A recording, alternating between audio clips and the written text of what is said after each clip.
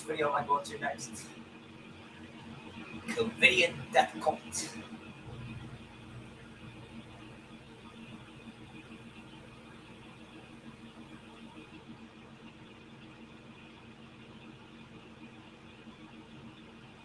Come on, load, motherfucker.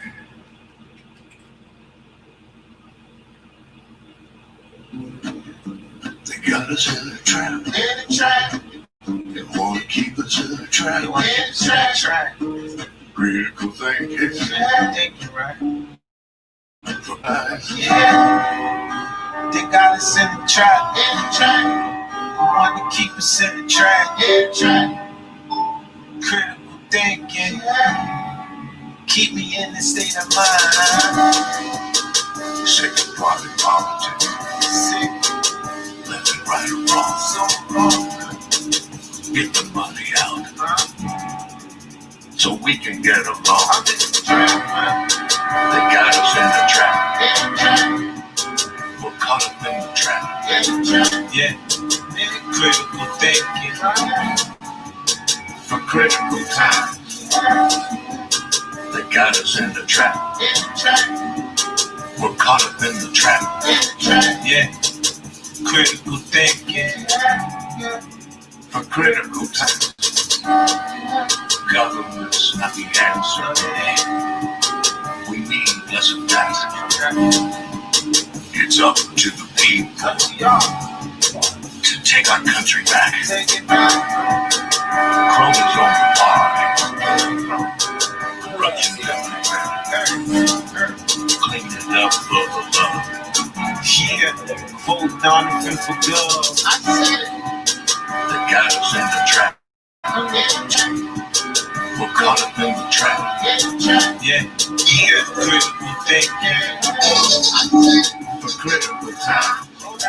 Yeah. Fucking that's hips just the background. Prohibition is the problem.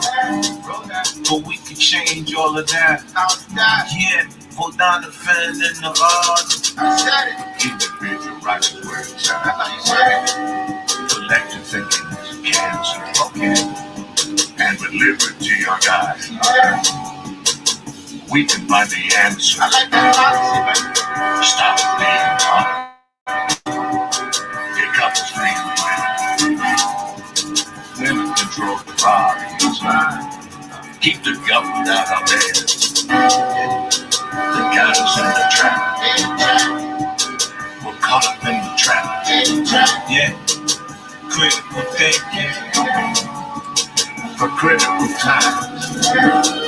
It's Lucy and Jeff going for walks and talks, talking about banksters and Bitcoin and COVID and stuff. It's Lucy and Jeff and tacos and kisses.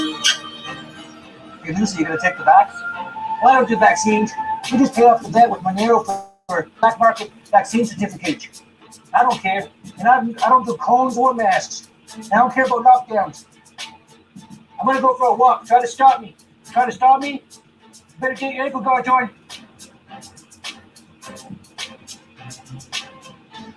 The Covidian cult. Actually, I don't want to say too much because we put up the first few minutes of this on YouTube, so I'm going to use as plain language as possible to make sure we don't get a strike. I was thinking about I think the world's basically gone completely insane. And when I mean completely insane, like more insane than I thought was possible. Like everything is absolutely and totally insane. And I was thinking, is this something new, or has the world always been like this, but we've never really realized it? And I think it's kind of both. You know, if you think about it, just a few hundred years ago, about 500 years ago, this was the Aztec Empire. Just 500 years ago. It's pretty amazing. Like, not that long ago, they were throwing virgins into volcanoes here. You know what? I think I'd prefer to live in the Aztec Empire than the world today. Now, obviously, I'd be very against the practice of throwing virgins into volcanoes.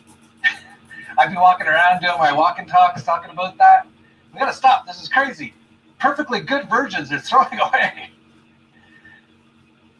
But I think I'd like it because it's a lot more just like this world today. It's so like centralized and regulated. It's like living basically almost now like in the Soviet Union. Even here, like they're doing some lockdowns or trying anyway.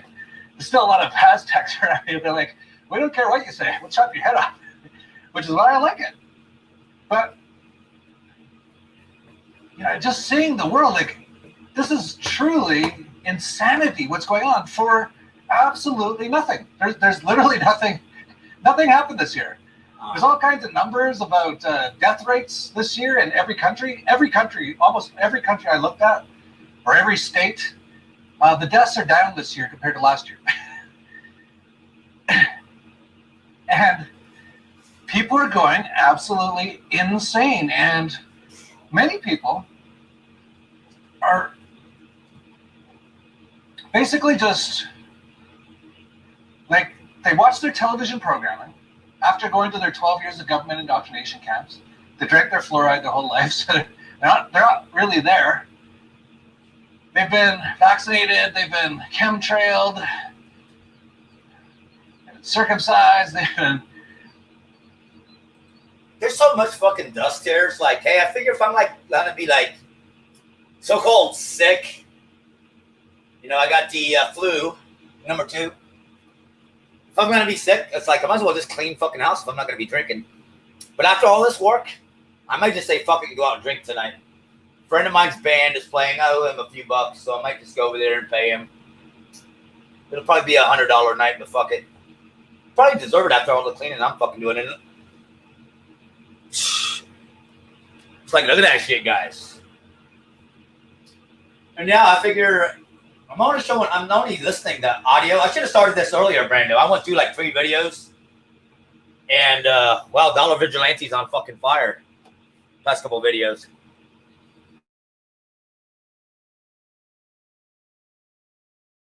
Fucking, we'll get a flag over here. Just start bouncing around at other fucking, bounce around to other, what are my friends over there? I'll bounce around to other channels I got.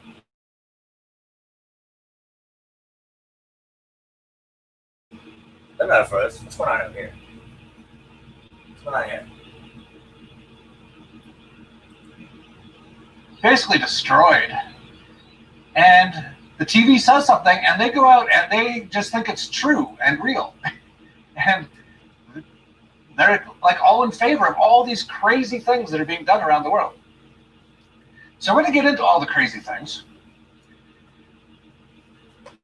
But I did want to sort of, and I also, because this intro part's going to be on YouTube, I want to let everyone know that we're doing our Dollar Vigilante Summit coming up next week on November 19th and 20th. It's called the Post-Selection Apocalypse Thrive and Survive edition of the TDV Summit. The last one we did was in June, so we're on pace for doing about 2 a year right now. The last one was amazing, and this one's going to be even more amazing, in my opinion. We have so many amazing people. We have Mike Maloney, Doug Casey, G. Edward Griffin, Vit Jadlika, the president of Lieberland. I could go down the list. You can go check it out for yourself. And of course, we have Ed Bugos, my partner, one of the smartest guys in economics and finance in the world, and Austrian economics. Rafael Laverde of the Crypto Vigilante has been putting out great videos lately on the Crypto Vigilante channel, by the way, which is on YouTube and BitChute all over the place. If you're into crypto, you got to subscribe to that channel. So it's all coming up on November 19th and 20th. So this coming Thursday and Friday. Another one. And you can watch it live. You can also get the videos afterwards if you don't want to sit there for 2 full days. But as I mentioned before, you can actually it's pretty amazing. While you're watching all the talks for 2 full days, there's a whole chat group going on. And actually the chat group is just as interesting and awesome as the speakers I found. So go check it out, tdvsummit.com. Less than $100. We're making it as cheap as possible. I'm going to be emceeing for the full 2 days. So I'm going to be sitting there for 2 full days, interacting with everybody. We're going to be answering lots of questions, a lot of interactions. A lot of the speakers will be as well. Check it out at tdvsummit.com. And so I think that's all I can say on YouTube. So I think I'll probably leave it there. Hold on. Oh, it's so dangerous here in Mexico. Yeah, now we're going to talk about things that are against communist guidelines on YouTube. So I'm going to have to leave it there for all you people who are still on YouTube. Ah, the communist I feel sorry guidelines. for you. What are you watching? About 20 ads per video for crap that you don't care about? You're being trapped by the CIA. What else do they do? Oh, they're making it so you can't actually find the stuff you want to find. I have no idea why anyone is still on YouTube. But this is the video if you want to see the rest. Yeah, I'm watching this on Gotta library. check it out on BitChute library. That'll be all right. It's always up at $vigilante.tv. It usually takes us a few hours to get it up there, so it's a little later there. It's also on Facebook as well. So far, we haven't been deleted off Facebook. So It's actually a all great links picture, are all too. down Looks below. good. And now let's get into the craziness. And where should we begin with the craziness? What do you think, Lucy? Everything you humans do seems pretty crazy to me. Will you give me tacos or give me kisses? That's our deal. We got a lot of work to do over here. Yeah, there's so many things. Well, let's start with Ron Paul, amazing guy. He has something called Ron Paul's Liberty Report. If you don't know what it is, you got to check it out. He does amazing work. He has a YouTube channel. I'll put a link to it down below. And his last report was excellent. It had so much information that I wasn't aware of. And in particular, so I'm going to play like a couple minutes of it or a minute or two because it's so good. But in particular, he also talked about how a lot of the places where they've been instituting lockdowns and forced suffocators called masks, all their cases, no deaths of course, there's no one died, but all the cases have skyrocketed. And in places where they haven't, like for example, Sweden, everything's fine. Actually, in Wuhan, everything's totally fine. If you want to go party, go to nightclubs with thousands of people and just party. No mask, no nothing. Just go to Wuhan. Wow.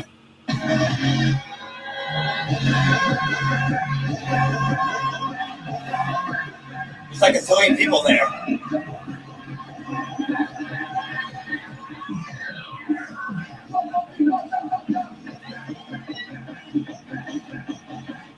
Yeah, it's hilarious how they do this stuff. They do this stuff on purpose. They're basically like, they're sick, demented, sociopath type people.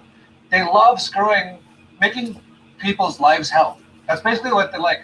So they plan all this stuff. It's all in my book. If you haven't got my book yet, The Controlled Demolition of the American Empire. Check it out. I'll link to it down below, or just go to televisionlodge.com. I might buy that book just like a donation. But, yeah, they just screw them. He's got way more money than me. Here's some great information from the great Dr. Ron Paul. Here's what they're panicking about. Here's why you have to lose your job and stay at home for 6 weeks. That blue line is cases. Case just simply means a positive PCR test. Remember, Fauci himself says if they use more than 36 times for the test, it's a false positive. And look at the green line, hospitalization rate going down. Look at the red line, deaths, not doing too much. This is the basis upon which they're going to shut the country down. Well, how did lockdowns and masks work? Let's look at a couple of slides really quick, Dr. Paul. Let's look at Illinois and Florida. Let's look at that. Put that next one up if you can dig that one out. Illinois and Florida. Look, here's where Florida lifted most of its restrictions, September 25th. Illinois, of course, kept its restrictions. Who's doing better now? They won't talk about that. This is in daily new cases per million. On 11/11, just yesterday. Let's look at the next one. Wisconsin, Illinois, and Minnesota. Look at the mask mandate. Illinois mask mandate. Minnesota mask mandate. Wisconsin mask mandate. Look what happened after the mask mandate. How can they explain this? They don't want to. They don't want you to look at these. They don't want you to see these maps. Let's look at the third one, please. And here's COVID deaths per million. COVID-19 deaths per million. The EU versus Sweden. And how can they justify? The EU, of course, has cracked down. They're cracking down yet again. It's having no effect. Whereas Sweden kept open. And look, they just don't want to talk about this, Dr. Paul. You know, they have to be in denial. Yeah. Unless they just refuse to look at it, refuse to contemplate it, refuse Someone to have chatting an answer or- to it. But Go ahead, chat off. they're in denial for one reason or Someone another. type. It may be just Anybody's flat there. out No motivation one's to there, no promote one's their there. cause, which Yeah. is not our cause. It's the cause of the authoritarians, the people who make vaccines and that sort of thing. Yeah, you see all these places with all these cases. Oh, cases. Cases of what? Nothing. Oh, They'll go get me a I case of can't beer believe later. how many people have fallen for this. It's like they don't have the internet. Well, I guess they don't see stuff like this because we're so shadow banned, right? So everything, they've been so smart. They got rid of almost everyone who talks about this stuff from being found anywhere.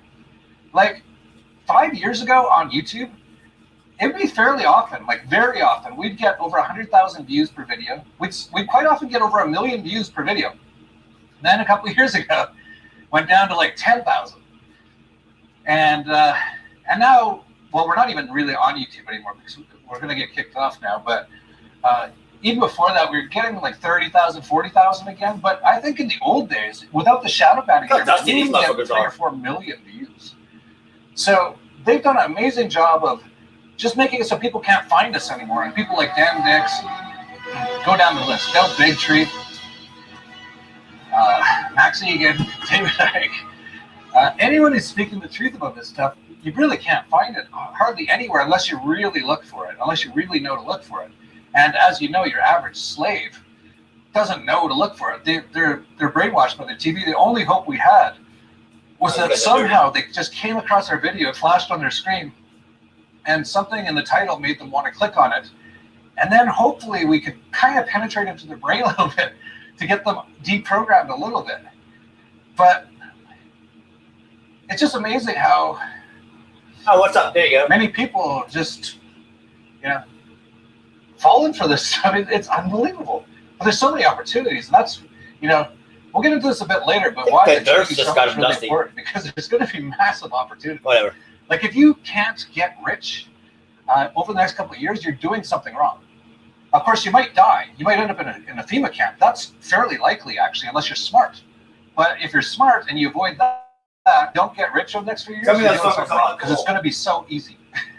That's Well, fucking not cool. super easy. I'll get into that. But okay, so let's get into more of this craziness. So I reported yesterday that the What's the, Ticketmaster said they're going to make how it much so will you be have to there? have a vaccine certificate or a test to go to a concert or a sporting event. You might remember Okay. when I was saying they're going to do that like 6 months ago, a lot of people said I was a crazy conspiracy theorist. No, it's very obvious they're going to do this. And now, another very obvious thing, airlines to require health pass, vaccine certificate before allowing passengers to fly. Fuck you. 3 global alliances representing 58 airlines are pushing governments to allow widespread COVID testing of passengers instead of existing quarantine restrictions that they argue are ineffective and have killed travel demand. Airline passengers would be subject to similar measures being considered by Ticketmaster, whereby they would have to verify they've been vaccinated or tested negative 24 to 72 hours before the flight.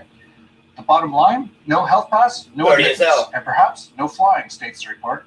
The system would likely be organized under the auspices of Common Pass, a program sponsored by, who could have guessed, the World Economic Forum, which is pushing for a post-COVID Great Reset that would transform the world.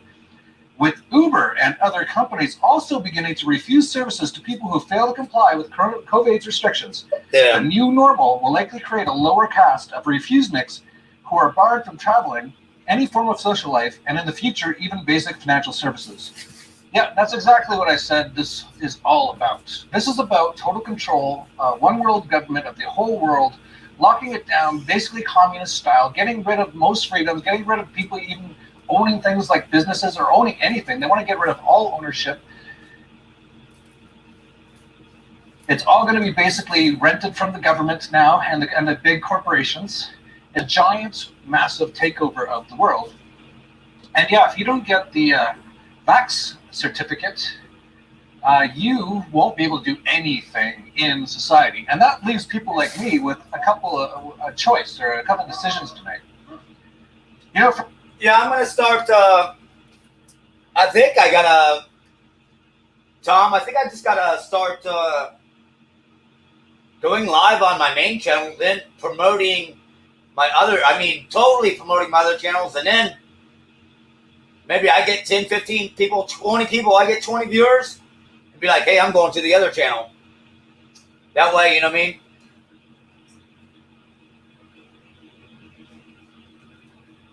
Yeah, I can't even show Dollar Vigilante on my main channel. Which I understand the videos that, or if I'm showing a video that got flagged, but those videos that I showed were up. I don't understand. They should have flagged them first. Not that I want him to get flagged, but shouldn't flag us at all. Shouldn't be flagging us at all for what? Spreading some truth and knowledge. Some truth and knowledge out there. I look cool in this tank top. Hold on.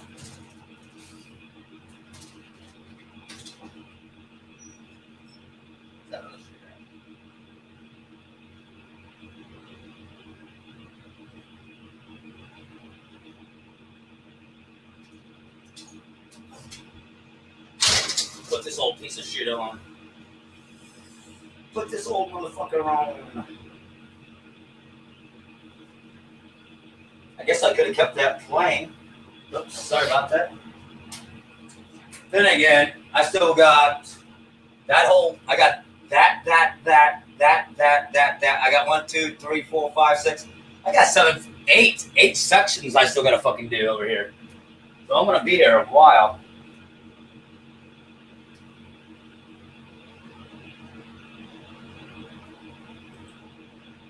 For one, I'm actually fairly okay with never traveling, never going out anywhere at all. Living on a ranch. That looks so much better. And that's it. Like, I'm actually totally okay with that. Now I got that. But, you know, I do have a family and kids, and they probably wouldn't mind traveling a little bit and stuff like that. Luckily, I've traveled a ton with my wife, but I haven't that much with my kids. So the other option is, because there's one option that I will never do, and that's taking the vaccine. So the other option is getting a black market vax certificate. And luckily, people are buying negative COVID tests on the black market. French law enforcement are warning about a troubling trend. People buying and selling forged COVID test results so they can be cleared for travel. I'll buy. The cops arrested 7 people last week for selling certs to travelers at Paris Charles de Gaulle Airport that claimed to certify that they were COVID-free. It's not clear how many of the certificates, which cost between $180 and $360, they sold. But regardless of whether this was a large operation or just a few forged certificates slipped through the cracks, it illustrates how black market dealings can undermine public health and counter attempts to spread curb the spread of COVID. Yeah, so just like with everything, there's always ways around stuff. If you haven't gotten into the dark web and dark web markets, you should, because everything you need to survive is basically there, and you can buy it from Monero. All they accept on all these markets is Monero, by the way. If you haven't bought any Monero yet, you should. It's going to skyrocket, in my opinion. It's right there in front of me. This is mine. It's camouflage. You know, for entrepreneurs out there, and I'm not suggesting you do this, because that'd be illegal. Oh my gosh, I would never want to do something illegal. Whatever the government says, I gotta do. Oh no. Oh no, my app on my phone from MIT just said I have a COVID cough. Oh no. I'm under quarantine. Here comes the SWAT team. But yeah, for entrepreneurs out there, you can sell these certs for like a few $100. I'd definitely pay a few $100 for it. And basically just a piece of paper. That right there. Maybe you have to like actually go to some doctor I can take that right there to get like a more legit one. But yeah, you can probably make millions doing that. So there you go. Little tip for some people. Just be careful. Always do it over the dark web. Only do it from Monero. Don't be like these guys and go to the airport and sell them physically in person. Not very smart. Obviously, just mail it to people, and obviously mail it from a place. Anyway, I don't want to give you too many tips, but it's pretty obvious how to do it. So there you go. First person who makes like $10 million from that idea, I accept 10% commission if you feel like it. Although I wouldn't want to accept it if it's proceeds from crime. Yeah, well, just pay to Monero. No one will ever know. Not bad, not bad. I think it's going to work. Just message me and ask me for my Monero address. It's going to work. So, yeah, so you won't be able to do anything without this thing. Now, this is the biggest scam. Bill Gates, oh my God. Imagine that. He's like the richest guy in the world, or one of them. I think he's the richest again now. Or maybe Bezos again. I don't know. They're neck and neck all the time.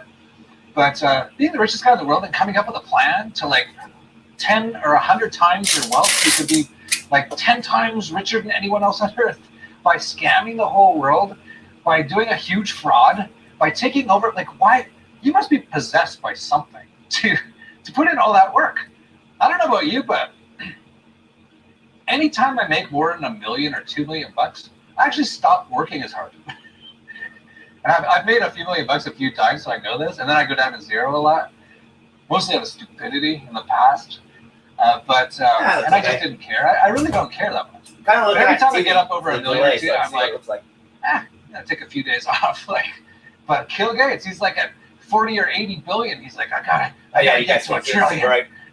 And then maybe I could get a decent looking wife, or at least a woman. It's like someone help someone stop him. He's destroying the whole world. Anyway, we're gonna make fortunes anyway, so we'll see what happens.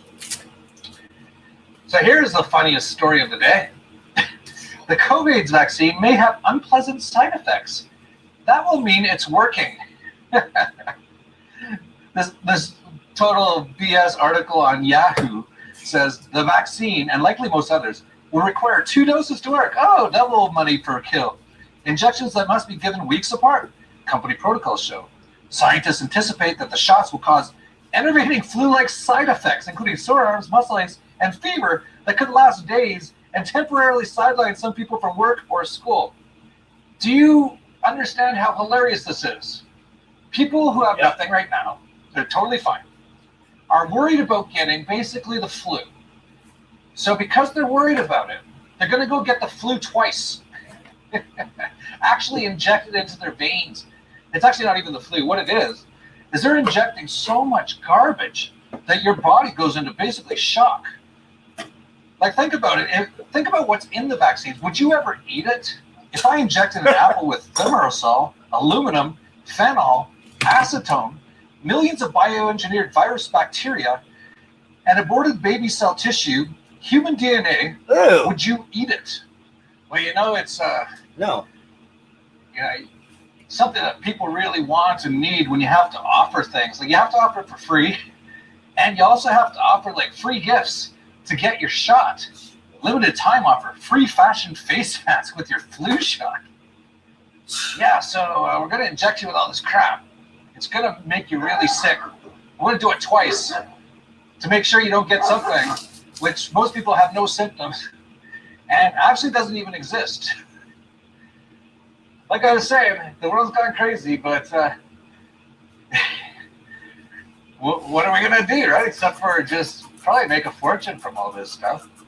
And even if not, if I end up killed talking about this stuff or in the camps, it's like, whatever. It's just an experience. I'll probably find a way to break everyone out of the camps. It'll be a whole fun experience. But a lot of people are just like, you see what they do. This is always problem, reaction, solution. This is something they've been doing for centuries. They create the problem. They say there's a virus. Well, there isn't, but they say there is. They have people in every major media, pharmaceutical company, government, and they all just come out and say, yeah, it's real, it's all real. People react with fear because they're stupid. They've gone to 12 years of government indoctrination camps, so they have no idea how to think. And then they come with a solution. They're like, just take the vax. Just take the vax twice a year for the rest of your life. It'll make trillions of dollars for them. It will actually do pretty much a genocide on most people, which is part of their plans. And but you can see how they do it. You even have like the airline industry, which is obviously all tied in with the cult, with the globalists, coming out and saying, hey, we just want to start up again. So why don't you please, government, let us accept vaccine passes and stuff like that. So you have a lot of people who are like, just take the vaccine so we can get back to normal. If you just take this vaccine, everything will go back to normal. No, it won't. Actually, I forgot to mention this at the very beginning when I was talking about how the world got this way. A big part of the reason the world got this way is because people allowed themselves to become slaves, which is to mean they have governments and they allow the government to tell them what to do. And that's how we've gotten to where we basically are today. Let's get some wine. With That cool? really the only solution for humanity is to wake up and to actually understand they own themselves and the government is an illegitimate criminal organization and treat them that way. And there's only a couple of ways that people can figure this out. One is to get my book, Controlled Demolition of the American Empire at television. I was using napkins and stuff. I was running out, so the other way is the towel. Check out Anarchapulco, which we're going to be doing in February. It's probably going to be fairly illegal. We don't care. But we'll have some more news coming out on that very soon. I've got a team running it now. They're very excited. There's definitely going to be an Acapulco. You might have to get like a message on your phone to find out where it is when you get to Acapulco. That sort of a thing. But hey, sounds perfect for an anarchy conference, doesn't it? Getting around all the government regulations. Speaking of government regulations, Teresa Tom, I'm Teresa Tom. You got to listen to me. I don't even know what to say about this. Here's her government update on the COVIDs. Dr. Tam now suggesting all Canadians practice holding their breath for extended periods of time. Do you get what I'm saying now? They're doing this for fun. They're sociopaths, psychopaths, crazy, and they think it's hilarious to make people do the stupidest stuff. They really do. And I know a lot of people are like, they can't be. I would never do anything like that. Yeah, you never would. They would. They're not like you. There's different types of people. You never noticed? I'm sure everyone in their life has known at least one or two sociopaths or psychopaths. Or some people call them like narcissists or stuff like that. Actually, I find the word narcissist a little weird, but the kind of people who just destroy everyone's lives on purpose. There's people like that, and they think there's about 10% of all people are like that. And if you think about it, when you were in the government indoctrination camps, there's always a couple little snitch, little kids who just wanted to make sure you got into trouble. They wanted everyone to follow the stupid rules. That's the government people. And they grow up to become like Teresa Tam, who's like, let's make them hold their breath so they're safe.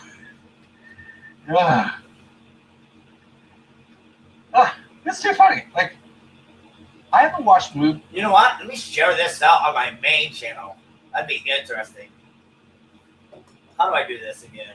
I gotta go to YouTube.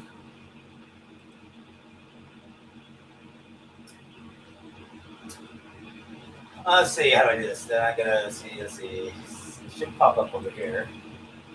There you go. Cowboys World Order CWO. I go over here. And I should, on myself I have an 88.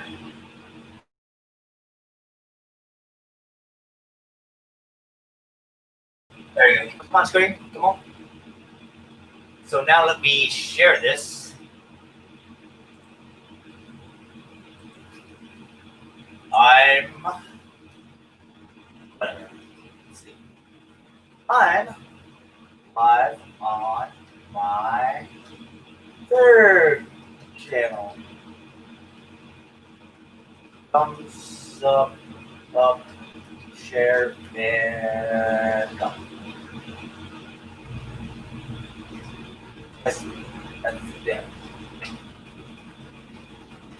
Thank you.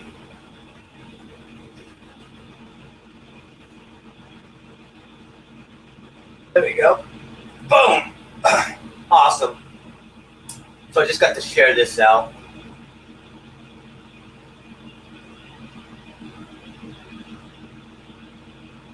I didn't even know you were subscribed over here, Raider. No, I'm just cleaning house and shit.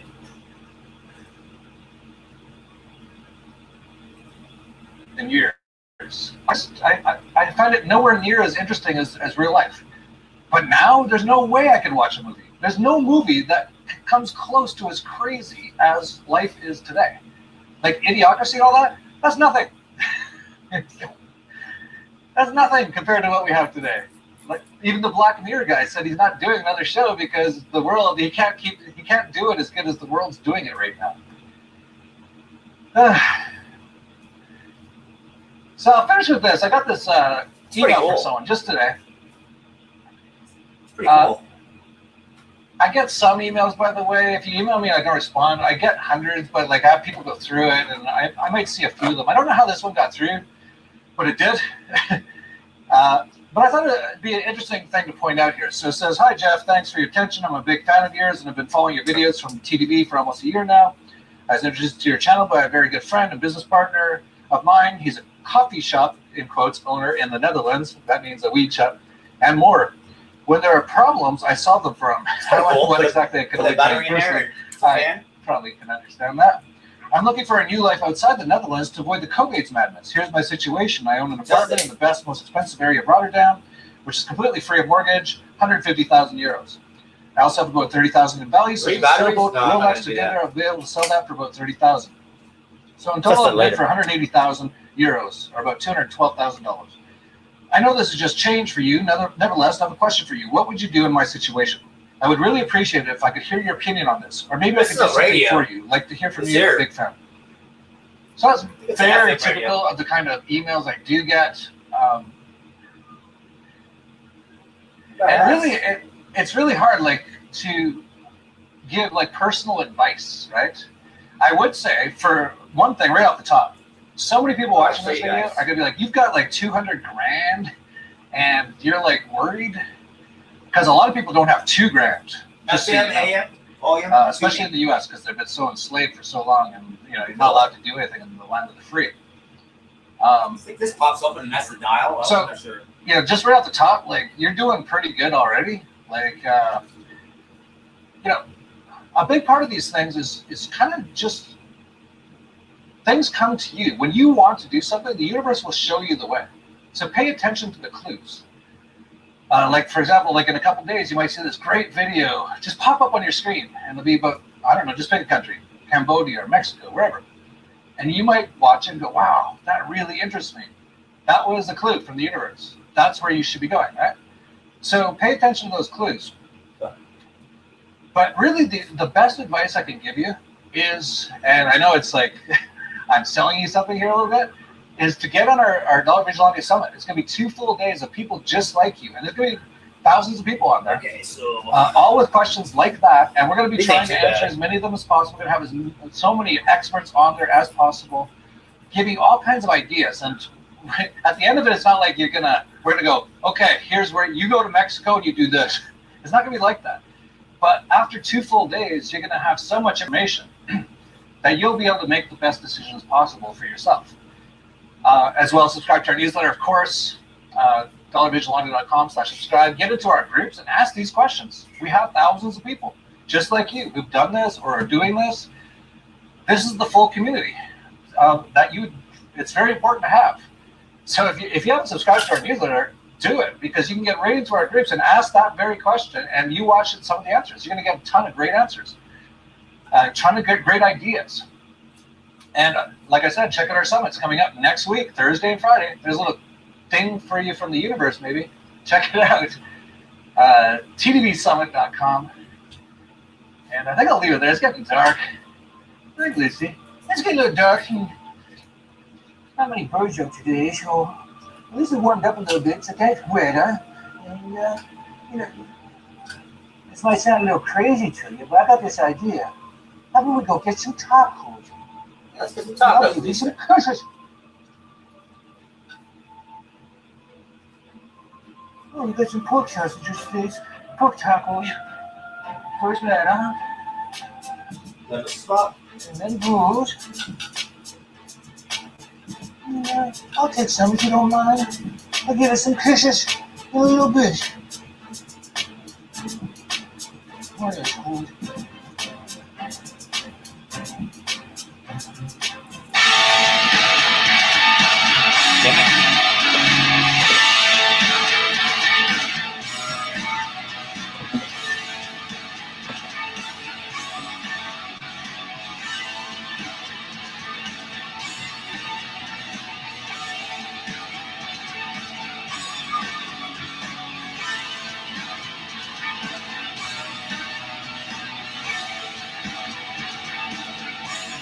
Okay, which one am I going to now? The one that's completely gone insane. Oh yeah, I'm gonna go to the other one.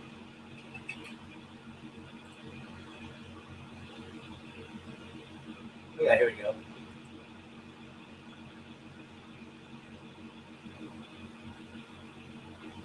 So for me, it's really special because now we have the first lactation female president in office elected, and Joe Biden was able to steal now. This is win. Sorry, I don't understand you. No. Shut up, you cunt. I'll put these back. We have put together, I think, the most extensive and inclusive voter fraud organization in the history of American You can say politics. that again? It's Lucy and Jeff going for Sorry about walks that, Joe. and talks, talking about banksters and Bitcoin and COVID. I didn't mean to interrupt you there, Joe. You're actually telling the truth for once in your life.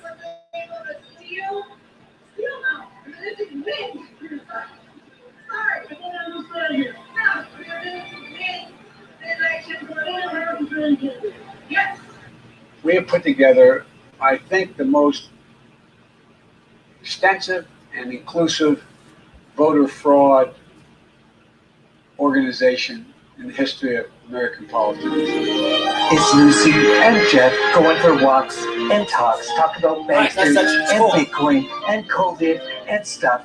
It's Lucy and Jeff and tacos. And That's not kisses. true.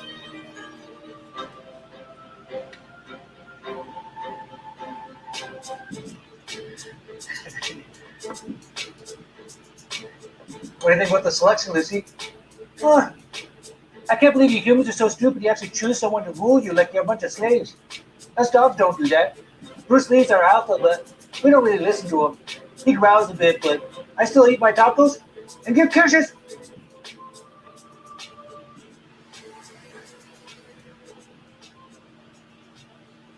Well, it's another day in crazy town. Maybe This whole year's been a gold mine of just hilarious stuff. Yeah. Although it's going to cause a lot of problems for a lot of people. It already has. I think that's CDC or yes. something said 25% of people That's in the not U.S. fair. are considered committing suicide this year or something. Maybe that's what it is. It's almost as many as in the military. And so we actually tried to upload some of our videos on YouTube to the Lucy and Jeff show. And we've been uploading, because we had a 2-week ban there as well. And we just started in the last week uploading some of our videos, and then we got another strike, and now we have a 2-week ban. Hey, Lucy, you hear about that? Lucy! Here, YouTube gave you another strike? Now, screw YouTube. They can go pound tacos. That's right, Lucy. So, as usual, we're going to put the first minute or two of this up on YouTube. And if you want to see the rest, you'll have to find us on BitChute, Library, televigilante.tv.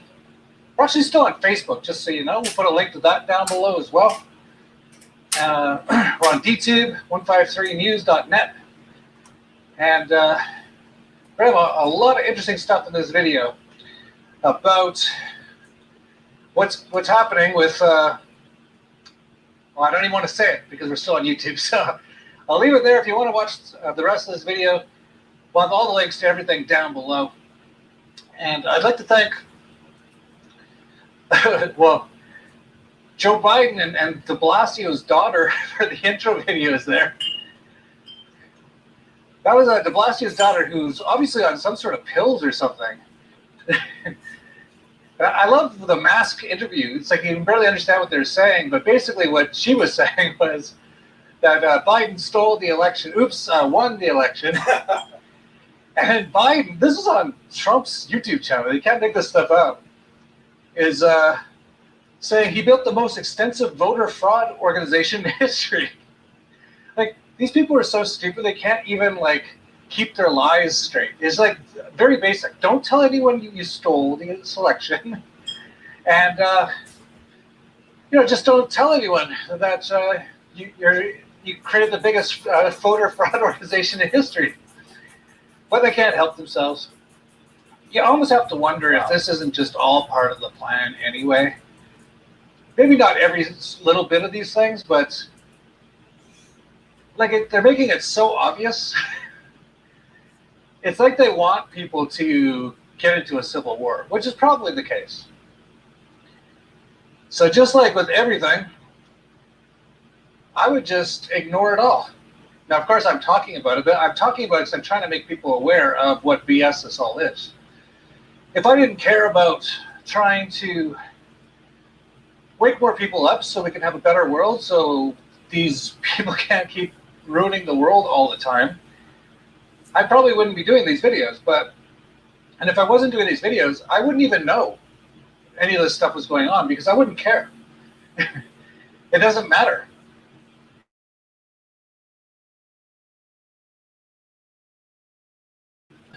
Democracy system in any country. I don't even know who the president of Mexico. I just do my thing and try to avoid being extorted by criminal organizations. That's basically all I do.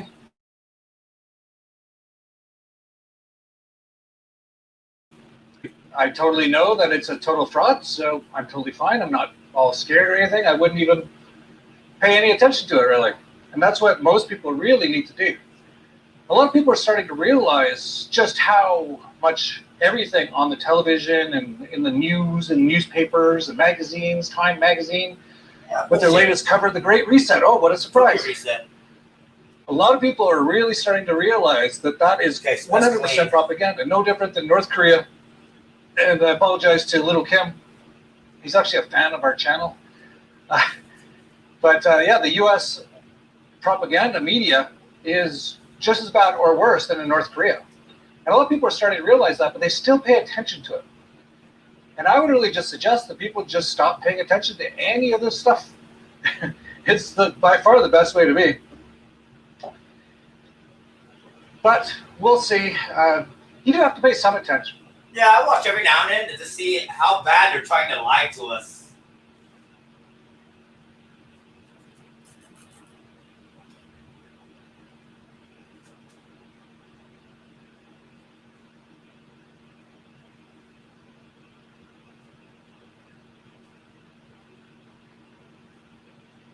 And yeah, they are always lying to us bad.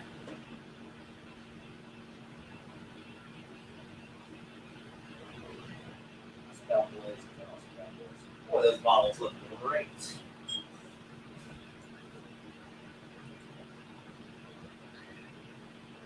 I guess if I wasn't doing this, I'd still pay a little attention, but really it'd just be minor sort of stuff. Like just seeing what they're like, if they're closing borders and stuff, I have to kind of pay attention to that. So, because I know it's going to be harder for me to travel. I can still travel, I can sneak in anywhere. But I've done it many times, so many times actually. You know, just to know which mafias are doing what and where they're trying to extort you. You know, paying attention to stuff like that. But that's about the limit of it. People who watch like the news every night, well, they're literally getting programmed. So anyway, there's a lot of COVID stuff coming out now. Of course, they're saying, oh, the second wave's here. Total BS. They're saying some places that like the hospital's getting full. Yeah, we know how that works. The first wave, it was called Film My Hospital. And hopefully everyone goes out and does it again this time. I went here in Mexico. They said the crematoriums, the ovens never stop burning. I went to the crematorium, empty. Went to the hospital, empty. It's the same thing. Now, if there is more people this time, it could be. And it could be because it is now the fall. People have been wearing masks for like 6 months. That's going to alone almost kill them. It will definitely cause massive brain damage from lack of oxygen. They're going to get a lot sicker, obviously. It is that time of year where people do get sicker as they get less vitamin D. And of course, with the lockdowns, in a lot of places, people aren't even allowed out very much. In Greece, for example, you need to Yeah, we pretty much Tom, yeah, we're pretty much all having the flu because there is no flu now all of a sudden. There is no flu now. So yeah, we don't have no convids. We don't have any convids. We have the flu. straight the fuck up. I'm just like so over this. And Dr. Falsey, Dollar Vigilante, before I went live, I watched like 2 or 3 of his other videos. He's got Dr. Falsey on there saying, it's extremely rare for anybody asymptomatic to fucking give out this bullshit disease. So, if we can't give it out, why is there such a thing for 6 feet rule and fucking masks? Garbage. It's garbage. I don't see a bunch of sick people walking around. The government, if you want to leave your house to go walk your dog. I know Greece, though. I bet hardly anyone or no one does it. But that's what they want you to do, right? But people are probably getting sicker because of that. They've gotten very little vitamin D. They don't get much fresh air anymore. They're wearing masks. And now if they get a cold or a flu, they're probably freaking out, and they're probably mentally causing themselves to be even worse than they normally would. Because your mind really is the most powerful thing in your life. It actually creates all this. Everything that you perceive, it's creating, actually. None of it's actually real. But even if the hospitals are getting a little busier, it is that time of year anyway. And as I said, a lot of people are just going to be sick from all this stuff. And then when they get the vaccines going, then we're going to see massive amounts. They're going to say it's a new strain of the COVID, but it's actually going to be literally 10, 20, 30% or more of people who get the vaccine are going to be massively damaged from it. We're talking paralysis, dead, seizures, all kinds of stuff. And just ongoing health problems because of it. So that's going to be what the next one's going to be, obviously. And they might tie it in with 5G. Turn up the 5G in certain areas, especially if a lot of people went out for a protest or something. So this is a huge battle that most people just have no idea and aren't ready to fight. And really, one of the only things you can do if you don't know how this all works is to get my new book, The Controlled Demolition of the American Empire, where we explain how they've been doing this for like 100 years or more and how they continue to do these things. And so get that book, pass it along to other people, buy a bunch, give it out to your friends, your family. It's not really like, it doesn't seem like conspiratorial exactly. It's just all facts. So hopefully a lot of people will at least maybe kind of start to wake up if they see it. So you can go to dollarvigilante.com/book. But now what we're seeing is all kinds of places, governments, and companies are talking about how we could possibly ever go to a sports ball game again, or to a concert, or to a major event. And, well, here's what Ticketmaster has planned. Ticketmaster plans to check your vaccine status for concerts. Well, thanks, Ticketmaster. Monday's news that pharmaceutical company Pfizer's early results on a new COVID vaccine showed a 90% efficacy rate on an initial clinical trial have given concert professionals hope that the business could start mounting a return in 2021. As part of that preparation, Ticketmaster has been working on a framework for post-pandemic fan safety that uses smartphones to verify fans' vaccination status or whether they've tested negative for the coronavirus within a 24 to 72-hour window. Many details of the plan, which is still in development phase, will rely on 3 separate components: the Ticketmaster digital ticket app, third-party health information companies like Clear Health Pass, or IBM's Digital Health Pass, and testing and vaccine distribution providers like LabCorp and the CVS Minute Clinic. So already you're seeing how this whole scamdemic, plandemic, scamdemic, there is no virus, is the biggest sort of scam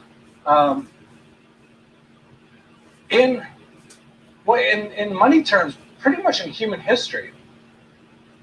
With the amount that they're going to make on the vaccines, the amount that all these IBM Digital Health Pass, Clear Health Pass, the laboratories that are going to be doing all this testing, this is a multi-trillion-dollar scam. That's is just unbelievable that people are falling for it. But we'll see what happens. And then in the UK, it says packed football stadium and gigs could return with a 90-day COVID freedom pass. A freedom pass lasting 3 months could get COVID survivors. Survivors. Who's died? Yeah, Has he's dying. one well-known person died yet of this? I know Tom Hanks had the blahs. Trump had it. He was driving around waving at people. Fauci had it. Dr. Fauci, when you're ready, it's your pitch.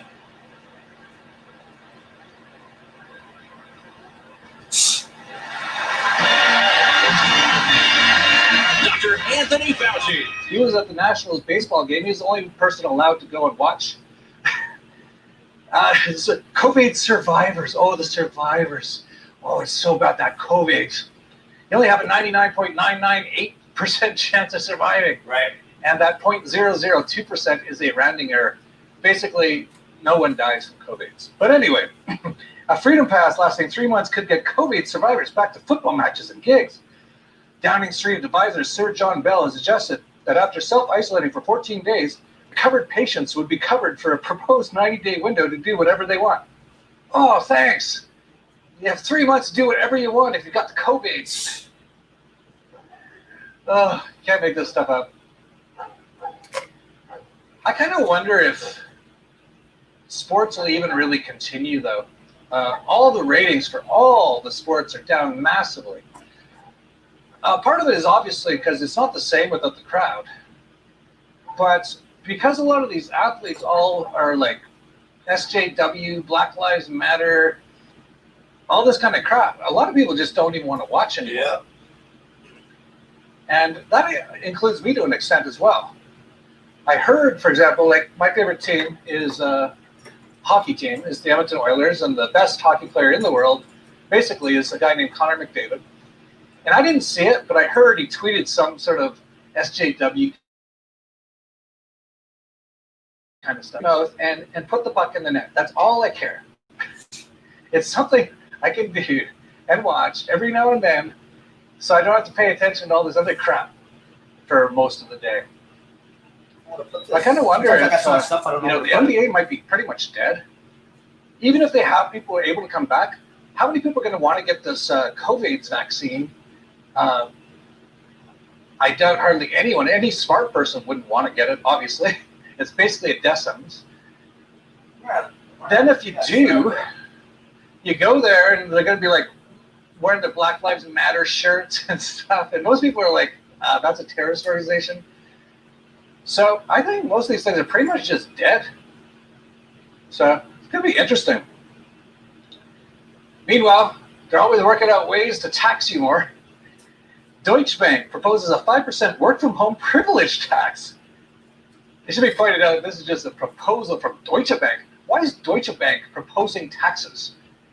Why are they proposing that the government extorts people? Well, Deutsche Bank and all banks are all part of the same system. They want to extort everybody, and that's basically it.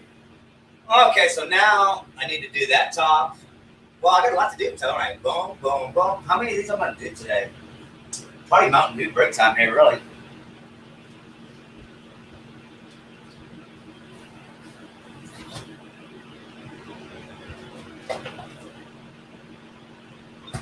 And while a work from home tax, and why are we all working from home? Oh yeah, because you shut down our fucking jobs over your fake flu number 2 that kills nobody.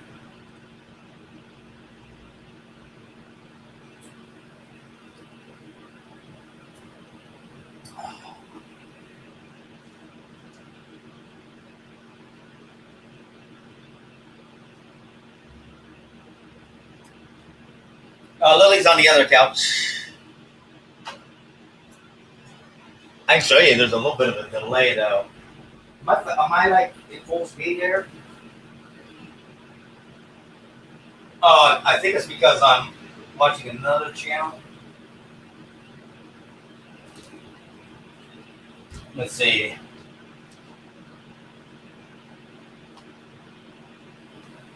Now I just gotta wait.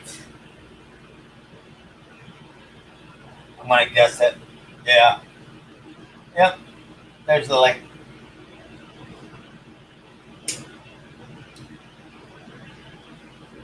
But even look at my wall and ceilings. I dusted all that yesterday.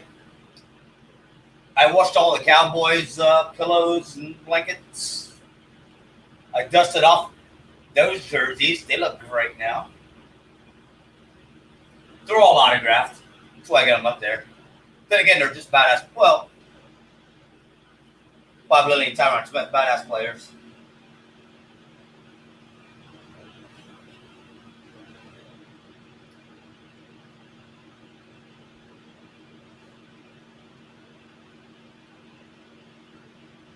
And somebody was in there a while ago talking about this jersey, cleaning the house. I'm not really in a fashion show right now. Yeah, not really in a fashion show right now. So it is what it is, you know. All right, where am I at now? I got to do that.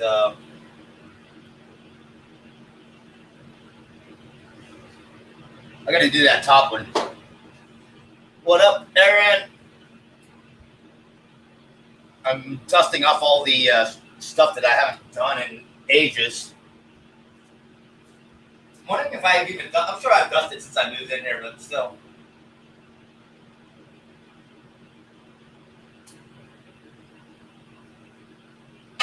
Boy, look at all that dust on that stuff, guys.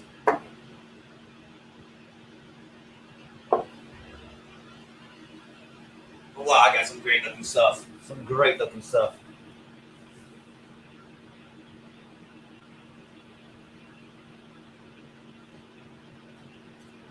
A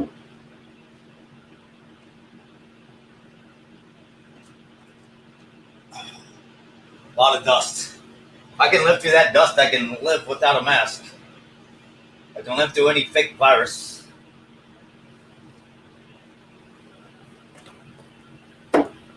As a joke, it might be safer to have a mask on in this house. Well, I'm sure I built a immune system to dust. From 2004, still sealed. Look at that. And by looking at the back, no wonder she's on the cover. She's got to be the best looking one. They're all great, but yeah, she's probably the best looking one.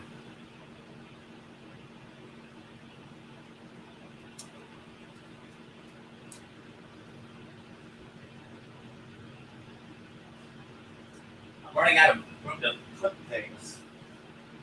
I don't want to put something too dusty like on my couch because I already just done that the other day. Yeah, I got it. Like I said, I got to dust all this stuff up.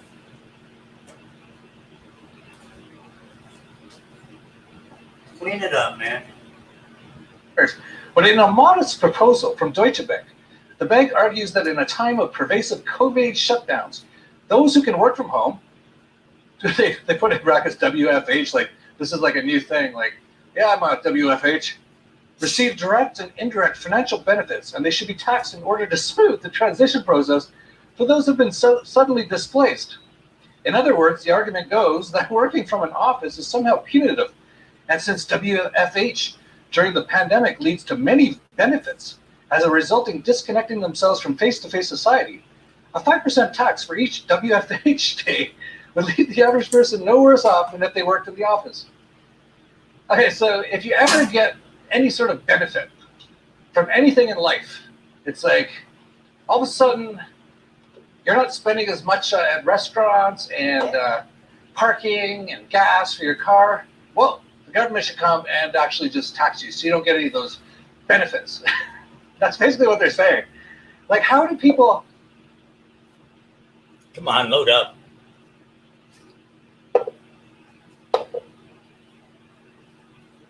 I don't think I'm froze. I hope I'm not froze. I hope it's just LBRY over there. Well, these two are stuck. Jeez. There it goes. How have people not just blown up anything to do with the system at this point? I'm talking every politician, every cop, every government agent, even things like Deutsche Bank, every central bank, the Federal Reserve, just blow them all up.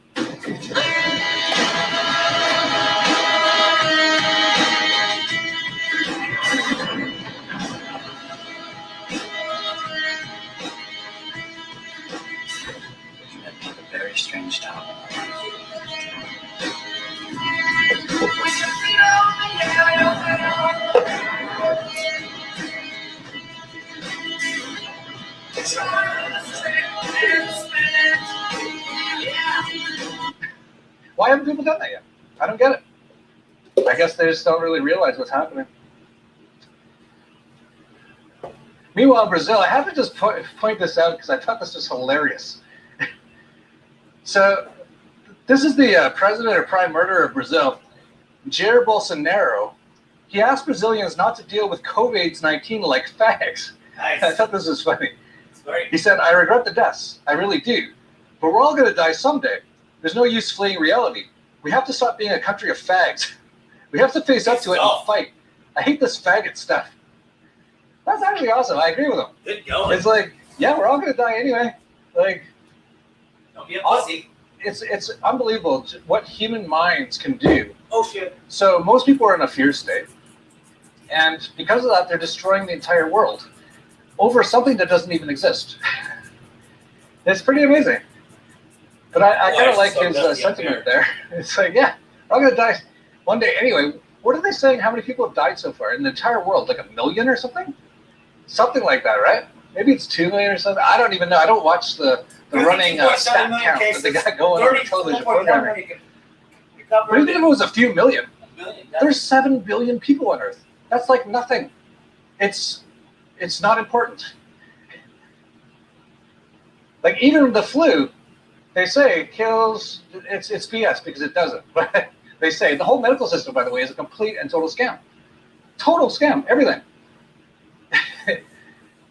It's unbelievable. But yeah, a few million people and a 7 billion, it doesn't matter. But look at what everyone's doing. They're all running around just like crazy. It's unbelievable. And of course, I've talked about this, and a big part of it is their Great Reset from Klaus Schwab, who might be even higher up as the more evil Dr. Evil than Bill Gates.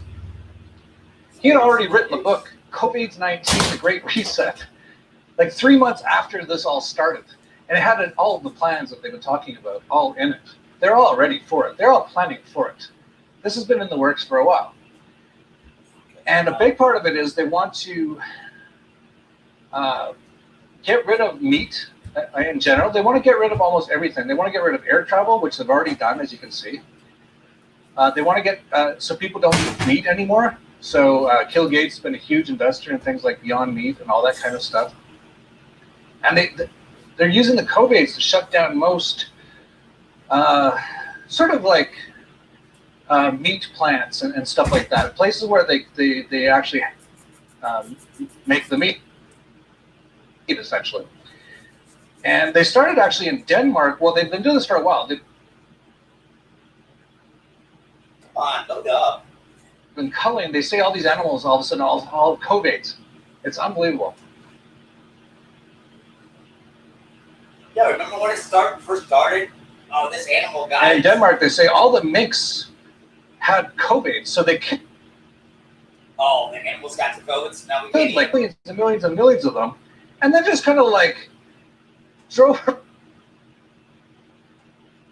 on, library. around the town, just like with all these so-called infected minks, just having them bouncing out of trucks and stuff. They've told us that we need to kill off 17 million animals and end mink farming completely, because if we don't, well, then it just stays there. There's this massive petri dish of dirty, filthy, nasty farms and ranches and animals where viruses could be mutating, and then that means we can't give you the vaccine. That means we don't ever go back to normal. More lockdowns, more deaths, more suffering, right? We don't want that. So we're going to kill the animals. I'm all right with that. Now, this is already really dangerous logic that we could take apart in a number of different ways. But I've received information from individuals on the ground there in Denmark, and thank you for reaching out, that indicates very clearly this entire narrative is complete bullshit. Pardon my French. Now, the plan had been to transport these mink in hermetically sealed biohazard containment units to a location where they could be burned off safely. The reality on the ground, however, is quite different, and it's disgusting in a number of different ways. So brace yourself. These pictures, which were posted to Facebook, show that biocontainment wasn't considered at all. That flatbed trucks were loaded up with thousands of mink bodies and just drove them across town. Bodies were falling off of the trucks and were just left there on the ground, dead Wow. mink, presumably mink infected with this new mutation of COVID-19, the most dangerous pandemic ever in history. But never mind that, we're just going to leave these massive trails of blood and dead mink on the ground. Ladies and gentlemen, I don't have to tell you, if this is the most deadly pandemic in history and it's destroyed the world economy and now we're requiring a quarantine because of this freshly mutated thing, we don't even know anything about the mutation. We read here from the New York Times that there are no published reports on the nature of the mutation. We don't even understand it yet, how it was tested. Virus researchers are very much left in the dark. But never mind that, it's just throw it across the entire town. Just traipse it through every street in Denmark and leave it there. This is ridiculous. And now, as I said, there's going to be food shortages and famines in various parts of the world, all based on them shutting down almost everything because of the so-called COVIDs, which doesn't even exist. And now, even in the US, the media has started to tell people to stock up. There's going to be food shortages. There's a need for bold action to fight this pandemic. We're still facing a very dark winter. There are now nearly 10 million COVID cases in the United States. It's pretty amazing. Like, they're doing this on purpose. They want people to. Yeah, they're evil. That was fucking Joe running his mouth. This is. Joe Biden's dark winter is going to be a dark winter unless you're ready for it. But here's, again, the Ice Age. I say farmer. Come on, stop loading. Ah, there we go. Teeny looks great.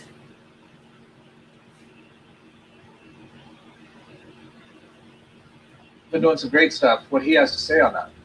With record numbers of COVID infections sweeping the country, experts say shoppers are starting to stock up again, fearing another round of shortages in stores in the coming months. We absolutely are starting to see shortages again. Grocery chain Kroger announcing on Monday it's bringing back product limits to help prevent those shortages. You have this perfect storm now where America's supply chains are still recovering from the first wave of panic buying, and now you have the largest selling season of the entire year on top of that. While experts say it's unclear yet if they'll see shortages, they have seen an early surge in holiday mainstays, especially those that are non-perishable, like boxed stuffings and canned goods. None of this is meant to induce panic. It's imperative you have a plan and you be prepared. Remember, those experts say stock up on the non-perishables, the frozen items that'll last you through the holidays. And when you marry this threat, this act of aggression, really, with the new looming trucker strike, there's a few things that are notable about this trucker strike. First of all, it was supposed to start today, November 11th, for a one-day Veterans Day salute. Now, the good news is I did not see a lot of participation in this. I checked thoroughly on Twitter and asked around. I don't see anyone who's saying, I'm not driving today because of Biden's fracking ban. In fact, let's talk about that. The trucker strike is then, though, supposed to have on November 29th, a 4-day trucker strike commence, wherein all tires stop the tires, and deliveries to supermarkets, to hospitals, whatever it is, don't continue to happen. Therefore, people understand the tremendous power of the truckers, right? You can see how this narrative is being presented here. But there are a couple things that are interesting about the way the media is presenting this, and even the people that are apparently behind it with their Facebook movies and their Instagram posts saying stop the tires. All of them are actually referring not to the steal of the election, which, as we saw from some polls, even like 60 to 70% of conservatives have lost faith in the electoral process at this point. Literally think that Biden has stolen the election. If election theft is that mainstream in the conservative population, then it doesn't make sense for them to be protesting Biden's fracking policies, right? Truckers are pissed off about Trump. That would be the real answer for something like this. So when we see instead the media come out and the leaders, the grassroots, look at what the media is calling this a grassroots trucker strike. This is entirely organic, I assure you. This wasn't astroturfed by the CIA trying to create a demand shock at the same time as a supply shock so we have food shortages. No. It's the truckers. It's the MAGA hat-wearing jackasses who are stopping their trucks, and they are creating. You see how this narrative is creating itself, where we're going to have massive problems, no deliveries to the grocery stores, even as people are trying to stock up.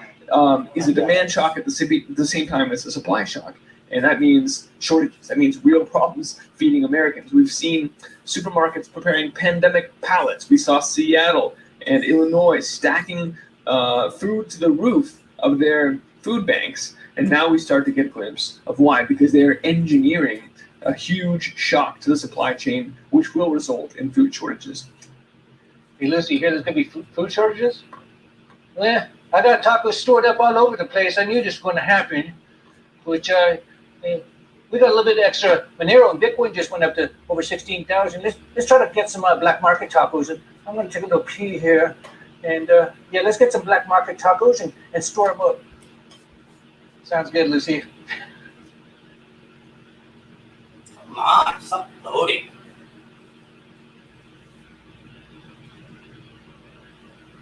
I'll probably never use LBR or Y again. I'll go watch on BitChute next time. Oh, man. So, you know, this channel used to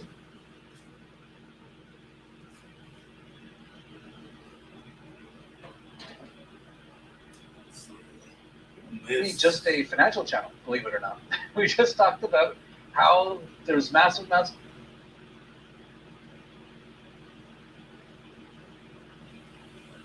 Probably gonna put in somewhere else. How this is all going to collapse right around now. Actually, I said in 2010, but the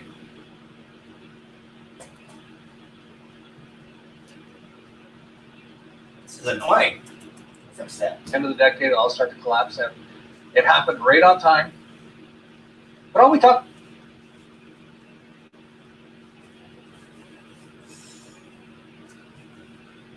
about was financial stuff. Now I rarely even talk about financial stuff because it's actually not the most important. Yeah.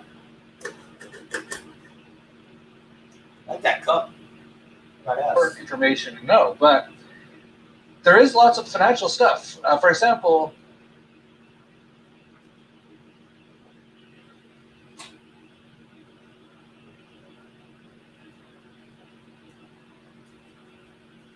I was talking.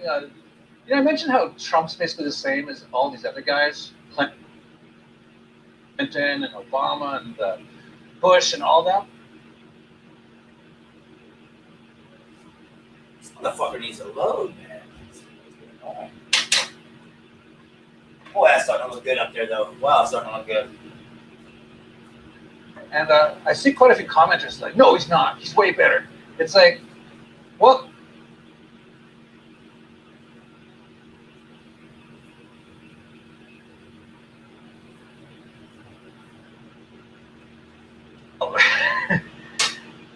when he ran for president, he said he was going to not only balance the budget, but he was going to pay off all the debt. It actually went the exact opposite way, which is exactly what I said would happen, because you actually can't stop it at this point. God, this needs a fucking stop. But here's the U.S. federal deficit. It's now the largest in history. As you can see, in 2008, it wasn't even half of what Trump has done this year alone, in going into massive amounts of debt, and they're going to go into Oh, that's because of the bullshit 19, the Kung Flu. massive more amount of debt. Right now, the U.S. public debt as a percentage of GDP is the highest in modern history. As you can see, it's spiked from around a little over 100 to almost 140 just this year. That is banana republic level stuff. And yeah, this whole ship's going down. These So would if be you're like not ready for Ernie it, shots, Aaron shots. Like literally nothing in there. and I should mention about my book.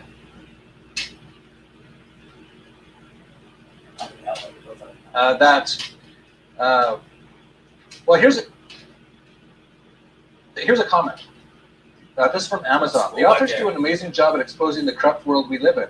It's important information that hopefully one day will be in the history books. My only wish is that they would make Yeah, an it's a lot audible better. version. I'd buy it too. And then I saw this a comment on YouTube. Can I get an audio version narrated in Lucy's voice, please?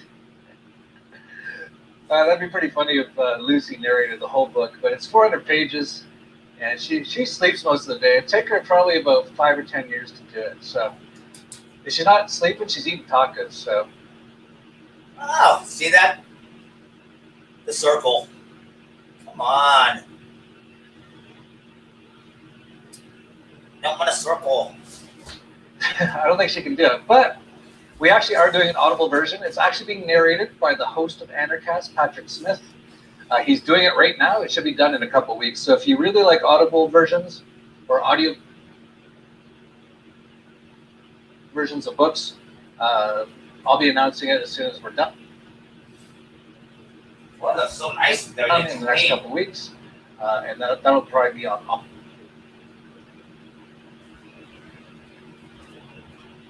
Audible. And I think we're finally ready to announce our summit, which, after everything I just said, it's so important to be prepared for what's coming. I know I've said this before, but I've never meant it as much as I mean it now. Way down over there.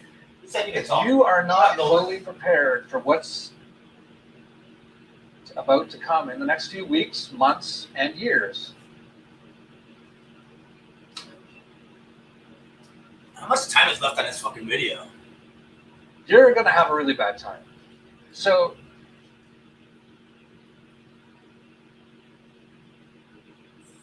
Man, I only had 5 minutes. But wow, come on, dude.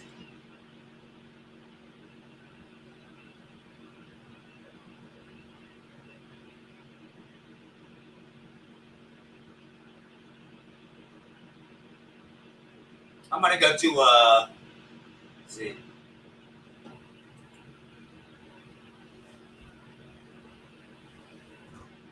I'm gonna go to another website.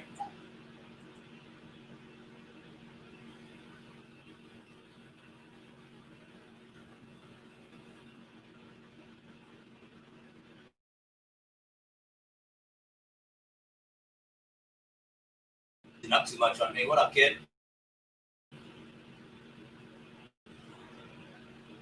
What's going on over here?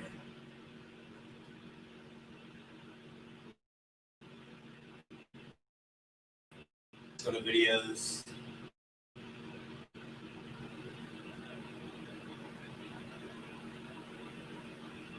Which one do I want to watch?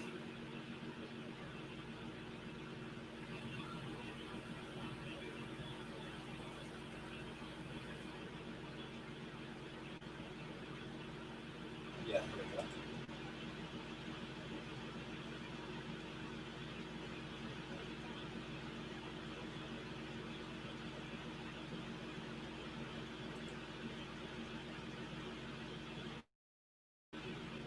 It's gonna load. Huh.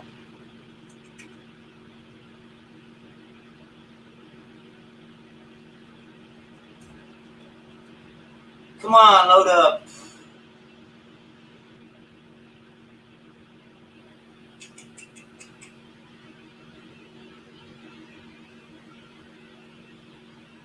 So hold up here. It's loading. Come on. Give me no diss. What's going on over here?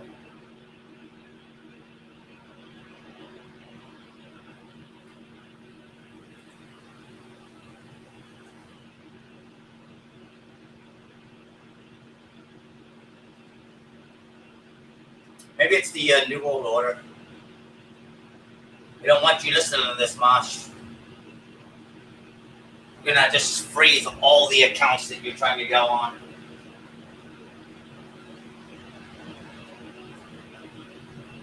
Oh, now I got that section to do. Wow. 1, 2, 3. I got 4 sections left. It's almost break time, ain't it? But I did 1, 2. I did 4 sections today already.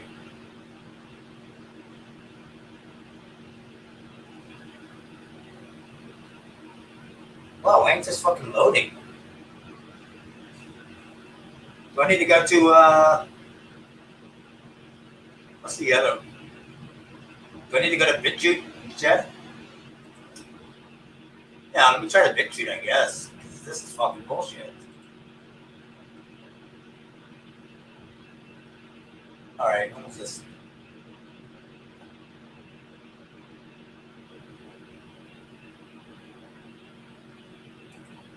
Let's see if this site's gonna play better.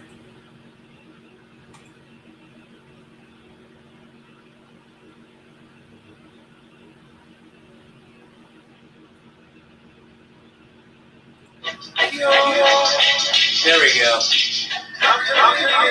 Put the needle on the record, put the needle on the record, put the needle on the record when the drum beats go like this. The only way that a human being can get a bird flu or a swine flu is if it is injected in them. So how did we get swine flu then? It's been made in a factory and injected.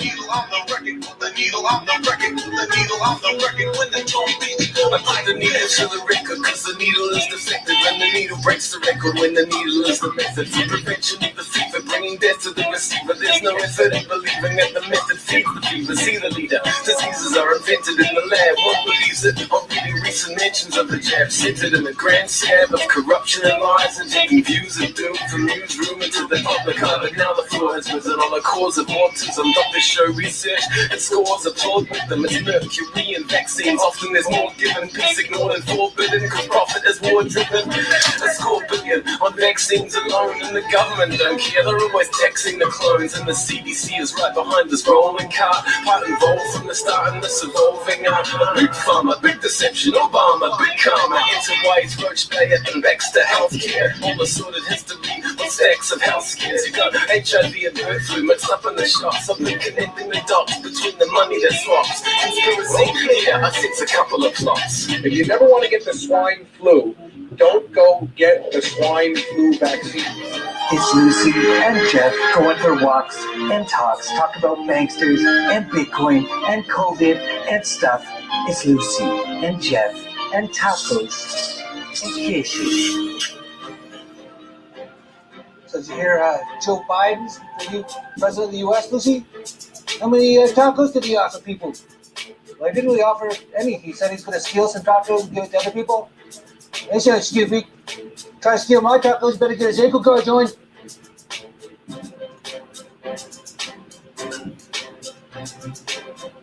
Yeah, it's the never-ending selection. Doesn't look like it's ever really going to end. And a lot of crazy stuff going on. First, I'd like to thank Trillium, featuring Pataphysics and NRT, Say No to the Vaccine. That was actually done years ago, like 10 years ago, I think. I've been talking about vaccines for a long time, and a lot of people still didn't get it, really. Like even my libertarian, voluntarist type friends, they were wondering why I had Del Bigtree, and other people like it. Dr. Sherry Tenpenny out of Acapulco. Like, well, we don't care about vaccines. We care about freedom. It's like, oh, now you're getting it. Yeah, this is going to be about freedom because they're going to forcibly do this to most people. And not to mention, the whole thing's all a scam. We'll get into that in a minute, too. But first, got to make a comment on CNN and a few other propaganda networks saying Joe Biden is the president. And I've been saying this for a long time. It really doesn't matter. They're all puppets. Like for all the Trump people out there. Okay. I gave you 4 years. Remember 4 years ago when y'all said I was wrong? He's going to put Hillary in jail. He's going to break down the pedophile networks. He's going to lower taxes, improve the economy. He's going to get rid of the Federal Reserve. He's going to stop the wars. He's going to get troops out of places like Iraq. Okay, it's been 4 years. Has he done any of those things? Not that I could think of. Even he kind of said he's going to lower taxes, and kind of did a little bit, but he just increased the amount of money printing. So it's basically the same thing. The pedophile networks. Oh, so under his watch, Jeffrey Epstein, who I had to go to his island because no one was looking into it in the mainstream media. No one. He, under Trump's watch, he either was killed or taken out of the jail. I think he was taken out, actually. But it doesn't really matter. Either killed or taken out. Nothing was done. Of course it wasn't. It's all controlled by the same people. And Hillary in jail, no, nothing. So I've been watching some of these Trump people over the last few months. They're like, okay, here's the deal. Q says, Q, there's a great thing from Juice Media on Q. Hello, I'm from the US government. Does something feel wrong in the world, but you can't put your finger on it? Are you yearning to fight injustice and be part of something bigger? Do you do your own research? If so, you've been chosen to participate in our new PSYOP, QAnon. PSYOPs are usually carried out by our intelligence agencies in countries we've invaded or whose governments we've overthrown, in order to convince the local population that we're there to help them. QAnon is just like that, except the target isn't a foreign population. It's you. And the government we're planning to overthrow is Follow the White Rabbit. At the heart of this PSYOP is Q, a government insider who will give you advance warning about major events, like the arrest of Hillary and deep state leaders, which never happened, and the end of the Democratic Party in 2018, who actually went on to win the House that year. And if years of fake predictions start to get you down, don't worry. Trust the plan. The best part of this PSYOP is you'll believe you're in a PSYOP, except that's not the PSYOP you're actually in, but the PSYOP where we let you think you're in a PSYOP. PSYOPception. All we have to do is tell Il Duce to say top next to a white rabbit. Q-proof. Joining QAnon is easy because at its core there are some truths. Like, the media really does lie to you. There really are powerful predators out there, and there really is a global pedophile ring that ritually abuses kids. But as you follow Q's droppings, you'll gradually LARP yourself deep into the rabbit's rectum, where you'll find others who yearn to fight injustice just like you. The 5G crew, the Plandemic crowd, the FEMA camps, and chemtrail folks too. All LARP together into a single LARP we can control. Where we LARP one, we LARP all. In exchange for all this entertainment and newfound sense of purpose, all we ask for in return is your help. No, you fucking idiots, not to arrest Hillary. You see, we have no intention of ceding power at this election. So if it looks like we're winning on election night, we'll declare victory, even though millions of votes are still being counted. And if we're losing, we'll declare the election rigged. Either way, that's your cue to get in the streets and prevent further mail-in ballots from being counted. Just like what happened in Florida when rioters shut down the recount of the 2000 election. Among those rioters was this fuckwit, the same one who is now urging us to declare martial law should we lose the election. And among the lawyers who helped to stop the recount was the same one we're pushing hard to appoint to the Supreme Court right now. Coincidence? Follow the white fuckwit. All this should alarm patriots, except Q has convinced patriots, even the guy who spent decades warning you about the police state, martial law, that martial law is now a good thing. The only thing that can ruin our plan to repeat 2000 is if there's an overwhelming voter turnout against us, which is why we've been doing all we can to deregister millions of you, purge voter rolls, and close polling stations to make voting as hard as possible. What's that? When do we take down the deep state? Aw, honey. The guy who exposed the real deep state is being tortured by it right now. And where are you? Oh, that's right. Q told you to trust the plan and have a big circle jerk on Aiken. The Great Awakening. And that's the purpose of QAnon, to convince those who would I can't mod anybody. I'm not on my channel. Fuckery, to sit by and watch as we prosecute your truth tellers, purge your justice system, and rat fuck this election. QAnon. Nothing can stop what's coming, because you'll be sitting on your ass when it does. Yeah, Q. And now the Q people are like, well, he couldn't do it this term. I'm not logged into this He channel, had to guys. get another 4 years to do Yeah. anything. Anything at all. I'm not on YouTube. I'm on And not to StreamYard. mention, did none of these people notice You can't rip on that the StreamYard. biggest crisis in human history, and definitely in the US, well, maybe not the biggest, but one of the biggest, oh, there's people golf, I'm gonna get up, is the COVID's total fake pandemic, which was orchestrated by Dr. Fauci, who is Donald Trump's guy, Birxie, who's Donald Trump's girl, destroyed the entire economy. They're going to force vaccinate or send out the military soon to vaccinate, all under Trump. So if you're a Trump guy, and show me where I'm wrong here, Like maybe he wasn't 100% your typical guy, but he's been a billionaire his whole life. He's been bailed out by the central banks constantly. He can't run a business to save his life. His uncle worked with the Bush family to steal Nikola Tesla's technology. From New York, I boarded a plane to Boston to find Dr. John Trump of the Massachusetts Institute of Technology. Dr. Trump was now retired from the company he founded, High Voltage Engineering, but he agreed to meet me at the company office the next morning. In the spring of 1943, Dr. Carl T. Compton, who was then president of MIT, asked me to go to New York and examine the effects of Nikola Tesla. These were contained in an upper floor of a warehouse somewhere in New York City. And I spent a good deal of time examining one by one the papers, the books, and various other memorials that he had accumulated. But I was particularly looking for something which would be evidence of a secret weapon, which I was reminded by the agents, the two agents who were present during the entire time, was a matter of concern to the United States. In the course of this, I did come across a number of letters directed at the upper echelon of the British Empire, that is, I think, to the King and Queen, or perhaps just to the King of England, and also to the Tsar of Russia, explaining that he was the inventor of a secret weapon which had rather remarkable properties, and that he would be interested in entering into a negotiation which would lead to a disclosure of what they were. Of course, I spent a good deal of time looking through these papers, trying to find out what the nature of this secret weapon was.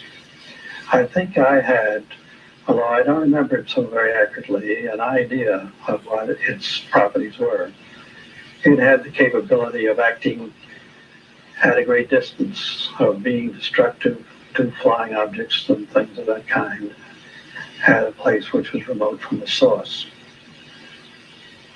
But nowhere in his technical papers did I find anything which revealed an explanation of just how such a device could operate.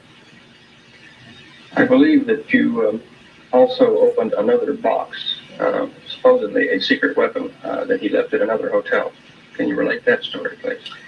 Yes, when I had substantially concluded my study on the following day, I think that was a Saturday morning, I was reminded by one of the two agents that there was a box being held as a security for an unpaid obligation, and that this box was an item of considerable value and may indeed itself be the secret weapon, that it was armed and therefore it probably was not touched.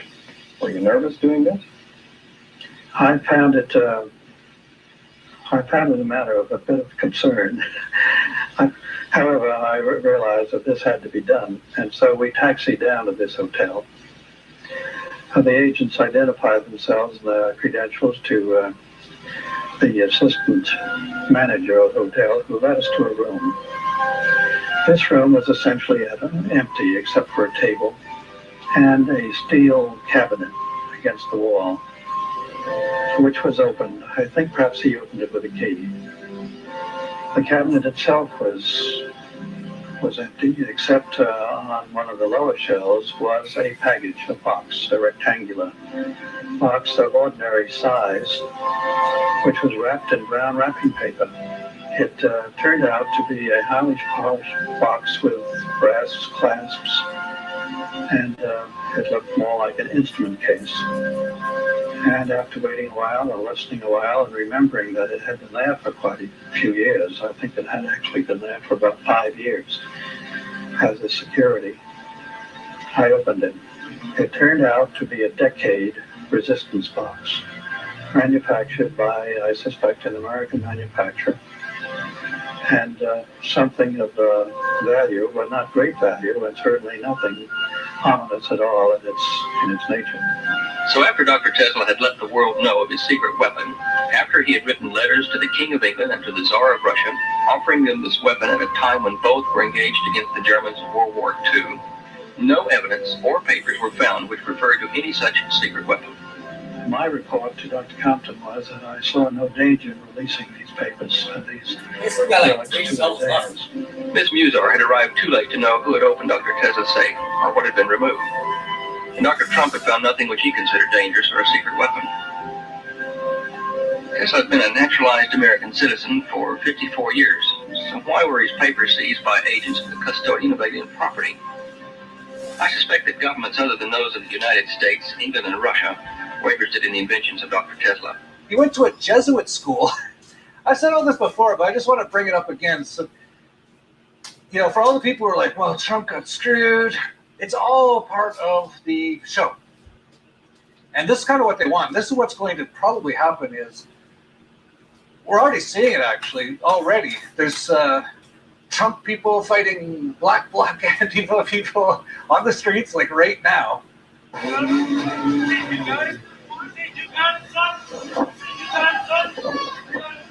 It's almost working!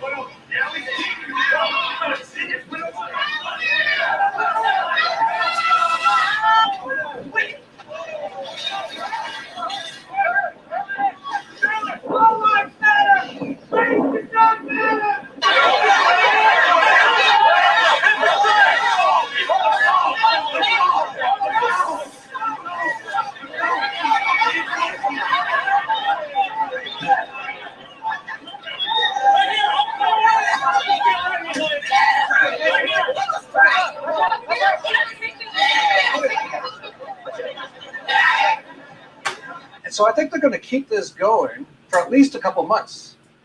I said this before, and actually I said also, I hadn't decided who I was going to vote on, or not vote. I would never do that. That's participating in terrorist acts. Who I was going to bet on, a much more moral thing to do is betting than voting, just so you know, for all those people who are like, betting is evil. Jesus says don't bet. When? Anyway, I said I didn't know who to bet on because it was really unclear. They put the 33 all over Trump, but then I could kind of see that they were going to do something like this. So I didn't actually lay a bet. It's actually probably a good thing because I wonder how long you'd have to wait to see your bets true. It's going to be months, I think. They kind of want this to go into sort of a civil war type thing. So, it's pretty crazy. Like, for the Trump people out there, just so you know, I think if this was real, and I don't think it's real, but if it was, he absolutely got totally defrauded out of this. Like, there's so much evidence of it. I know this city has a sad history of voter fraud. After all, Joe Frazier is still voting here. Kind of hard since he died 5 years ago, but Joe continues to vote. If I recall correctly, Joe was a Republican, so maybe I shouldn't complain. But we should go see if Joe is voting Republican or Democrat now from the grave. Also, Will Smith's father has voted here twice since he died. I don't know how he votes because he's voted secretly. Not least of which is what happened like with Ron Paul, who was a decent person. He was actually like an okay, good person running for president in 2008, 2012. He packed stadiums, and the media would always like rag him. They wouldn't even include him. They wouldn't even talk about him. And he couldn't even, get the nomination for the Republican Party, and that's because it's all rigged. And Ron Paul is a good guy, so they don't want Ron Paul running for president. So kind of the same thing with Trump this year. He didn't campaign too much because of all this COVID crap, but everything I saw, and I wasn't looking for it, but I just sort of flipped through, this is packing stadiums, 10, 20, 30,000 people, 40,000 people. And I saw one I saw a couple actually. There was one with Obama. I'll see if I can find it. He went to like this Biden rally, and there was like 3 people there. Yeah. But Obama still gave his little talk to them. Come on there.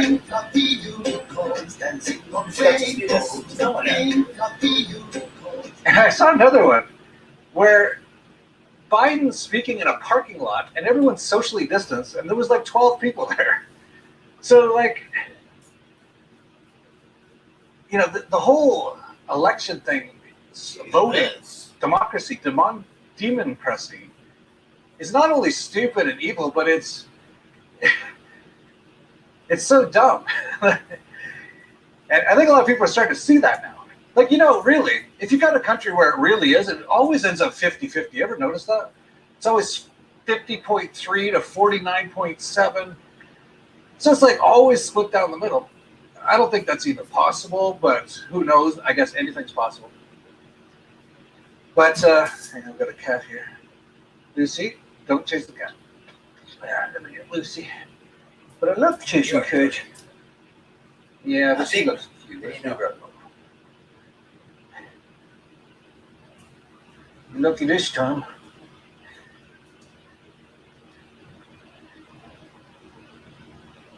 But really, if it is like that, why don't the people in the U.S. just split into two different countries? Why not? Oh, man. Statism and it makes no sense. And now you have millions of people out on the street today. Some of them are like celebrating the Biden victory, and a lot of them are protesting that Trump got defrauded out of the selection. Lucy, don't chase the cat. Lucy, and so I guess there's no COVIDs anymore. It's unbelievable. Like, no one's even talking about it. It's like, well, there's all these protests and rallies, and no one's talking about the COVIDs. It's just, well, this is more important, you know. Got the super deadly virus out there, but it's okay. Everyone go out in the streets now. And there is a lot of people going out in the streets. But before I get into that, I do want to say on the voting thing, there actually was some decent voting things happen. The only moral or ethical or decent or reasonable or rational or logical thing to vote for in a government type situation is to actually reduce the government's power or take away their laws. So there actually was a fair amount of positives that no one talked about, of course. But for example, in Oregon, they actually decriminalized possession of all street drugs. First state in the country to do that. So you can have cocaine, you can have heroin, whatever you want. It's decriminalized. That is absolutely awesome. That is what needs to happen everywhere. For all those defund the police and all that kind of stuff, just end the drug war. That's all these guys are doing. They're going around just kidnapping people for having plants in their pocket. And a lot of them happen to be black. So that's good. So Oregon did that, and a number of states actually legalized sports betting, which land of the free, right?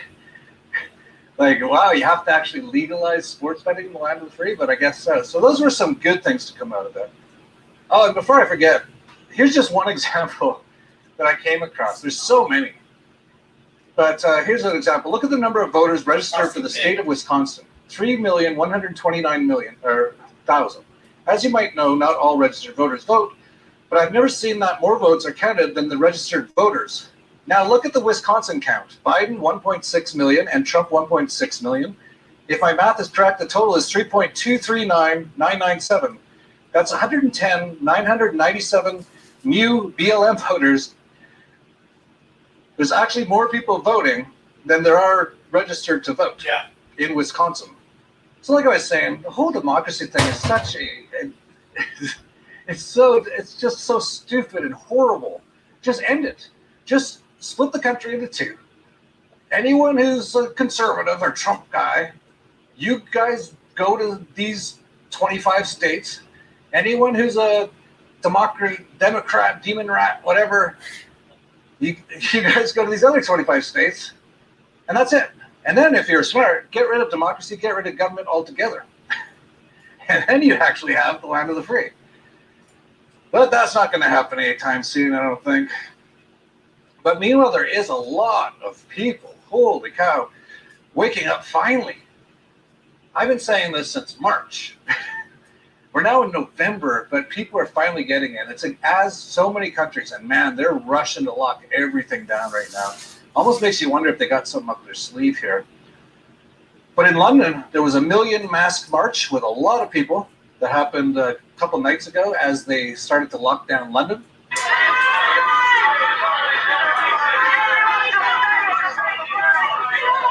Yeah.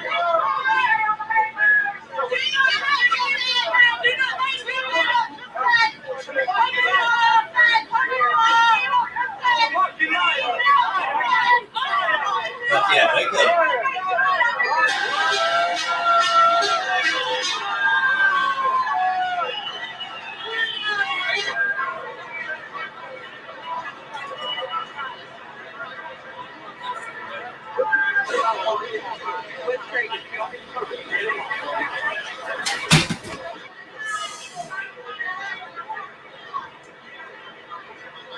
There was massive protests underway in Leipzig in Germany, also protesting the lockdowns.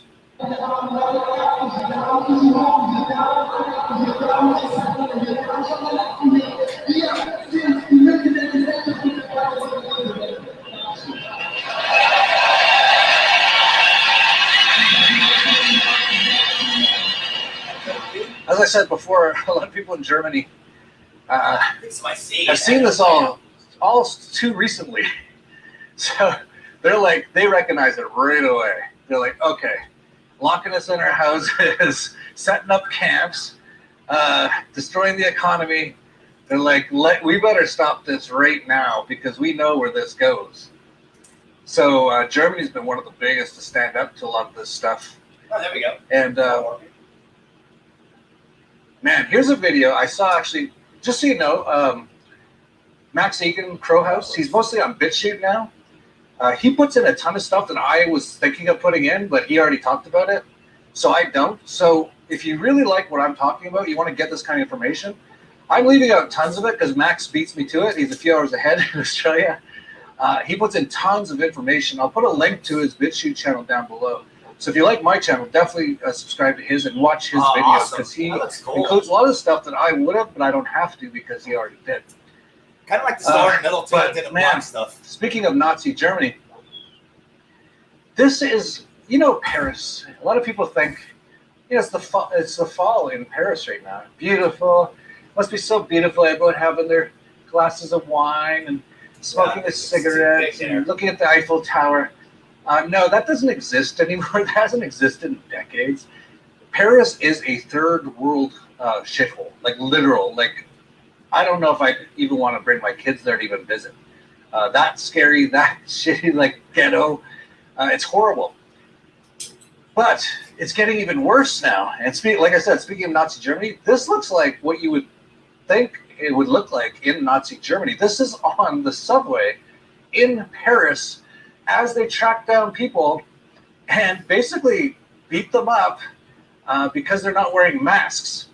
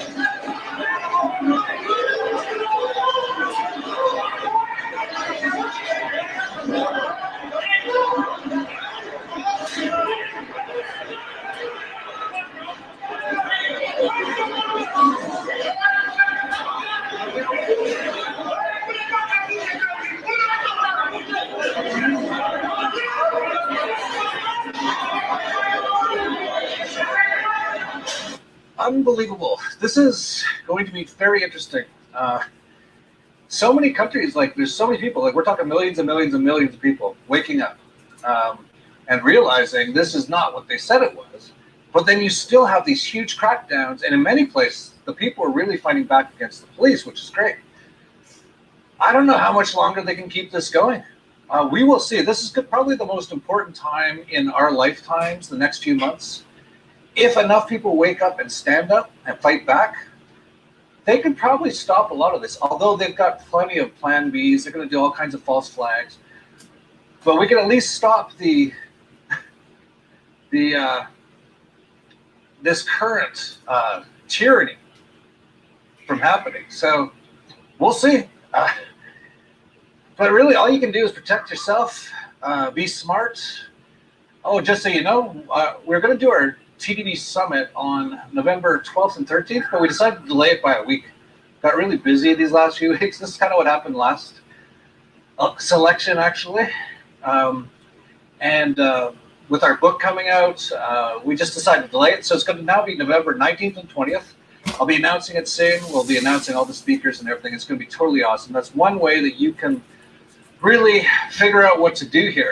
And I know a lot of people are like, what do I do? It's not easy, but we'll have like 15 or 20 of the smartest people in the world giving you their advice. That's coming up. If you haven't got our book yet, please check it out. It talks all about this stuff. Also, by buying it, you can help it be seen by more people, which means we have a chance to get through the next few months. It's doing quite well. It's on. It was like still #1 in the politics and history on Amazon. So you can get it at $vigilante.com/book down below. It's still discounted, so if that matters to you, you can get a discount on it. And the cryptos have been doing really well. They just went down a little bit just now, but Bitcoin had almost $16,000. So here's a good video by Bitcoin Marcus, just talking about. It's entitled, "Dad, what was it like in 2020 when Bitcoin passed $15,000?" Again, if you want to look at a market like that, you can look at Bitcoin this morning because it's not a market. Again, it's up 15,000.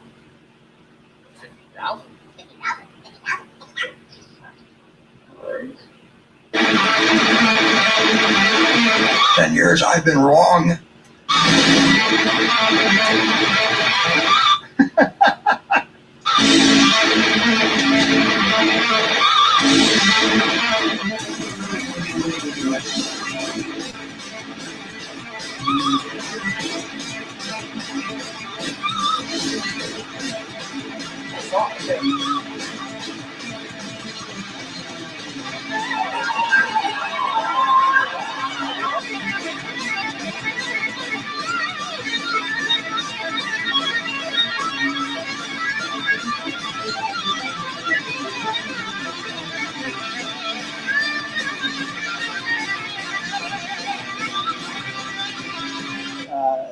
Don't write me about Bitcoin, please. I mean, 99.999% of the people that own Bitcoin are fucking morons. Retarded imbeciles. That's just it. So you found some shit in the street. It happened to go up in value. So don't ask me anymore. Well, fuck yourselves, please. So if you're not in the cryptos, sign up to our newsletter. That's where we've been featuring these. We featured Bitcoin at $3. It's now over $15,000.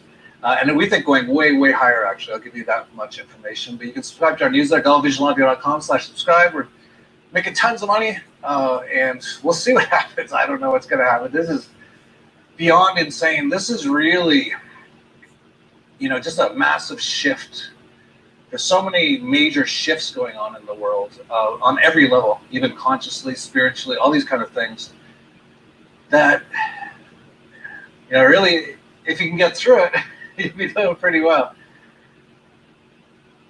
And there's lots of ways to get through this stuff, but you have to be smart. Most people have no idea what's going to happen. We're talking about the U.S. economy imploding, most economies in the world imploding, hyperinflation.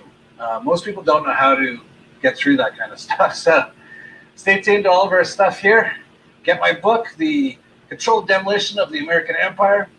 And, with Christmas coming up, even though you can't have a Christmas dinner in most places, you get these books for friends and family. They probably won't get it, but at least you can say you tried. And yeah, I think I'll leave it there. I like Lizzie. Tastes pretty good. It's a little warmer today. I didn't freeze my tacos off too much.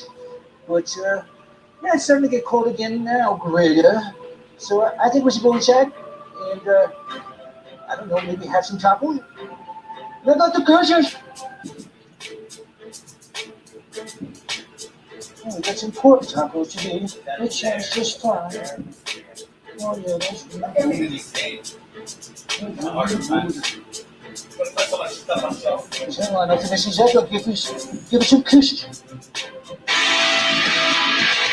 All right, what else do I want to go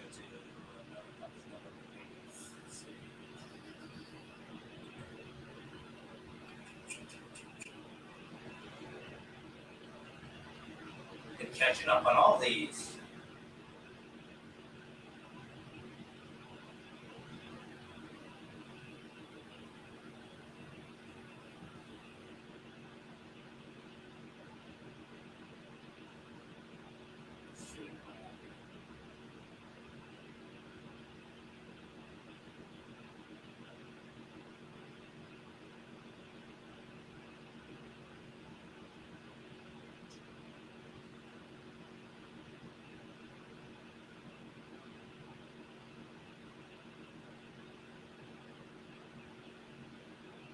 Caught up on most of my dog friends, believe it or not.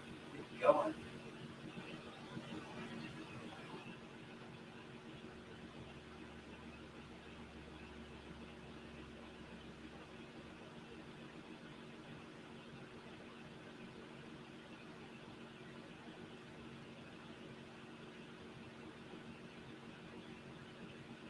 Did I watch that one?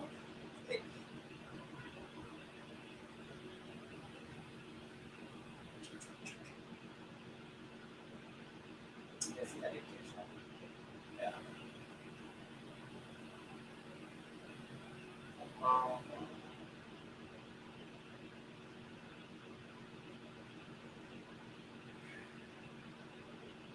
I think I almost caught up.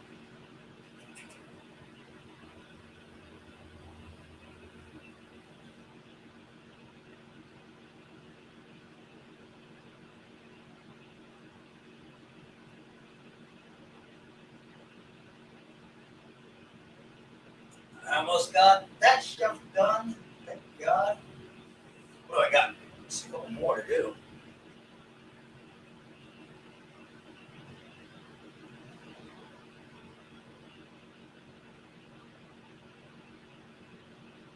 Sorry, 8, 9.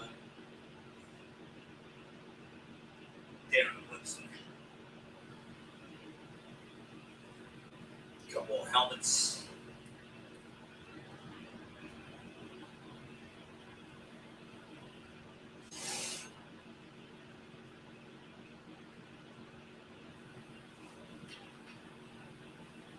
I like that helmet kind of under the star. Kind of cool.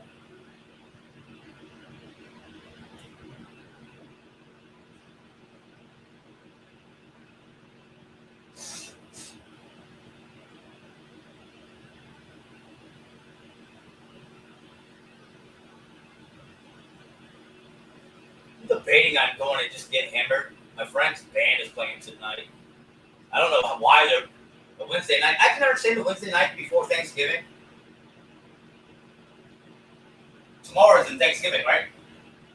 That's next week. I can understand the Wednesday night before Thanksgiving because no one has work, but I'm shocked that there's I'm shocked that there's stuff going on right now tonight.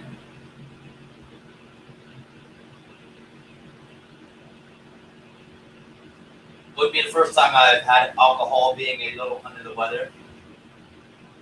So hey, I've been busting ass today too, right? So I may just go ahead and do it. We'll see. Probably gonna be beat though. I don't know why I got double orbs now. There's usually like one circle. Maybe too much lighting. But I kind of need the lights on so I can fucking see.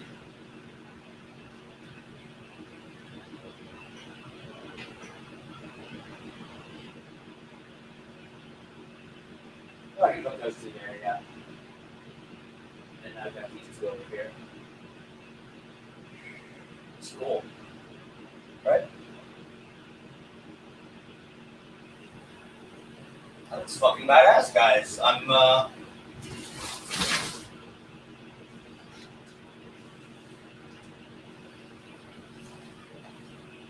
So that's looking beautiful. That's looking beautiful.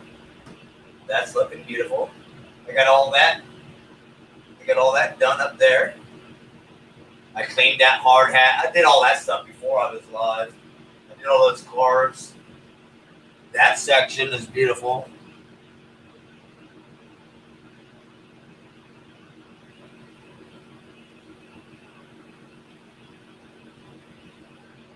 Yeah, I think he lived over here, huh, T-Luck? Yeah, Dusty. I think Dusty was over here. I think it was a one-way road, so Dusty ended right here. So, and like I said, I got these done now, and I got that one done now.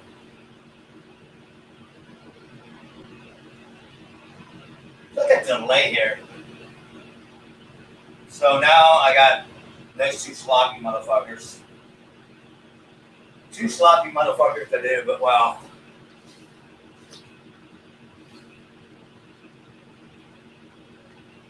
Wake up, Lily. Wake up, Lily.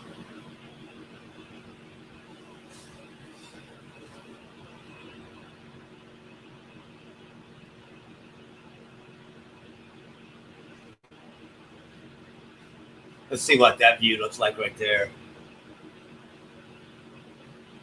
Yeah, it's kind of like a delay. I got you guys again. I'm not on. Somebody was. I think somebody was talking about being a mod or not being modded. I'm not on YouTube right now. I'm on StreamYard. That's why there's a delay. I'm looking at us through the big screen. Oh yeah, I can slide that back. I was which you kind of can't see what's there now, but whatever.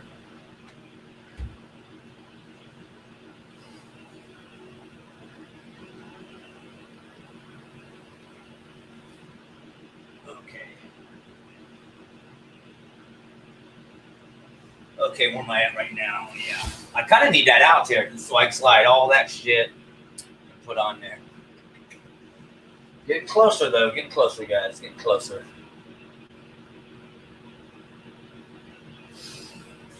Getting closer. I don't know if I'm going to do any cleaning behind here. Might stay down. Gotta move the guitar.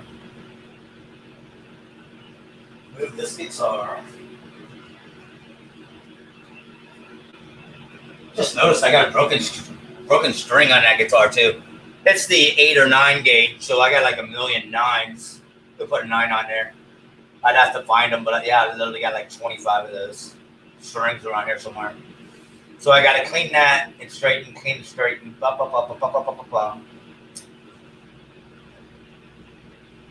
Okay, I'm getting there. Bathroom break. And I think I caught up on all my Dollar Vigilante stuff. Because I watched like 3 videos before I even went live.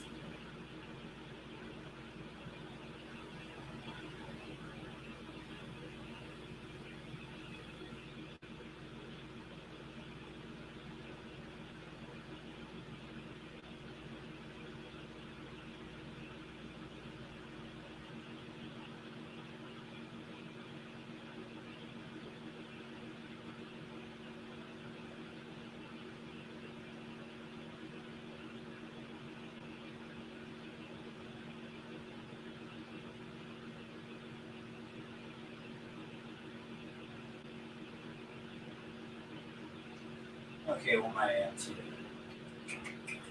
All right. Yeah, it's starting to look good, guys. Starting to look good.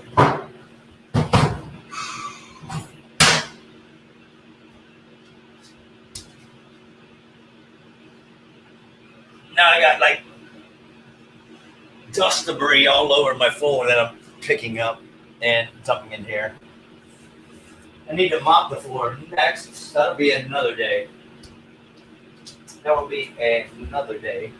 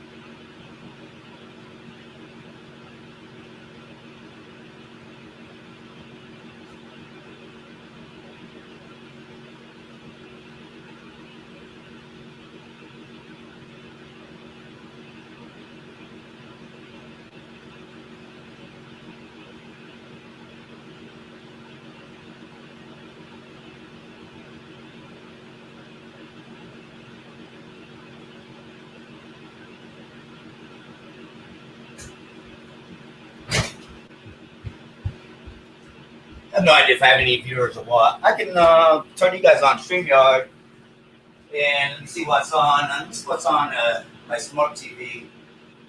I forgot I was doing my bathroom too. So when I went in to piss, I was like, oh yeah. I had the toilet all sprayed up in the sink, so I literally just like wiped that down real fucking fast. So I got you guys over here. Let me see who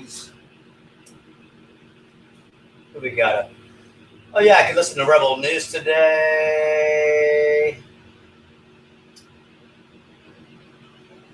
Let me see what's going on here. Bum, bum, bum, bum.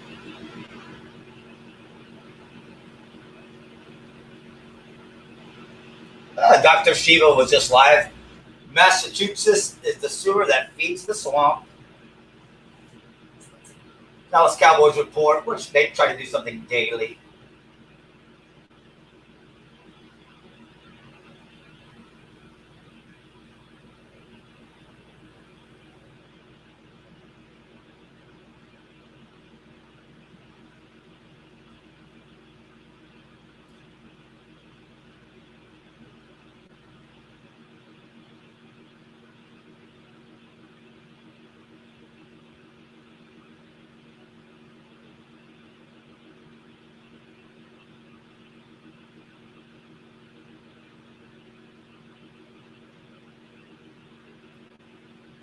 What did Trump do? Let me listen. Her intro is loud though.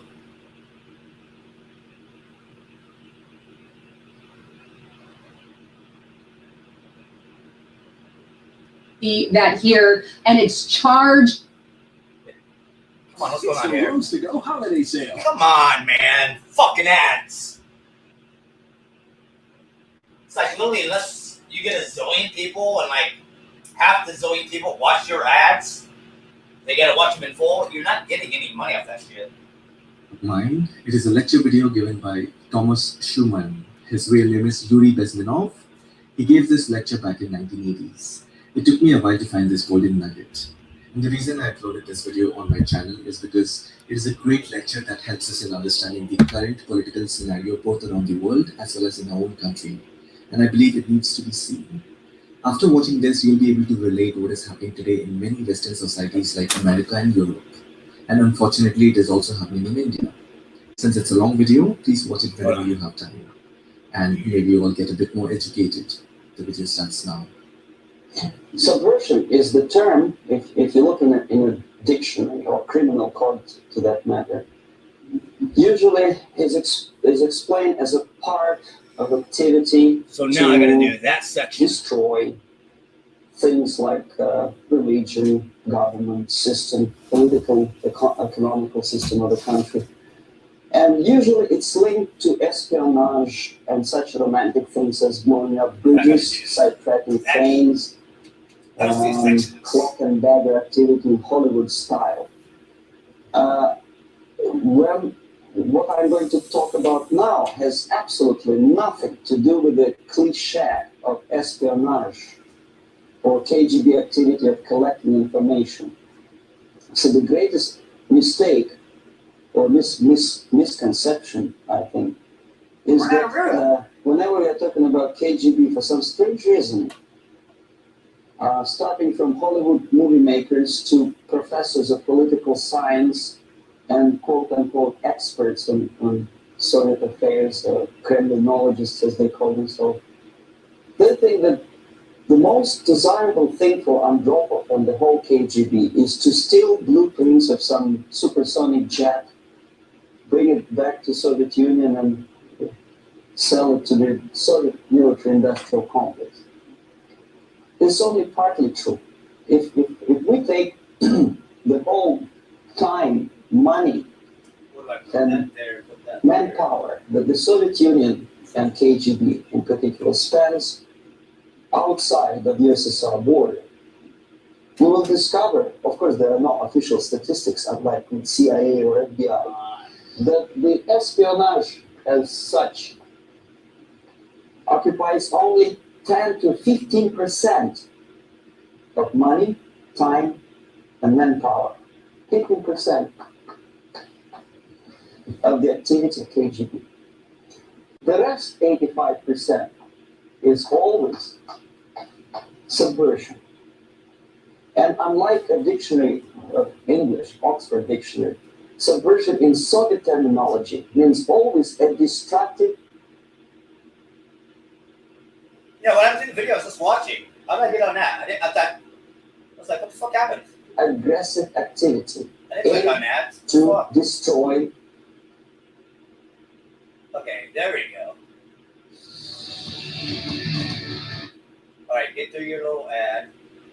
Oh, hold on. Get through your little ad. Article goes on to state, under the Electoral Count Act of 18... lighter. So this really encompasses everything you need. And right now, you can get it for 30% off using the code HAVEN30. So check it out at fighterflare.com. All right. Now that aside, let's dive into first and foremost, how much time does the president have with regard to the U.S. election? And this is on NewYorkPost.com. How long can Trump keep contesting the 2020 election results with his lawsuits? Now, the article goes on to state, under the Electoral Count Act of 1887, states have until 6 days before the Electoral College meets to resolve any election-related disputes and finish any recounts of the votes cast. This year, that date is December 8th. After which states no longer have to consider any further issues and can certify their presidential election results. The vast majority of states have laws that set the same deadlines for certifying the vote counts and resolving court cases, all of which fall within 30 days of the election, according to the National Conference of State Legislators. But 8 states, and it goes on to list them here, right, which aren't really the ones that are being contested, require that disputes surrounding the selection of the presidential electorate be resolved in time to meet their safe harbor deadline. That next deadline that Trump faces in the meeting of the Electoral College is who 538 members convene in their respective state and actually elect the president. Under a law passed in 1948, that vote takes place on the first Monday after the second Wednesday in December, which is December 14th. So there's your deadlines kind of in a general sense there. So we're talking from today, less than a month for the president to get everything together with his lawsuit. So we're really hanging by a thread here, and it really doesn't give you much time to contest things, right? But let's take a look at what's going on in a very general sense with where Trump is standing on some of these legal cases. And this is on zerohedge.com. As the clock ticks on election certifications, here's where Trump's legal challenges are now standing. And this is a recent article put out late yesterday. But here's kind of what's going on. Here's where things stand. Let's start first with Pennsylvania, right? The Trump campaign is continuing to seek to block the certification of results in a state over alleged unfair voter practices in which Democrat-leaning areas were giving greater opportunities to correct mistakes on their ballots. A federal suit seeks to change over 680,000 mail-in ballots, which were counted without proper oversight from GOP poll watchers who say they weren't allowed within 20 feet of the election counters. Trump campaign has also accused the officials of violating the judge orders to allow meaningful access at a minimum of 6 feet, as long as they adhere to implemented measures to reduce the spread of COVID.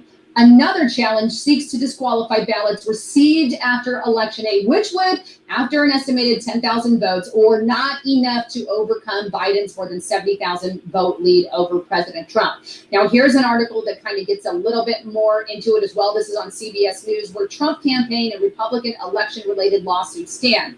I'm going to scroll down here to Pennsylvania because I want to kind of keep in the same set here. And this really gives you a detailed from a mainstream media point of view, which would be a more leftist point of view of what's going on. Some of the highlights here is the Supreme Court. Justice Samuel Alito ordered that counties segregate late arriving ballots and count them separately in response to an emergency request from Republicans. Now, that was one massive win for President Trump, but it goes on a little bit, and I'm going to kind of scroll to the end here because this is the result that we want to focus in on. The trial court denied Trump's campaign request for the county board to modify its work area for closer observation of the ongoing ballot canvassing, but Judge Judge Christine of the Commonwealth Court sided with President Trump and said observers should be allowed within 6 feet, and they really should be allowed within 6 feet. I'm with her on that one. The Pennsylvania Supreme Court, however, ruled 5-2 on Tuesday against the Trump campaign, finding the board's regulation governing where observers could stand during the pre-canvassing and canvassing process were somehow reasonable, in that they allowed candidate representatives to observe the board conducting its activities as dictated by state election code. So that's where we're at. And thus far, I can't say it's necessarily looking good for President Trump. Remember, our country is ran by a lot of radical Democratic leftists. That's what I say about that. But that's Pennsylvania. Let's go on over to Michigan. A lot is going on with Michigan, but right now we are waiting for officials to meet on November 23rd to confirm the results. But in a nutshell, it says this. In Michigan, where Biden is ahead by 150,000 votes, the Trump campaign seeks to block certification of results in Wayne County, where the board just overcame the major controversy in which 2 Republican members of a 4-person body refused to certify the results, only to reverse the course 3 hours later and bend the knee. So 2 Republicans said, we're not going to certify the results, and then they changed that and said, okay, we'll certify it just hours later, and they plan on meeting November 23rd. Now, there's a lot more to the story. There's talks of them being threatened, their families being threatened, and all of that. But there's where Michigan stands. And let's head over to this ABC report, and I'm going to just kind of give you a rundown in Michigan of what's going on. This is kind of gives you that rundown, but it starts here. Michigan, Johnson versus Benson, the U.S. District Court for Western District of Michigan. 2 Michigan voters asked the court to block the state from certifying the results, declaring the winners in the general election until an audit is performed. The result,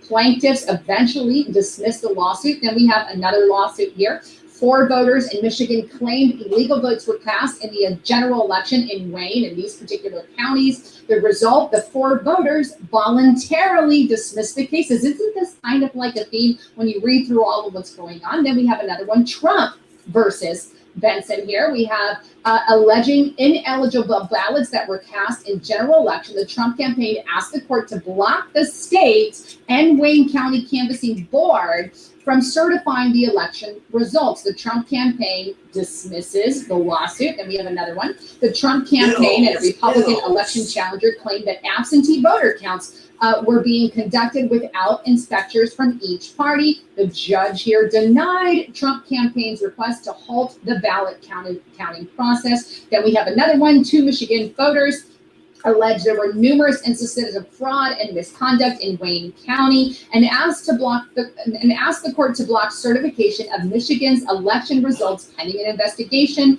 The result, Judge Timothy Kenny raised issue with affidavits that alleged fraud, writing in an order Friday. The election challengers who claim misconduct did not have full understanding of the process. Their interpretation of events is incorrect and not credible, and the plaintiffs asked Michigan Court of Appeals to review the order. On Monday, a Michigan Court of Appeals judge denied the request for review for failure to persuade the court of the existence of manifest error, requesting reversal and warranting preemptive relief without argument of formal submission. You see, denied. Right? Isn't that interesting when we've seen so much information? If you've been over on restrictedrepublic.com, all I can say is if you're not over there, I can only say so much here on YouTube. And I've got so much more here on Restricted Republic that you really have to get onto. So I encourage you, there's a 14-day free trial. You can try it out for free. And if you don't like it, cancel it within 14 days. But this is where I can really express my opinions about what's going on. But there you have what's going on in Michigan. Well, let's go on over to Nevada. Right, there's been certain cases here in Nevada. You can see they denied their request. We have another one here, Law versus Whitmer. This is a pending one. So we're still looking here into this one. Filed November 17th by the Trump campaign on behalf of 6 Nevada residents who are candidates for Trump's electoral for Mr. Trump. The lawsuits claim there were substantial irregularities and fraud in the general election, including a result in Clark County's use of signature verification voting machines. At issue in other lawsuits in federal court. The Trump campaign also claimed that Clark County failed to grant meaningful observation opportunities in the public to process those ballots. And right now, that is still pending. So there's a lot still going on in Nevada. Let me show you Nevada here. And this is kind of Zero Hedge's rundown. Nevada, also projected to go to Biden by a margin of more than 30,000 votes, has been served with a lawsuit as well, asking that Trump be named the winner or that the results be void with no winner declared and certified. Trump's team claimed that fraud and abuse renders the purported results of the Nevada election illegitimate and alleges that 15,000 people living out of state illegally voted. That's a problem if that's the case. And that's what's pending right now in court. Going on over to Georgia, we know the recounts are happening. And so far, according to AP, Georgia expected to release results of Trump-Biden hand recount. And they're saying that he is looking to be leading yet again. But there's that. But Georgia also, a lawsuit has been filed in that particular county alleging that ballot processing issues while GOP party chair Schaefer tweeted about the opposition, saw a woman mix over 50 ballots into the stack of uncounted absentee ballots. The lawsuit was dismissed on November 5th. And then we have Arizona. The Trump campaign filed a lawsuit on November 7th, claiming that legal votes were rejected based on poll watcher affidavits, claiming that they had issues with voting machines. So that is where we are at. And those are just in the main states there. So you kind of get an idea. Nevada, Arizona, Georgia, Michigan, Pennsylvania. We've got those key states there. And of course, what's going on with Wisconsin there. But that's it in a nutshell. So right now, I'll be honest, I don't think it's looking too good on the superficial level for President Trump, but he's got a month, a little under a month, to kind of bring more stuff to the surface. And the good news is Rudy Giuliani and Sidney Powell are coming out with a lot of great information. So let me just show you this article, because I think this is important too. And this is on endoftheamericandream.com by Michael Schneider, and it's 12 quotes from Sidney Powell that show why Trump's lawyers are absolutely convinced he will win the election. Now, if you want more information on that, I'll leave the link in the description box below. I'm also going to be touching on it over on restrictedrepublic.com. But these are very powerful statements that she's been making. But we've got to start seeing these statements come to fruition in court, because that is ultimately where it's all going to lie. But again, if you want that detailed information, you got to get on over to restrictedrepublic.com and sign up there. 14-day free trial, by the way. But I'm hopeful right now with what Giuliani and Sidney Powell and Trump's administration has been talking about. But I want to see the evidence. I want to see it come forward. I want to see it battled in court. I want to see it go to the Supreme Court. I want to see the United States of America, our elections, actually, I want to see that we have a good election here in the United States of America. And right now, many conservatives and many Republicans have lost faith in our election system. And that's a problem for the future, because what's going to happen in the future is conservatives and Republicans are going to stop voting. Because in our minds, what we're seeing play out all across the country, we ain't got a shot in hell ever again. That's what the American people are seeing. So we really have to build that confidence in our election system again. So I think some of these lawsuits need to go through and need to be seen, and audits need to be done, because otherwise the American people are going to lose faith in our U.S. election. And I don't want what's happening in Venezuela to happen here. Speaking of Venezuela, by the way, over on Restricted Republic, I've got a bombshell report, a motherload report. Obviously can't talk about that here on Restricted Republic, but Venezuela is like the Democratic Party, and I'm going to show you with evidence and information, or maybe not evidence, but parallels, I should say, of what's going on in Venezuela with what the Democratic Party is doing. You're not going to want to miss it. Anyhow, thanks again for tuning in. I'm Lisa Haven, signing out. All right, what else do I got? Stop.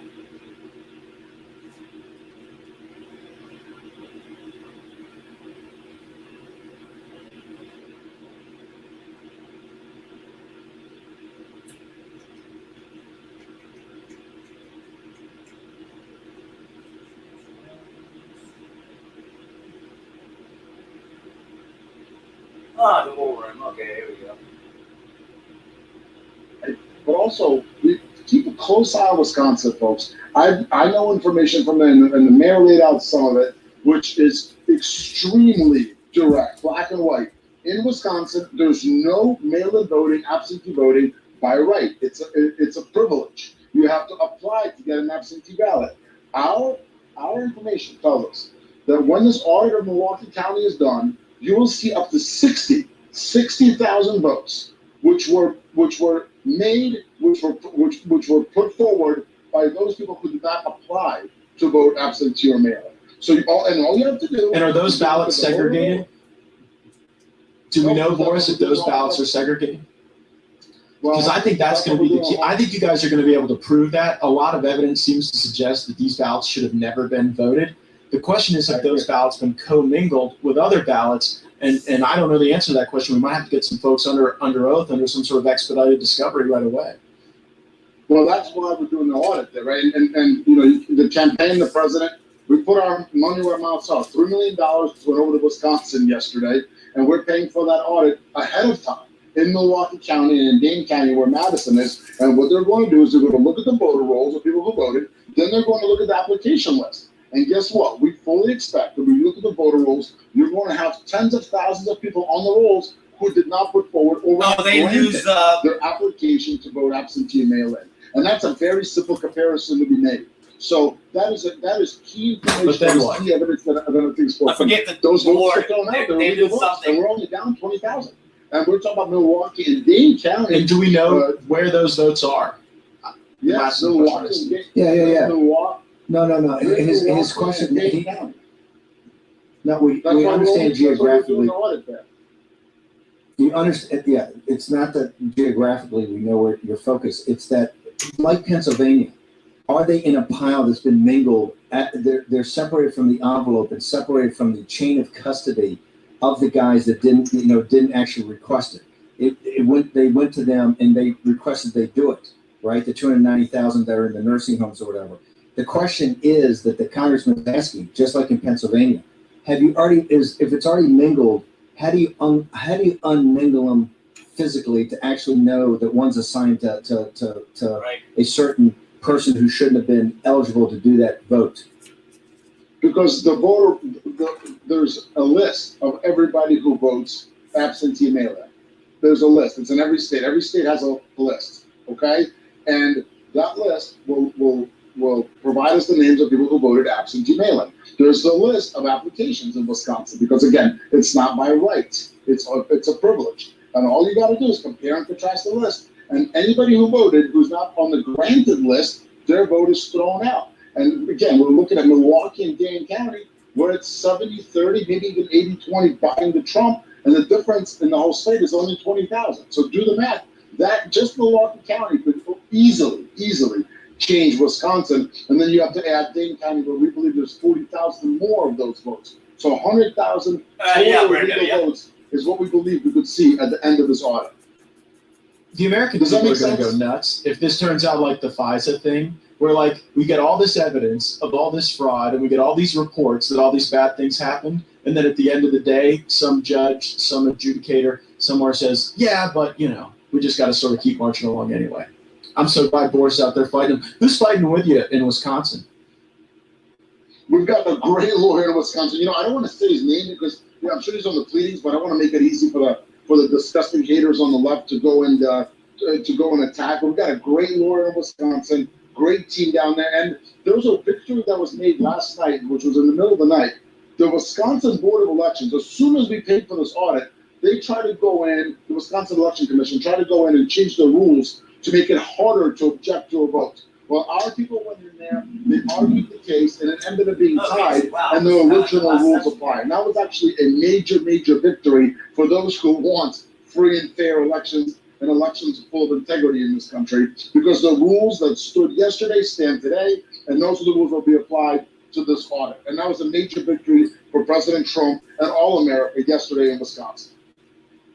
I know you got to bounce one question.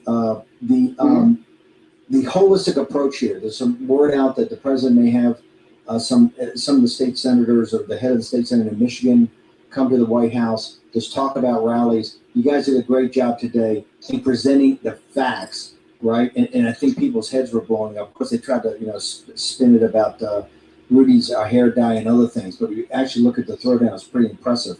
What are you guys doing because I know you're a media guy, what are you doing to put forward the whole package so people can understand it better and it starts to get people more than the people on the right, their Trump supporters, starting to get jacked up about what happened here?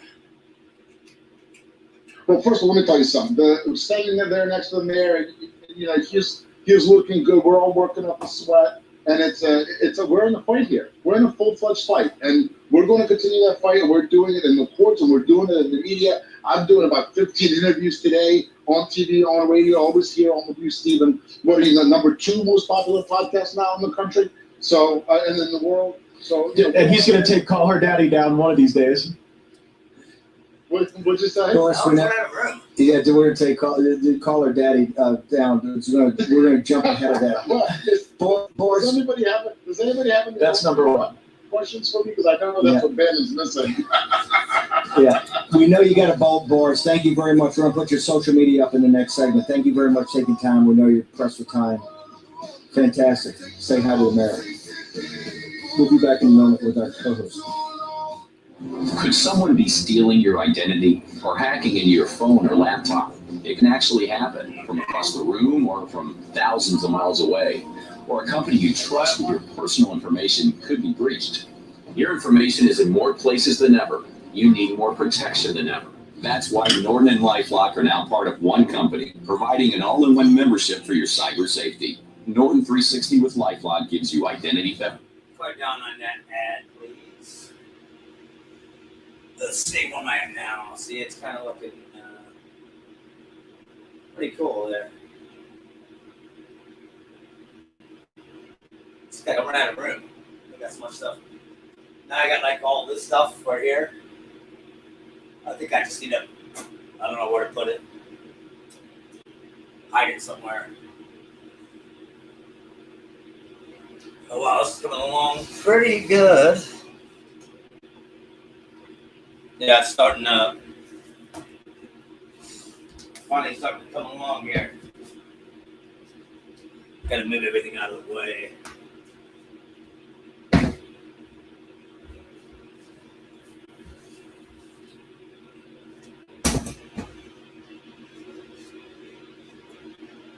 Yeah. So every shelf is just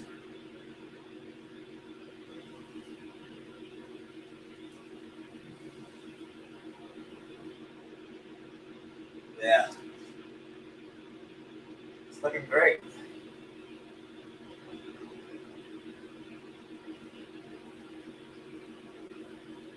Let's see if I need I'm gonna do it. There we go.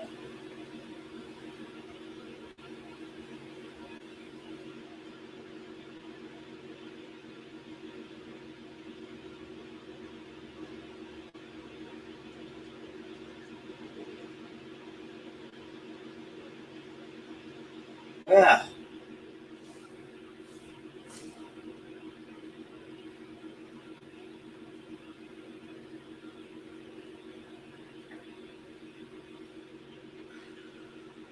All right, cool.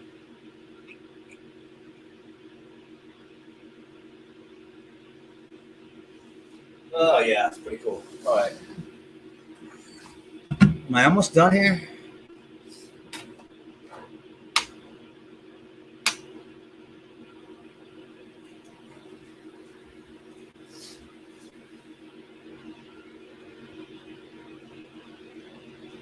Oh yeah, where is this gonna go? Oh, this goes on top of here. Yeah. Yeah, that's cool. Get that ball right there. Nice, like more of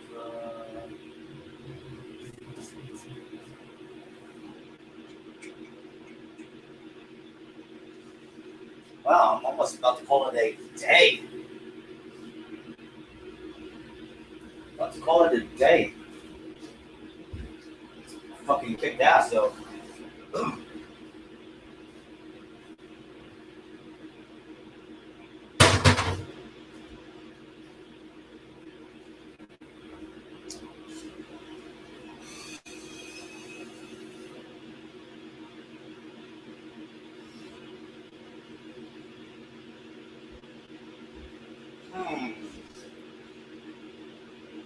I'm missing the Dallas Cowboy thing. It plugs into here.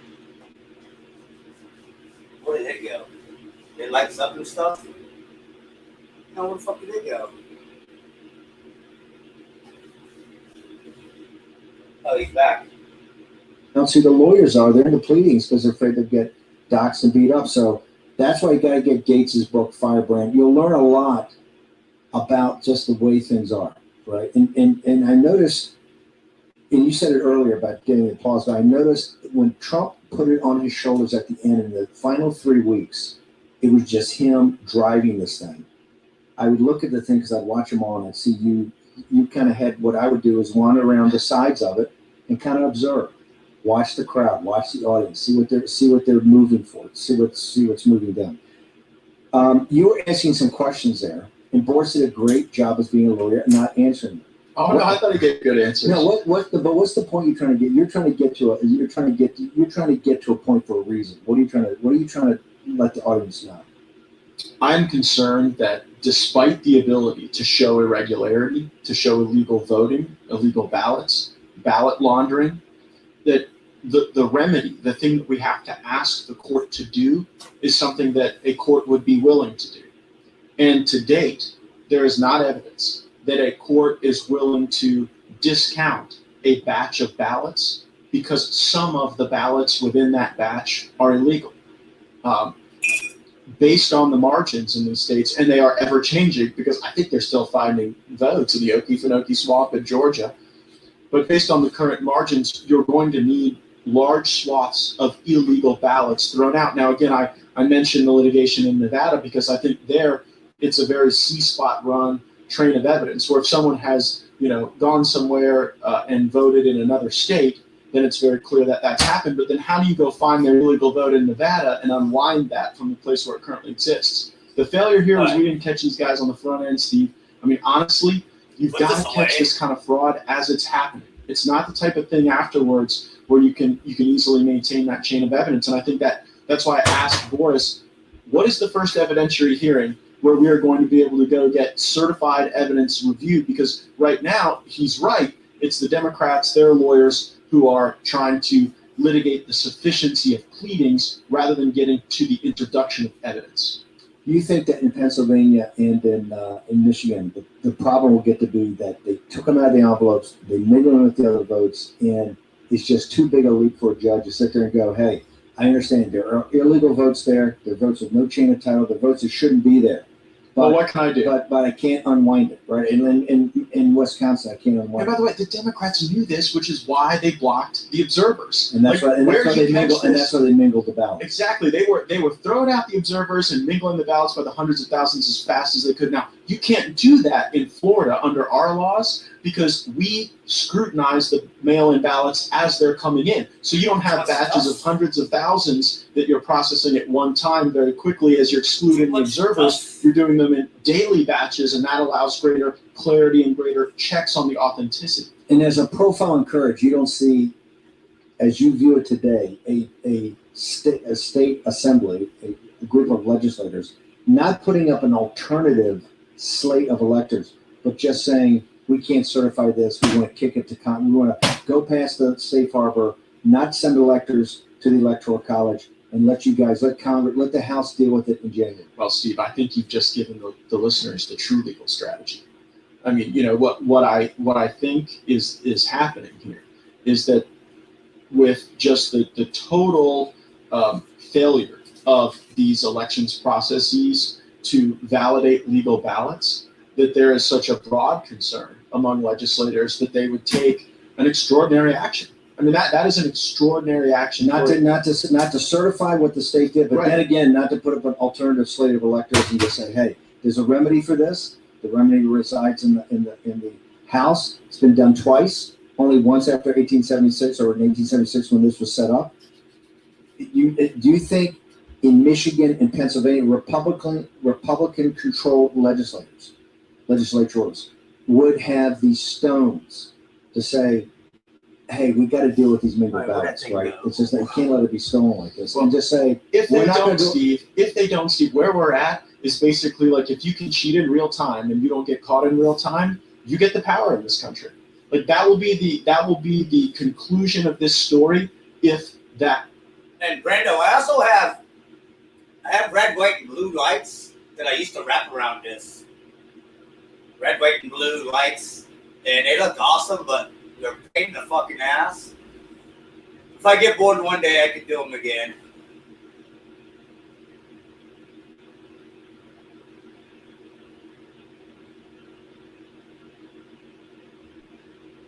I don't understand your question. What do you mean, tech player? About all the Constitution, everything like that. But let's be blunt. This is about power, and this country rewards those who take it. I believe the ballot laundering process that was mechanized by Democrats, facilitated by their goons who threw out observers, that's precisely how they view the world. I don't know that the right views it that way, but I think the left sure does. And so if we, as the forces of light, don't throw down, forget the future. I mean, throw down hard in this moment of time right here and see who's on our side of the football. You're saying if we allow this to happen, it's lost? Not just this election, but what this republic stands for. I am always an optimist about the future of America, so I won't join you to that level of dismay, but I do believe that the fundamental notion that we ought to be able to trust the election process is what is at issue here.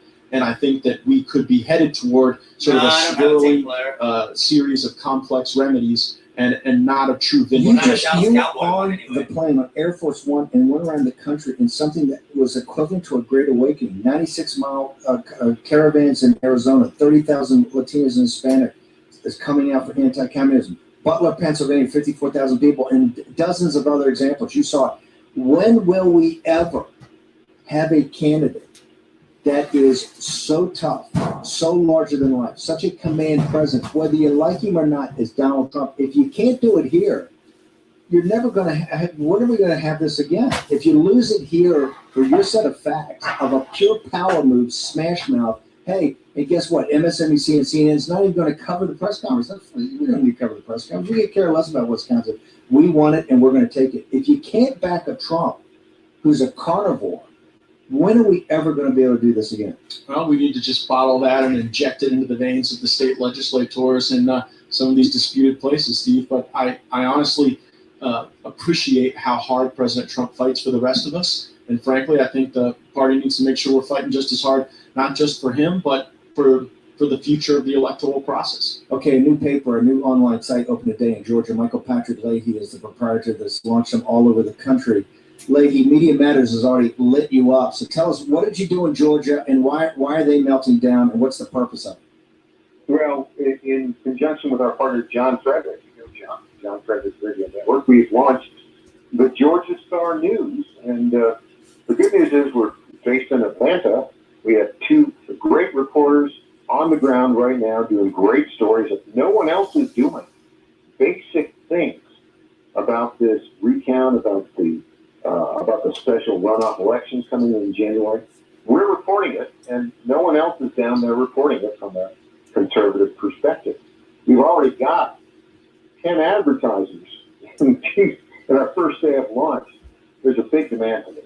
And obviously Media Matters doesn't like us because they don't want the truth out there. They don't like me, they don't like you, they don't like John Frederick. They also do not like me. Yeah, no, you're on the short list. You got that? Leahy, this is Gates with us. Leahy, tell us about what is the story down there? Why did you got about 90 seconds? So what's the story? Why would you start a paper just for this recount or this vote that's coming up? Well, what is the story in Georgia? I mean, we are the only network of state and local news sites around the country that present conservative news. There's nothing in Georgia, not a single conservative news site. And our plan all along is to be in the battleground states. And this was just the opportunity. All the eyes of the world are on these runoff elections, on the, quote, recount or fraud, as sometimes some people are calling it.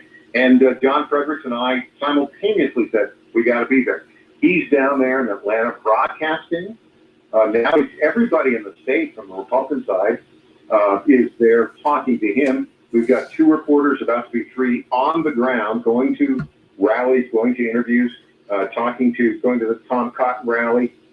today, the Mike Pence rally on Friday, we were actually reporting news that the Atlanta Journal-Constitution won't report from no one else in Georgia. So what do you think of the governor? Is the governor of Georgia doing a good job? Where is he? I mean, have you heard anything from him, boy? Well, you're there. You guys are the ones in Georgia. I was hoping you found him. Maybe you found him with all those extra votes they keep kicking up. I think he's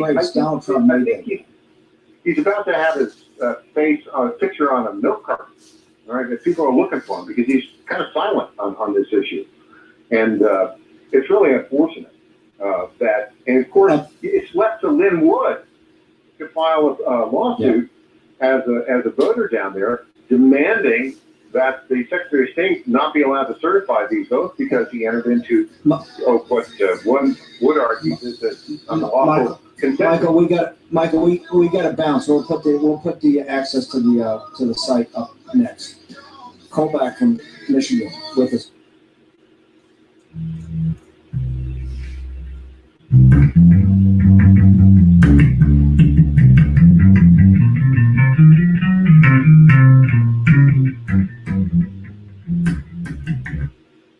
Oh, Brando, yeah, there's some VCR tapes. Yeah, I got some VCR tapes. I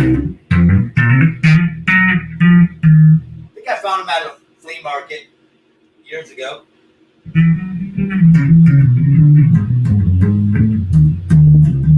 Anything with Dallas Cowboys, you know? Anything with Dallas Cowboys, I'll collect it.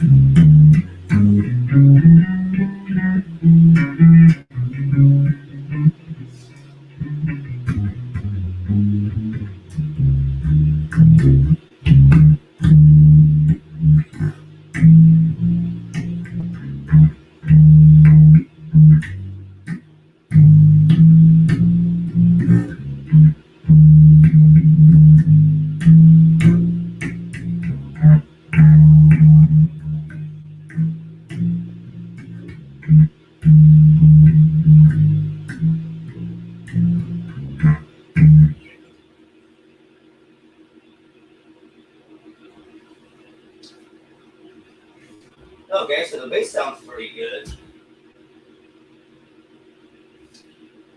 Now I'm getting nostrils. Is that all because I was already sinuses? Is that because I was already had symptoms, or because of all this dusting? Probably because of all this fucking dusting.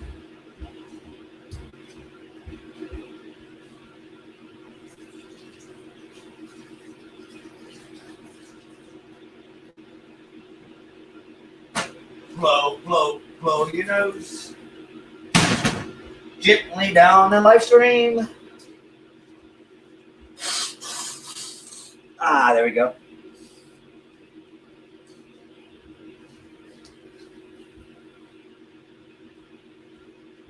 There we go. Let's make some of this smell good.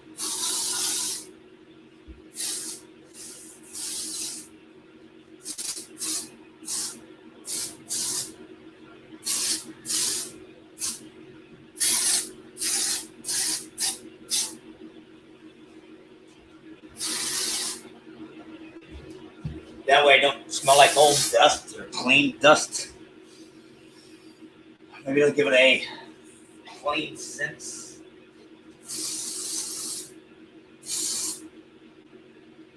Let's see.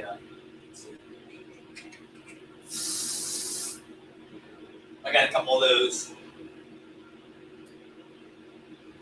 cloth people. I sprayed them and it'll stay.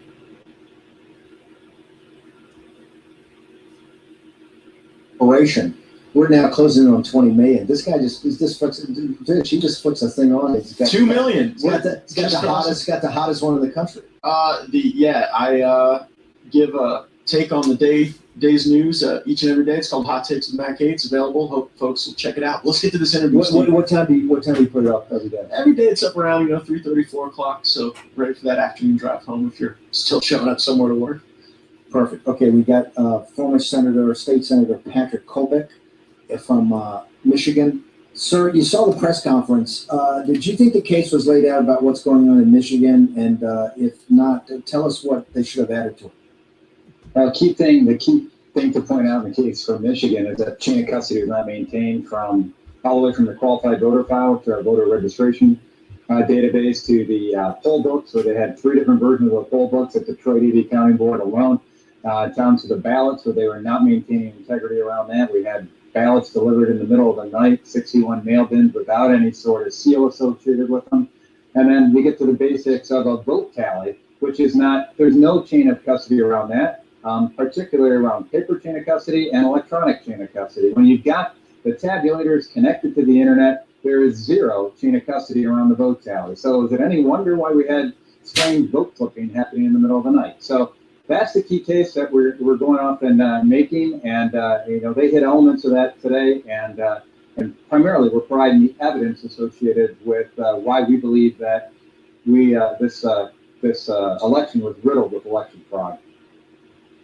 Senator, this is Congressman Matt Gates. Thanks for the great work you're doing, and thanks to the great folks in Michigan who I believe voted for Donald Trump and voted to give him their electors. But help us resolve a question from the last segment. Help us delineate what you think the proper role here is for the courts through hearings and injunctions versus the role of, your former colleagues in the state legislature who have, arguably a chip in a chair, an opportunity to participate in the process.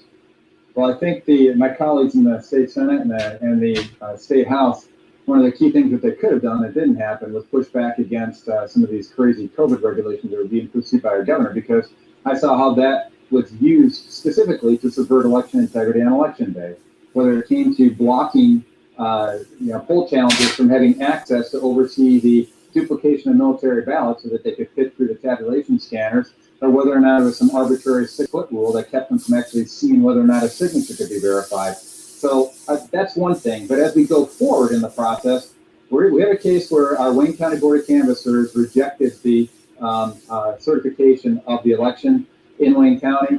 That went up the chain. Now it's going up to our state board of canvassers. If they reject it as well, which we hope they will do, because like I said, you can't verify the chain of custody. The purpose of the board of canvassers is to verify the proper completion of records. You can't do that if you haven't verified the chain of custody. If they reject it there, then it goes to the state legislature, where by a joint resolution, they're going to go off and allocate electors. So this is a big deal. And so they have a huge role to play. Is that a linear path, Senator? Yeah, let me ask you this way. Do those things happen simultaneously, and do Americans and Michiganders need to be contacting their legislators now, or is it a court process followed by a legislative process? No, it's right now it is a legislative process. It's already decreed, so that is a step 1, step 2, step 3 process. In parallel with that, though, there are several court cases that are making their way through the courts. And as you know, a court decision or a court order could go off and play a little bit of hooks and shoots and ladders, if you will, with the process and move things in different directions that aren't in accordance with that linear process. So that's something that could be happening. I'm in one of those lawsuits that particularly my affidavit's focused on the lack of chain of custody around the vote tallies due to the fact that we're connected to the internet. That's a no-no. So has the state Senate majority leader done all he can in this fight, or would there be different things that you would be doing if you were in the Senate to try to advance the cause of election integrity?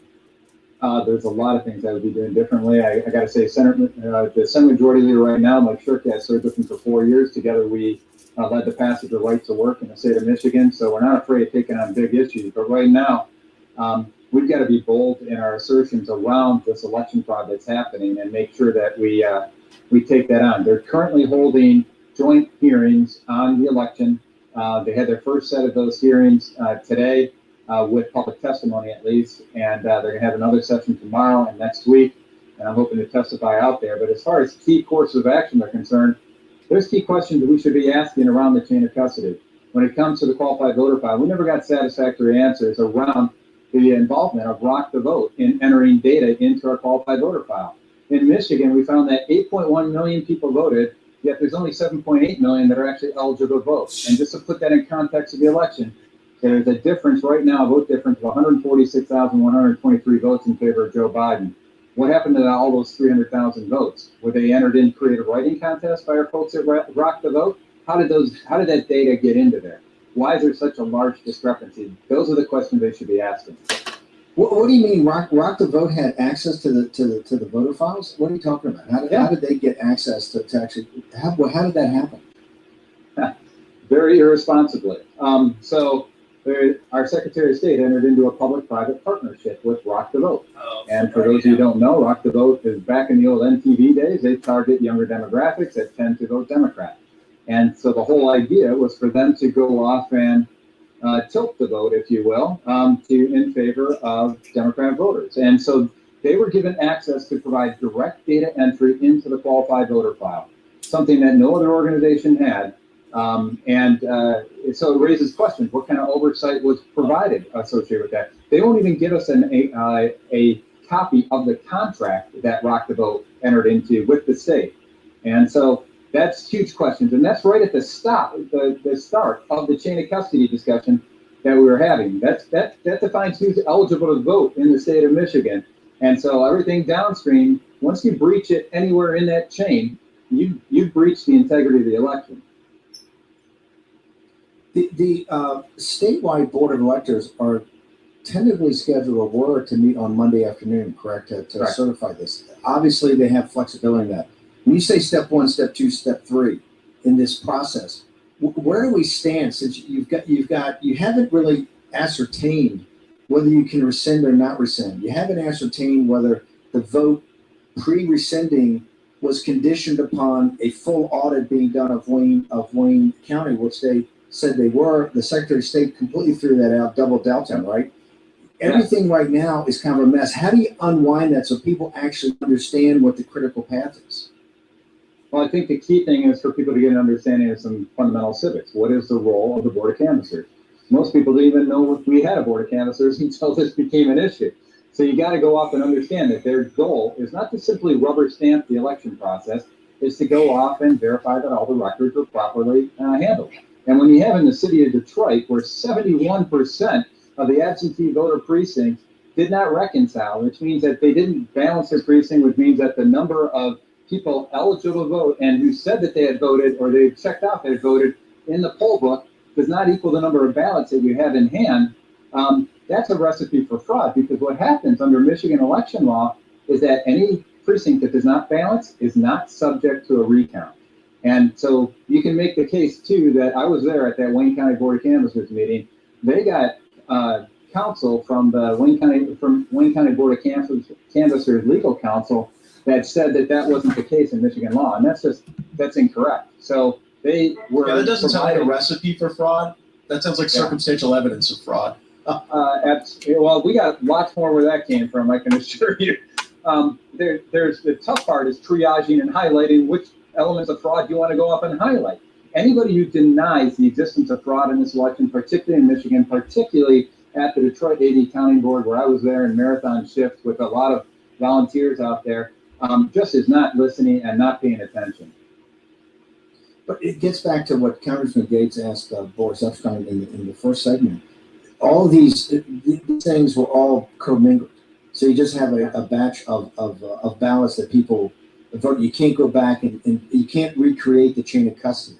So what is the remedy? Is it what I've argued? It's non-certification, or is it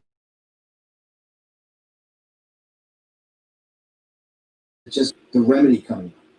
I think it has to be non-certification.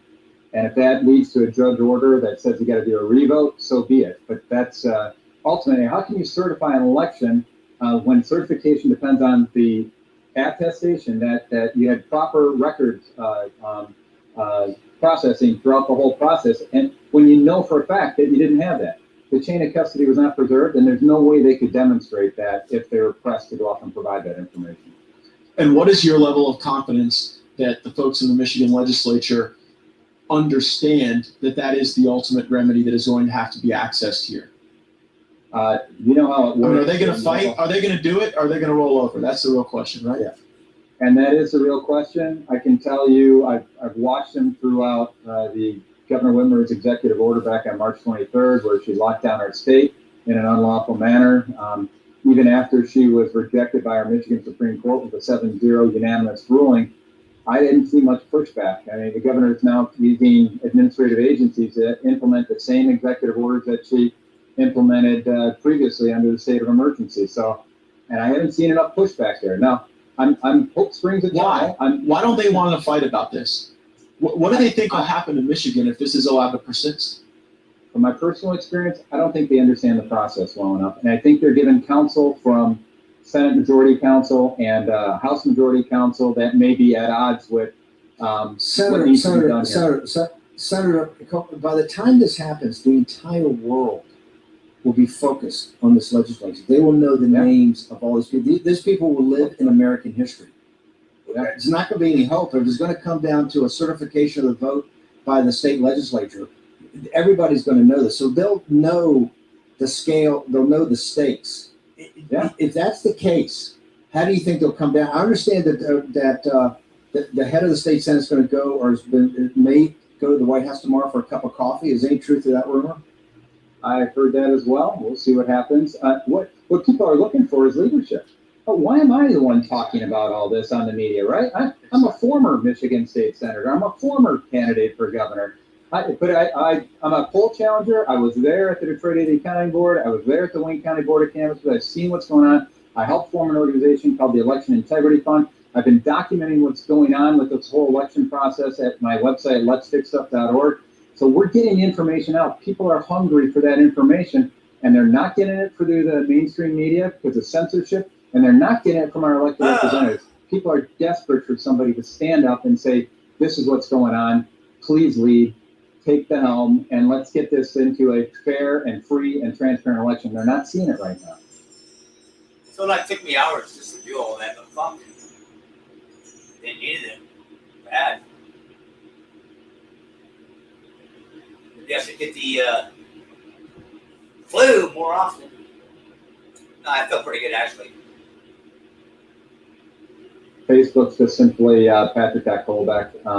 I still have my Colbeck for Governor page because Facebook could not let me change the title of the page. But that's where I got most of my followers, if you will, on social media. So feel free to go in there and don't get excited. I'm not running for governor again. I don't have the money. So, but we're getting the word out there, and that's how we're sharing the information to everybody. And that's what people are hungry for. They want somebody to step up and lead. And I'm waiting for somebody in our state legislature to go off and do that. Okay, I want everybody in our audience to hit that website right now. Senator, thank you very much. Great patriot. We're going to be back in a second. Bunch of breaking news and better co-host Matt Gates want to pick his brain. Hello, I'm Mike Lindell, inventor of MyPillow. Just like you, I had problems sleeping.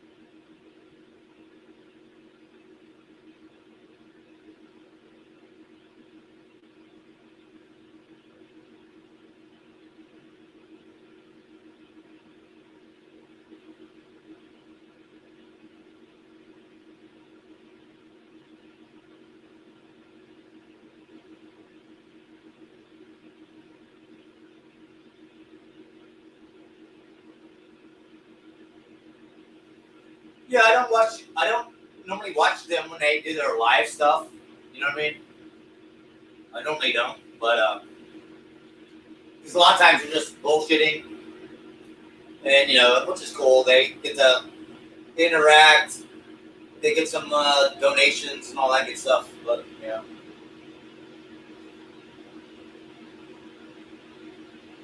It's almost time for me to eat. What do I want?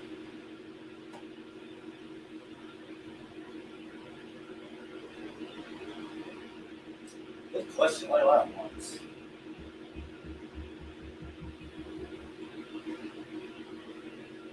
If I don't make up my mind soon, I just rock a dollar burrito.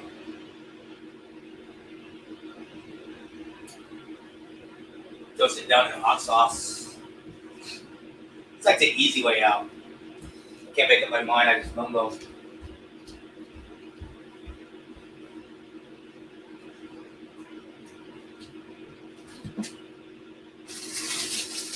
Yeah, sounds like a winner.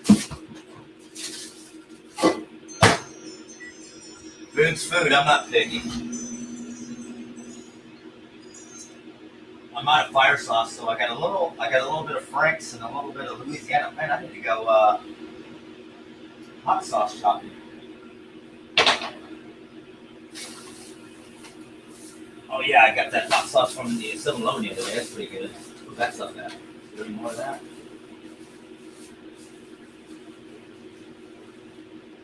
Just one pack. Here.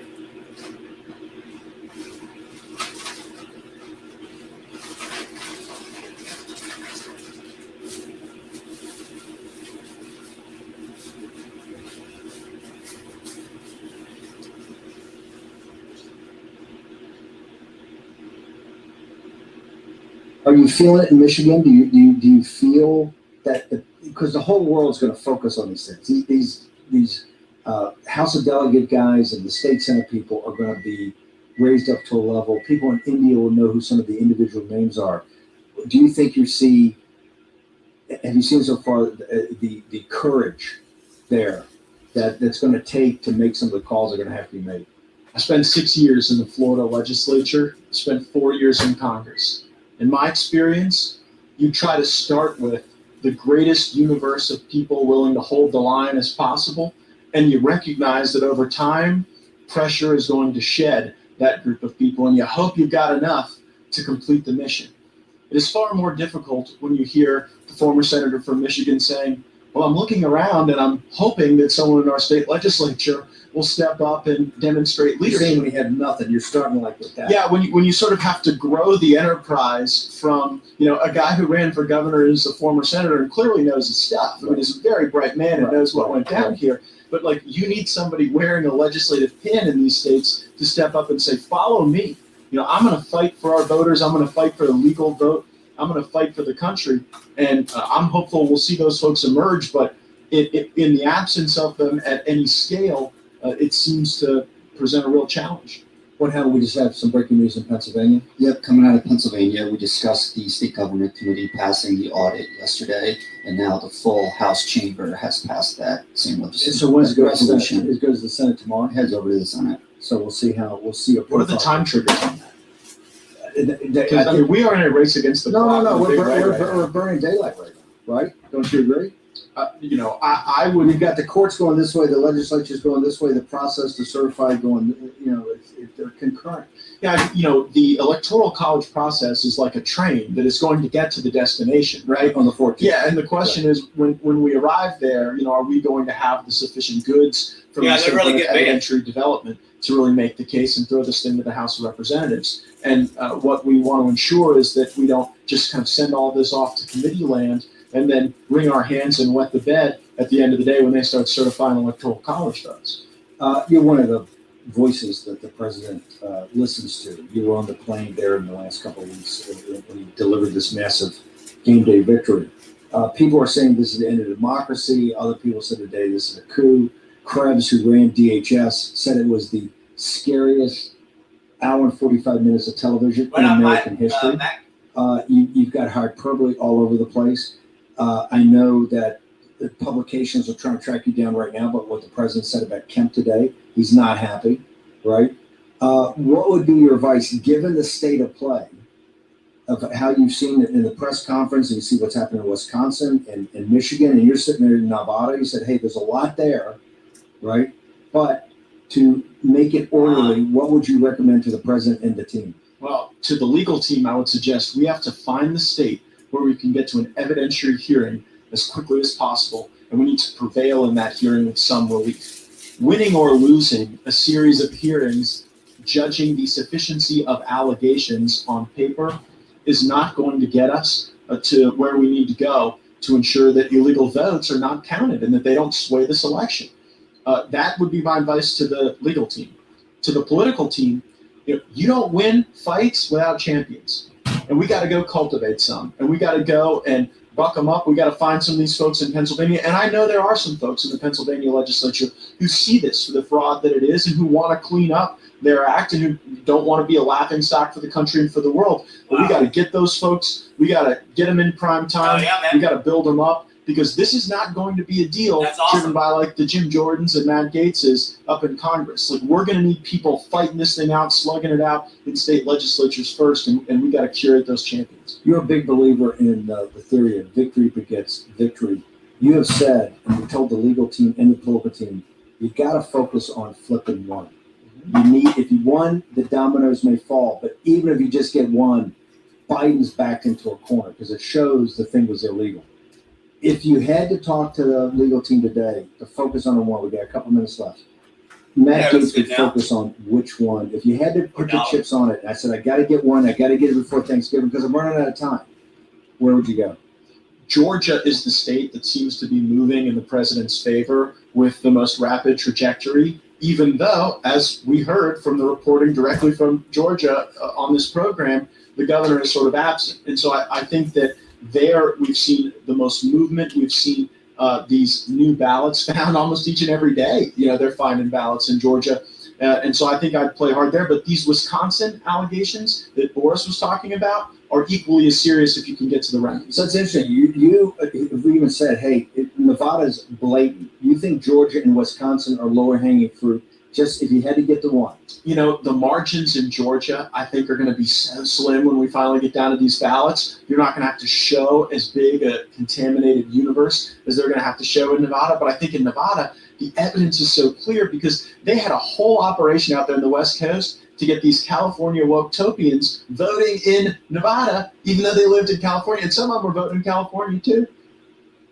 Okay. A little bit of breaking news. Maricopa County Superior Court Judge John R. Hanna just said they are not going to delay the certification in Maricopa County. So this is going forward. There's a great Republican official out there didn't even sit through the Do people get that? Like, do people get the fact that we had an opportunity in Maricopa County to scrutinize and review these machines, and there was a real problem in Maricopa with the inserting of ballots, and then it was like a damn traffic light. There's a red light that goes off, a green light. It's all counterintuitive, and the Republican designated official, did she have like a hair appointment that day? Maybe some dental surgery with no Novocaine? What could be more important than showing up on the day when they're talking about processing the machinery and testing its validity? I mean, President Trump did what he had to do to win this election. He got 8 million more people to vote for him this time than last time. But when you look at the Republican apparatus, the machinery we had to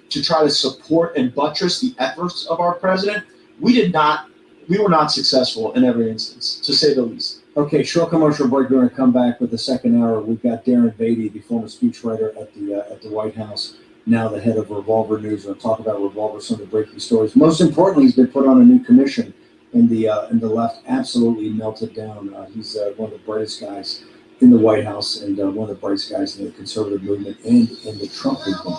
He'll join us next on War Room Pandemic. He'll join us next.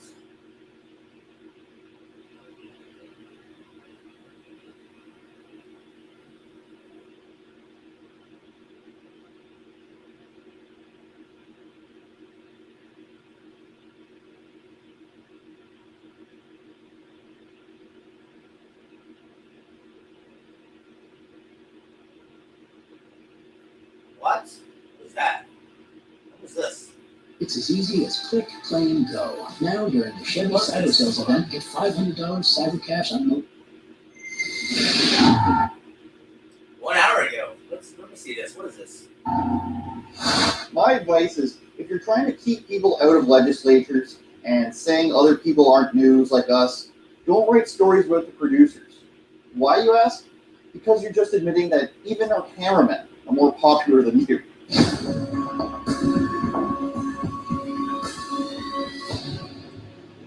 If you were paying close attention to National Post this week, and I know you probably weren't, so let's pretend you were, you may have noticed that they wrote an article about a recent trip to Traverse City, Michigan to cover one of Trump's final rallies. It entails how a journalist for a far-right news site, Rebel News, lost a court challenge to the quarantine order. Well, first of all, far-right, come on, man. Even you can do better than that, guy who wrote this. I'm sorry, like most, I'm not familiar with you.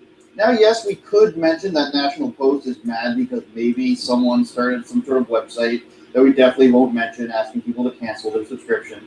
Or because even with all their money from the government, their YouTube channel has barely more subscribers than my channel. I'm just one guy. And like a quarter of one of our cameramen's channels. We won't mention that at all. But being sellouts isn't exactly the broader point here. It's the precedent that's being set that unless you're one of the government-friendly news outlets or journalists, you don't qualify for an exemption. CBC can send a journalist to Washington and it's considered essential. But us, no, we don't fall in the 80% of travelers who are allowed to skip quarantine. At the request of the CBC, the Canadian Border Services agencies collected data and calculated that 5.3 million quarantine exemptions were given out so far under the COVID restrictions. Of course, they go on to note that COVID cases from international travel has ranged from just 0.4% to 2.9%. That's astronomical, I guess. Tammy Jarbeau, Media Relations Officer for Health Canada, says that only those who are free of COVID-19 symptoms are exempt when they cross the border, which I guess is 4 million instances. Of course, there's no tests, no temperature screenings, no doctors, no nurses at the border. Just say you're good to go, and unless you're on Rebel News, you don't have to quarantine. We would have had better results if we went through Roxham Road, it turns out. Better healthcare, too. Workers, quote, critical to our economy and infrastructure can do their job after crossing the border, she adds. You know, media is so critical to our economy, but only if it supports the status quo. Interesting how that works. So the CBC can send its reporters to Washington, and the National Post can write articles celebrating that our producers have to quarantine, maybe in hopes that we stop producing better content than them. But that's what you get from government-paid employees. You can't expect much more. Now think about it. How long does it take for your driver's license to come in the mail? How slow is the lineup at Service Canada? Correlate that directly to the questions that are asked of Justin Trudeau or Joe Biden. These are government-friendly reporters. You've been reluctant to comment on the words and actions of the U.S. president, but we do have Donald Trump now calling for military action against protesters. We saw protesters tear gas yesterday to make way for a presidential photo op. I'd like to ask you what you think about that, and if you don't want to comment, what message do you think you're sending?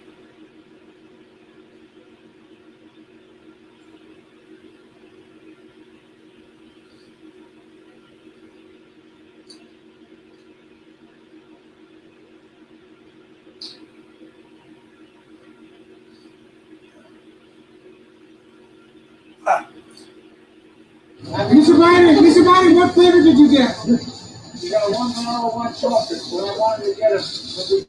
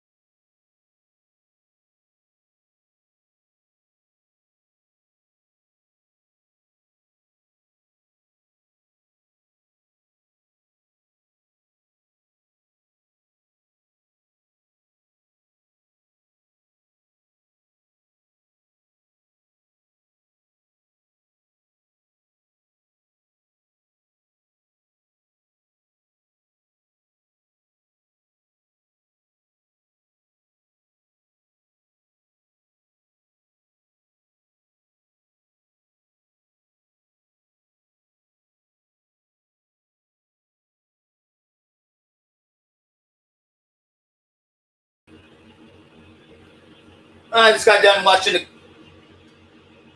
a couple people in Melbourne, Australia. They got fined for going to work.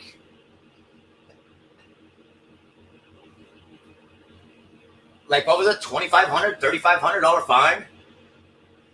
Then the cop's like, oh, you're just going to do drugs or to get drugs. And they're in a car, and the cop's like, where's your mask at? Ridiculous over there. Welcome to the new normal. Welcome to the Great Reset. Welcome to the new world order bullshit. Yeah, fuck. Yeah, this stuff like this just makes you fucking sick. It's disturbing. Fucking disturbing. Yeah, we don't want anybody to die. No one's dying anyway.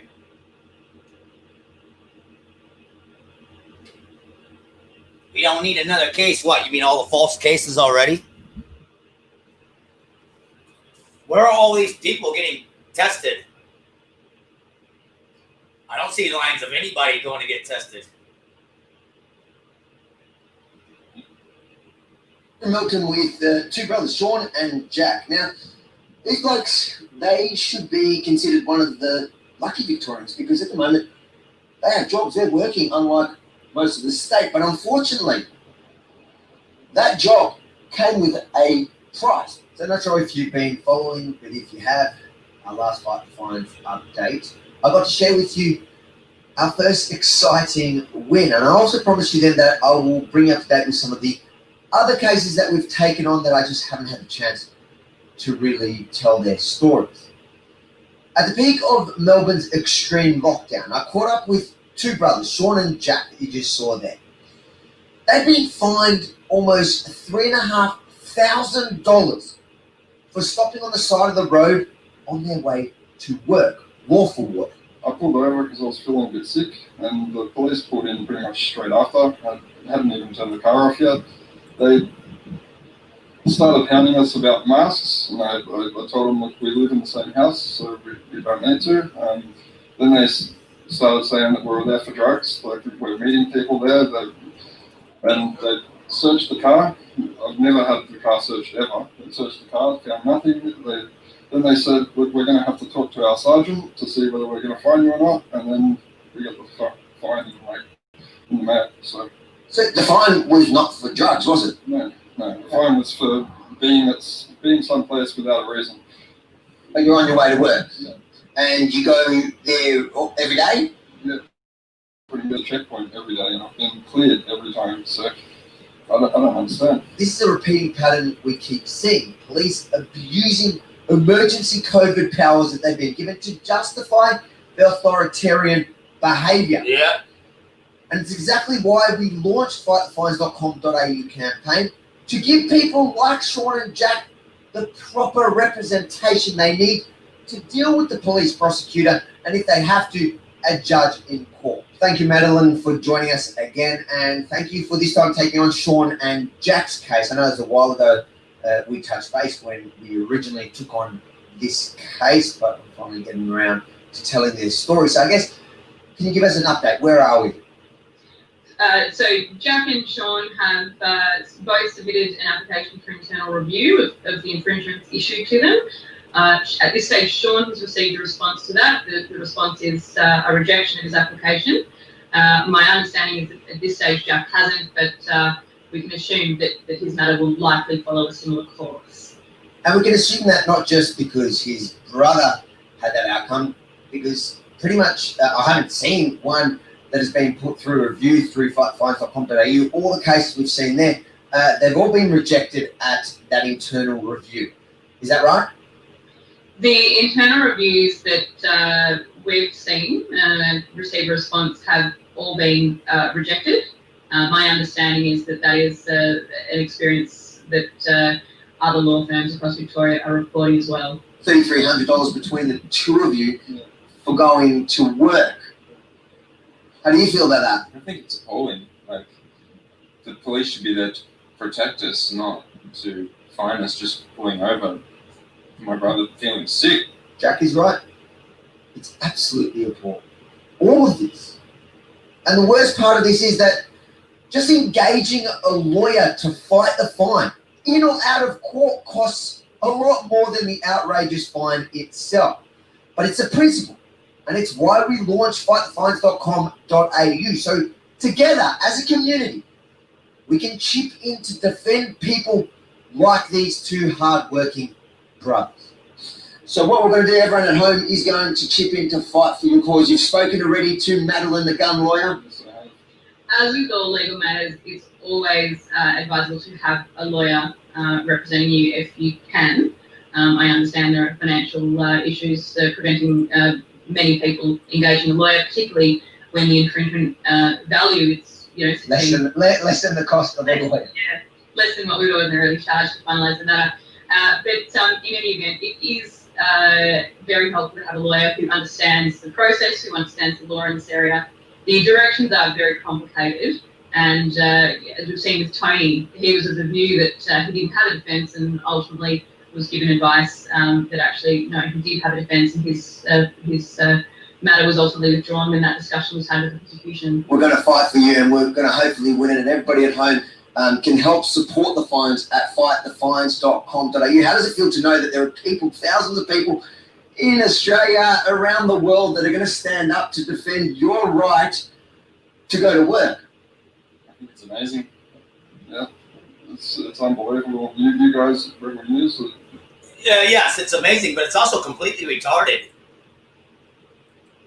Is this how pathetic our world has got, guys? You're actually getting fined for going to fucking work?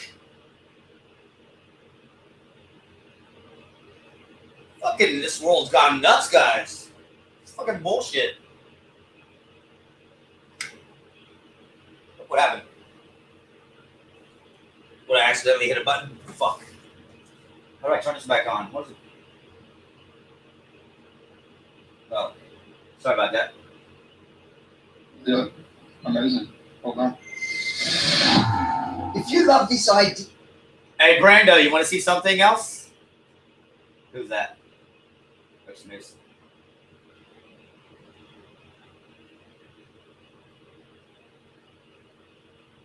You want to see something else I found today? I need to, just edit some of this stuff because it's just, oh my god. So I go to library history. Let's see.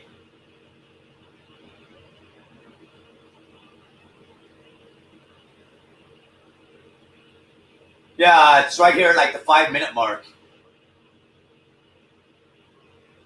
Oh, what happened? Where'd it go? What happened?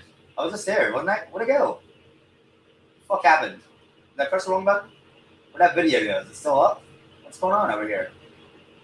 They didn't kill that.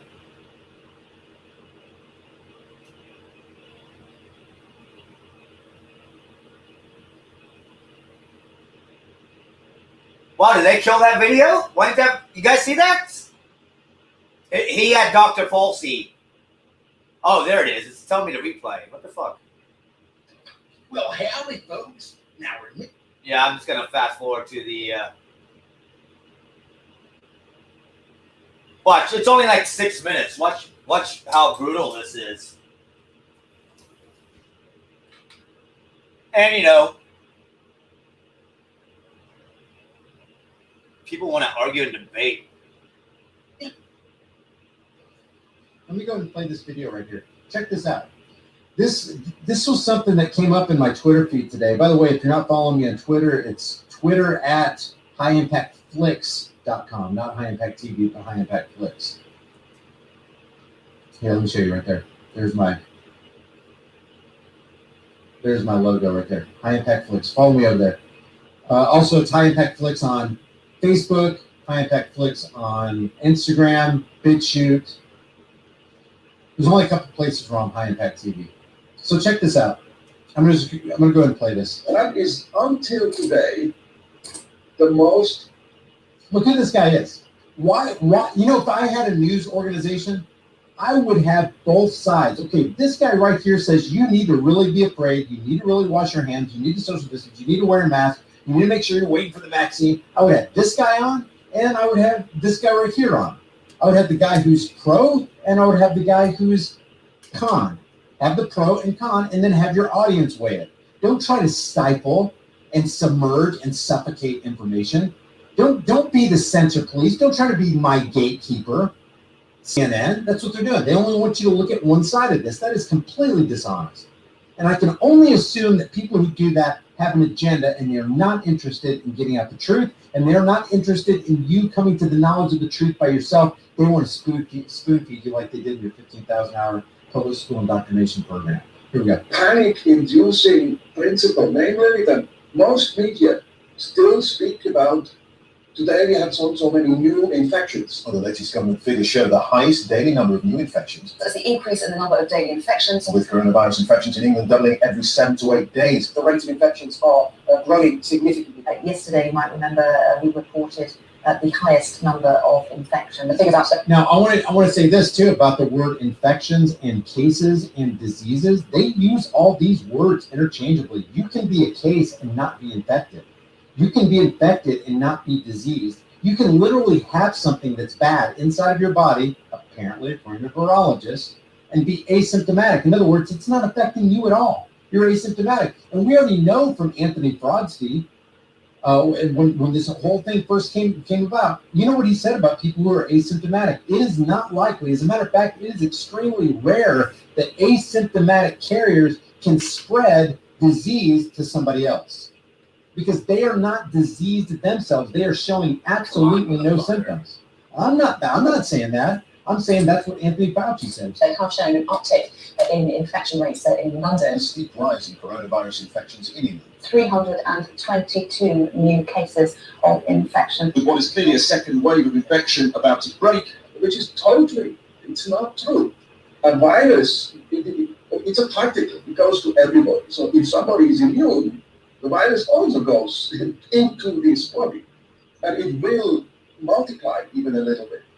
But if you're immune, you attack the virus first with antibodies, and you make immediately debris. The virus is destroyed. You have only parts of the virus around in your tissue. If you make a swab or in your... Okay, guys, you got to see this, because I want you to hear from this guy's own mouth what he says. This is the God. This is the God that they've rolled out for us that we must listen to and you cannot question. Listen to what the NIH God says about somebody who is asymptomatic and asymptomatic transmission. Check this out. Listen closely. Very important. One thing that seems to get lost in that question is that, as Bob said, and I agree, we would really like to see the data, because if there is asymptomatic transmission, it impacts certain policies that you do regarding screening, etc.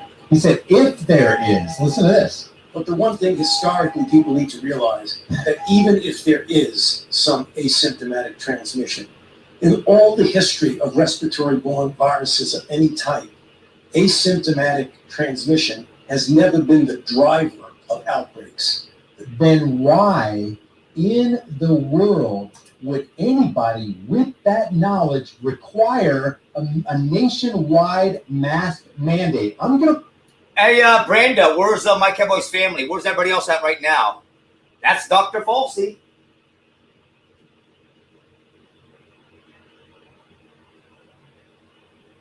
Dr. Fauci right there. Let's rewind that a little bit. He said, if there is, listen to this. But the one thing historically people need to realize, that even if there is some asymptomatic transmission, in all the history of respiratory-borne viruses of any type, asymptomatic transmission has never been the driver of outbreaks. Then why in the world would anybody with that knowledge require a nationwide mask mandate? I'm going to play that again, because what he just said is huge. It is huge, man. This is up there with, could you get a little schmutz inside? Of course you can get a little schmutz. Of course. And can you get some schmutz sort of staying inside there? Of course. Okay, so you're admitting that if you wear this ritualistic shame muzzle, you can get some schmutz, i.e. bacteria. So basically, this is a mobile petri dish on your face, which normally wouldn't be there. And now you're hearing, I don't know if this is true or not, but I'm reading reports that people are actually getting bacterial infections in their noses and in their respiratory tract because of said ritualistic shame muzzle. I'm going to play the rest of this and then we'll go back over what he said. There's no way I could express to you how important what he just said is in light of the policies that he is laying down for not only this nation, but the world. All eyes on the planet know who Anthony Fauci is. This is a very popular guy. The driver of outbreaks is always a symptomatic person. Even if there's a rare... The driver of outbreaks is always not asymptomatic, a symptomatic person. That's what Anthony Fauci said. I'm not saying that. I don't know. He must know because he's spent his life, he's dedicated his life to knowing this information. Guys, I can't even express to you how huge that is. And in light of how huge this is, how ridiculous it is for us to follow any policies that actually contradict what he's saying right here. It makes no sense to put in place any of the policies that he's talking about if you are asymptomatic. No sense at all. Just using his words. Asymptomatic person that might transmit. An epidemic is not driven by asymptomatic carriers. How many times did he say that? Let's play it again, guys. It's only 45 seconds. It's well worth playing this. And if you want, take a snippet of this video and share it on Facebook, share it on Twitter, and then ask the question, if asymptomatic carriers are not drivers of infections, then why are we following any policy at all? If you're perfectly well and you've got no sniffle, you've got no sore throat, there's no indication that anything's wrong with you, it's fine. And yet we have businesses closing down, businesses that will never be open again. The middle class is being erased. People are losing their homes. They're losing their jobs. They're losing their cars. They're losing everything. They're losing their sanity. They're blowing themselves away. The suicide rate, according to some reports, has gone through the roof because they're closing everything down. Like we saw with this gym owner right here, charged 67,000 pounds. I don't know how many dollars that is, but I know I don't have it. He probably doesn't have it. You probably don't have it. That's a massive sum just because he wants to stay open, but they're going to shut down in direct opposition to the advice that Fauci gives right here. Holy mackerel, man. Here, let me just play this again. Listen to this. To just add one thing that seems to get lost in that question is that, as Bob said, and I agree, we would really like to see the data, because if there is asymptomatic transmission, it impacts certain policies that you do regarding screening, etc.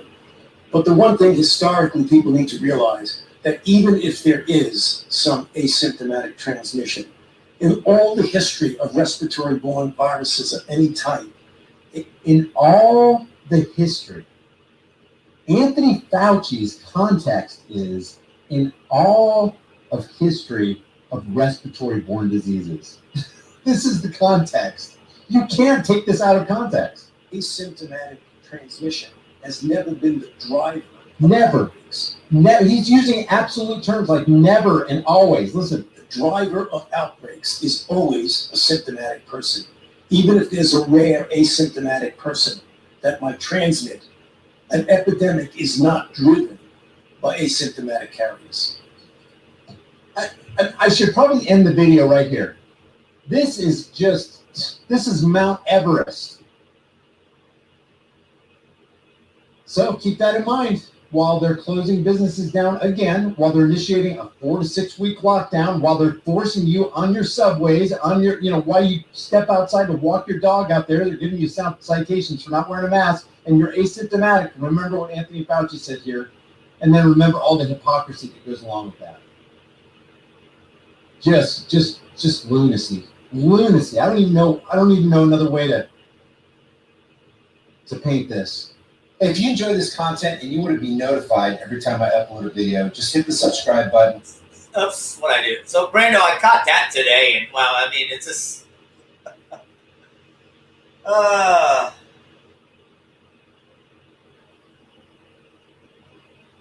Fuck.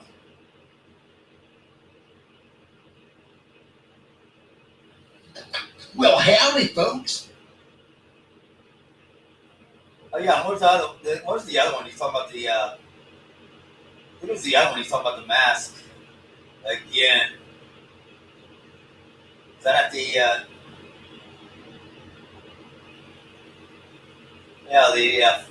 Talking about the food shortages. Yeah.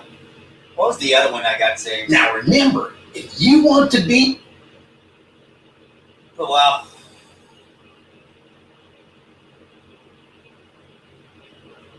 I saved it, of course. I'm looking forward to the other one I saved. Forgot the name of it.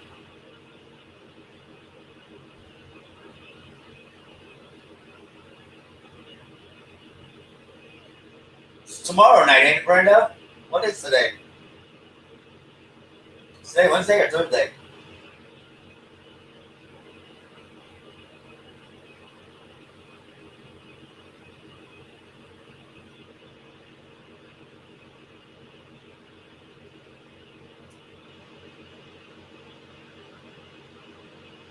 Jeff does drinking streams. I'm not sure, Brenda. We'll see. Unless I decide to drink, or am I going to go see this band?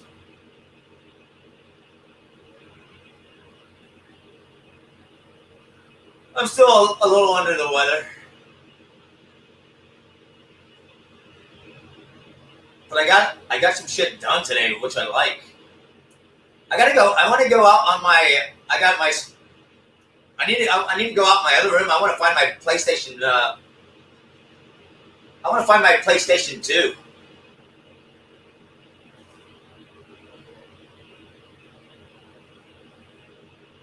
Oh yeah, this is a good one. What was it? I forget. Well, let me find. I'll find out what it was. Attention! Do you have Medicare? Did you know that you may qualify to get up to 100? Yeah, let me skip that fucking ad. Yeah, what was it at again? What was it at?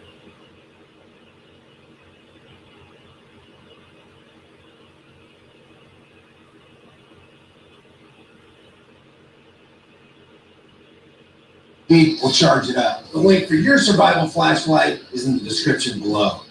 Now back to the convids front. This is from the Daily Mail. Listen to this. This is very interesting to me. Hey, Brenda, we're all gonna die. Kid Roscoe, everybody. I mean, look at this. This is terrible. Hey, where you at, MCF? Where's everybody else at?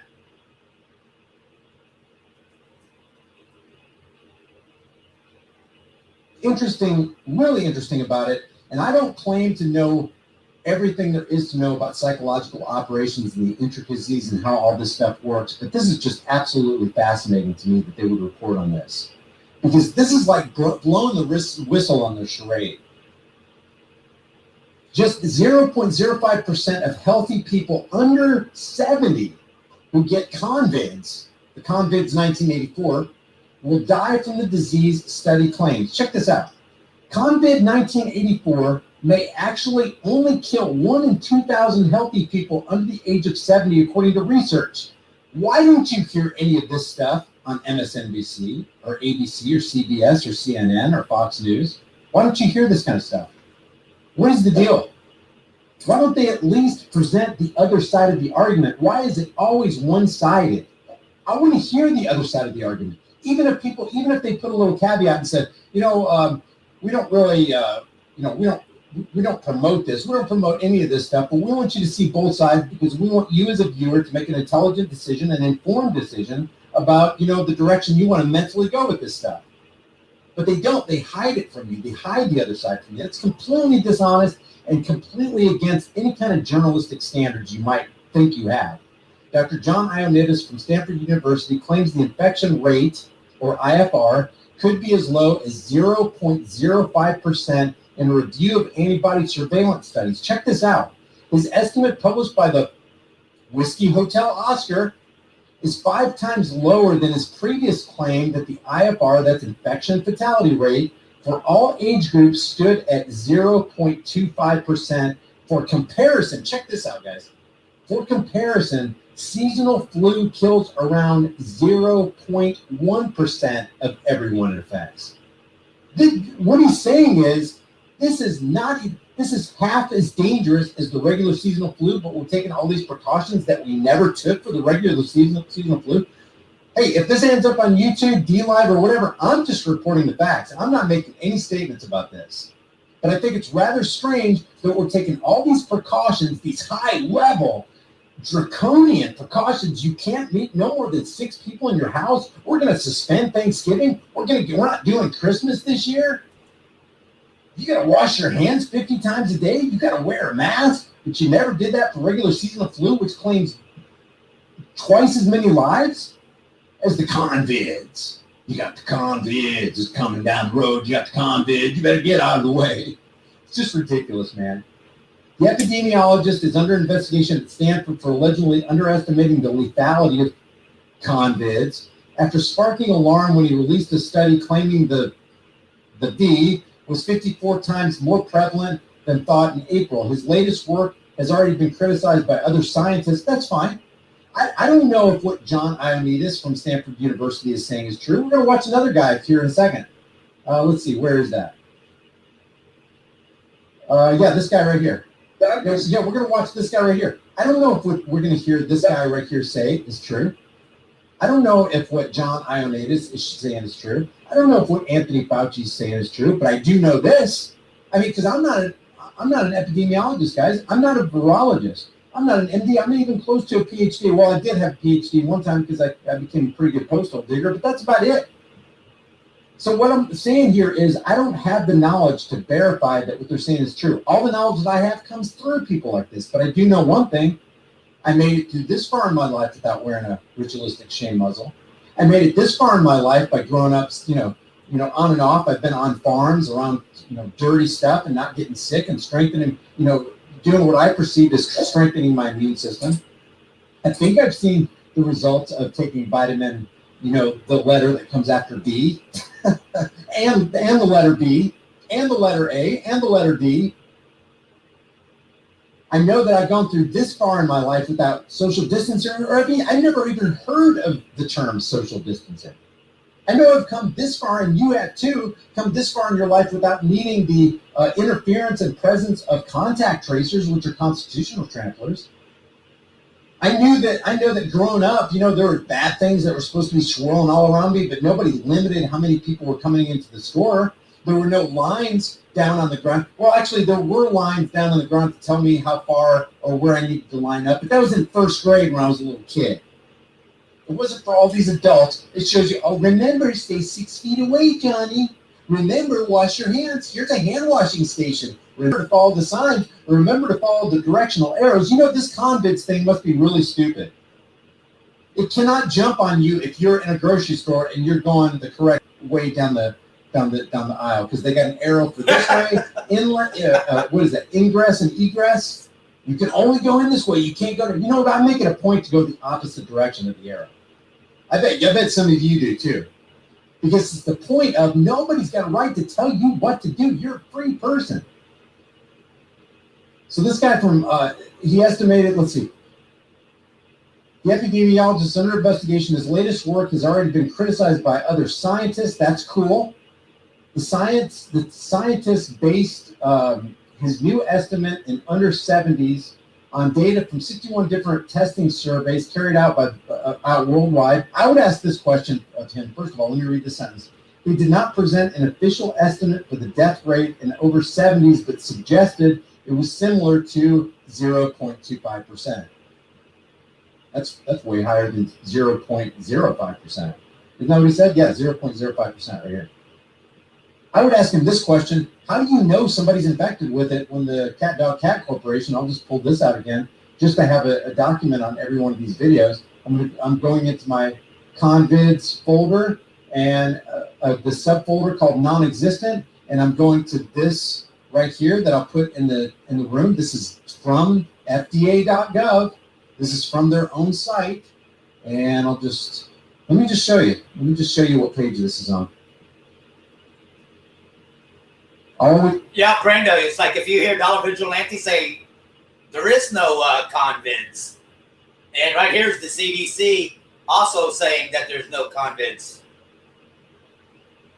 This bears repeating. You got to counteract all the lies with truth. Where is it? Okay, so see, this is page 1 of 59. We're going to go to page 39 of 59.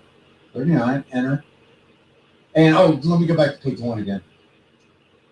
Just wanted to show you. Here's the insignia right there for the Cat Dog Cat Corporation. See that? That's right there. The name of this thing right here is called Cat Dog Cat 2019 Cerveza Bug. The exact same thing they're telling you to, hey man, you got to fear. You got to fear this thing. Look at the John Hopkins fear-porn death map number. This is in relation to the Cerveza bug and the Carrie Mullis thing that you're not supposed to be used as a diagnostic tool, but they do it anyway. So now we're going to go over to page 39. It's buried on page 39. I wonder why that is. 39. Enter. Going to scroll on right down here to the last paragraph, second sentence. And we're just going to read this right here. See that? Since no quantified V-word isolates of the Cerveza bug are currently available, diagnostic tests, that's what an assay is, and we're gonna learn a little bit more about assays in another video coming up. For detection of the Cerveza bug, the very thing we're talking about that's just invaded our world and is going to destroy our Thanksgiving and our Christmas and our Easter and every holiday until they say stop, were tested with characterized stocks. Why? Because they didn't have the isolates of in vitro transcribed full-length RNA. So I would ask Ioannidis or any scientist, how do you know what you're looking for if you never isolated it? I think that's a valid question. And I don't know how you can come up with the answer. Because if you haven't isolated it, if you haven't purified it, if you haven't verified it, and you haven't visualized it, then what the heck is the PCR test looking for? How could it ever determine what it is that you're looking at? Beyond the regular errors that are there anyway, how could you call it 0.5% effective when it looks like, and I'm not a scientist, I'm not a virologist, when it looks like it's 0% reliable?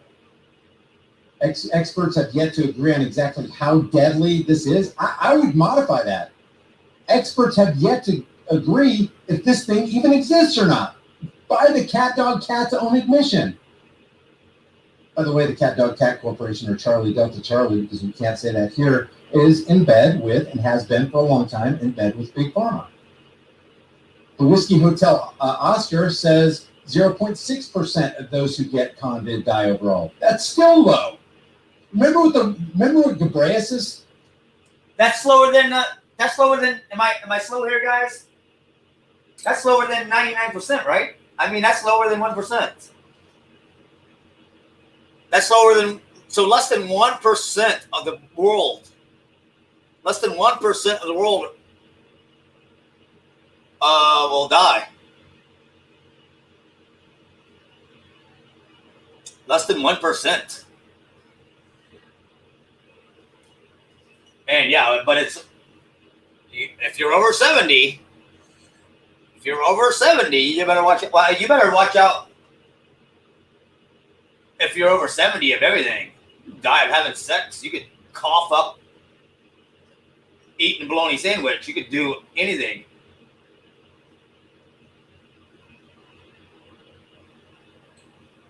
This is High Impact TV, all one word, High Impact TV. He's pretty big. I'm shocked that he's still on YouTube. He'll probably be the next one they'll kick off. They'll probably kick off him. They'll kick off Lisa Haven. Tedros Ghebreyesus got up there and said, we have a full, March 11th. Never forget it. March 11th. We have a full-blown pandemic. Oh, yeah, what's the case fatality rate, Teddy? 3.4%. Then they modified it to 2.4. Then they modified it in the New England Journal of Medicine on March 22nd under Anthony Fauci, and it said 0.1%. It's not even a tenth of 1%. And now they're saying right here 0.6%. I think I can live with that. And I think you could too without making any major modifications because you're going to be just fine is what they're saying right here. But scientists admit that the disease preys on the elderly and poses a bigger danger to those over 70. Well, then if that's true, then they should social distance. And you shouldn't be requiring them to. If they want to live the last days of their life visiting family, knowing that they might get a disease that might cause them to, pass away, maybe it'd be a good idea to just let them live free. Yes, I think it is. I think that's the moral decision. Let them live free. Live free or die. What did Patrick Henry say? Give me liberty or give me what? Give me liberty or give me a mask. Give me liberty or give me Lysol. It's just nonsense. Give me liberty or give me social distancing. Give me liberty or take away my holidays with my family. Flu also poses a greater threat to the elderly. I imagine it might. But then again, it's their freedom to do with their body what they please. If they want to subject themselves to something, let them do it. Leave people alone. Dangerous freedom over peaceful slavery. So I'm not going to read the rest of this thing. Here's Ioannidis. I can never remember this guy's name.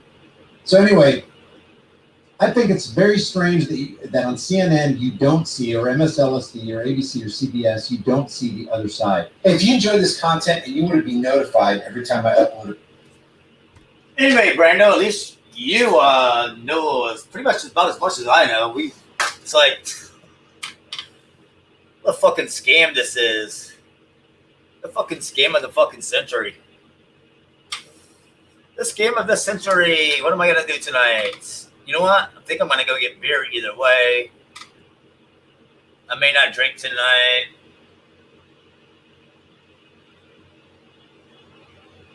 Yeah, there's all these cases.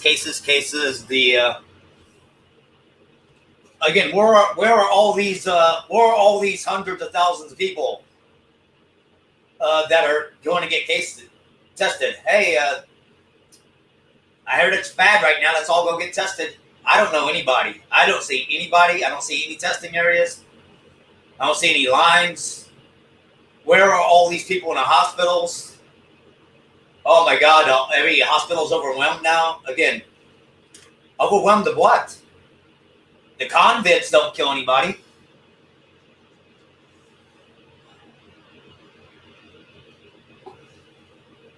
Mask up, Johnny. Stay 6 feet away. Anyway, I think that's about all I got for today, but we'll see what happens tonight. I don't know. Am I going to go out or not go out? How much money do I got in here?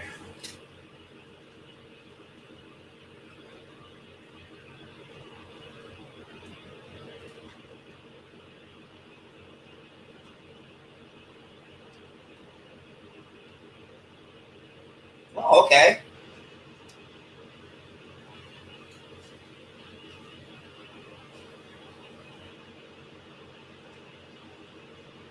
A little bit in there.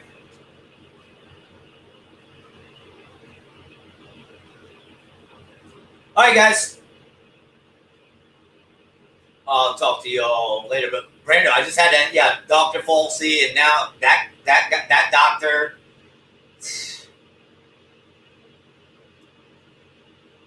But all they want to do is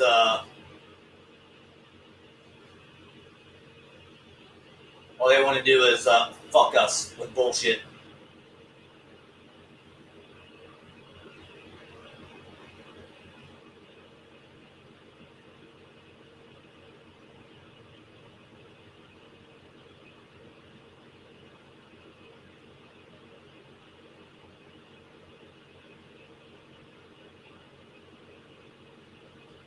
There we go on the other subject.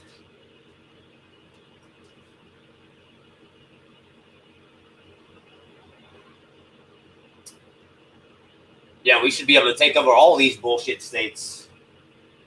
We should be able to take over all these bullshit states.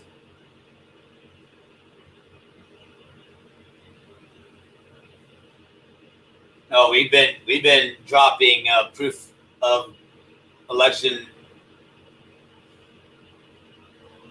Yeah, Juliana's on it. We've all been seeing that shit too. All right. Oh, it looks so nice. Zach, hold on. It's really darker now.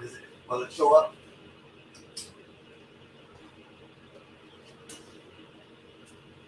Yeah, kinda. I think it kind of needs a little light to actually.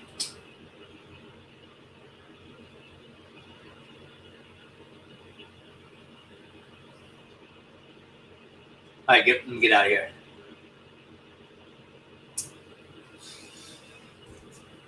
Peace. Y'all rock. Thanks, guys.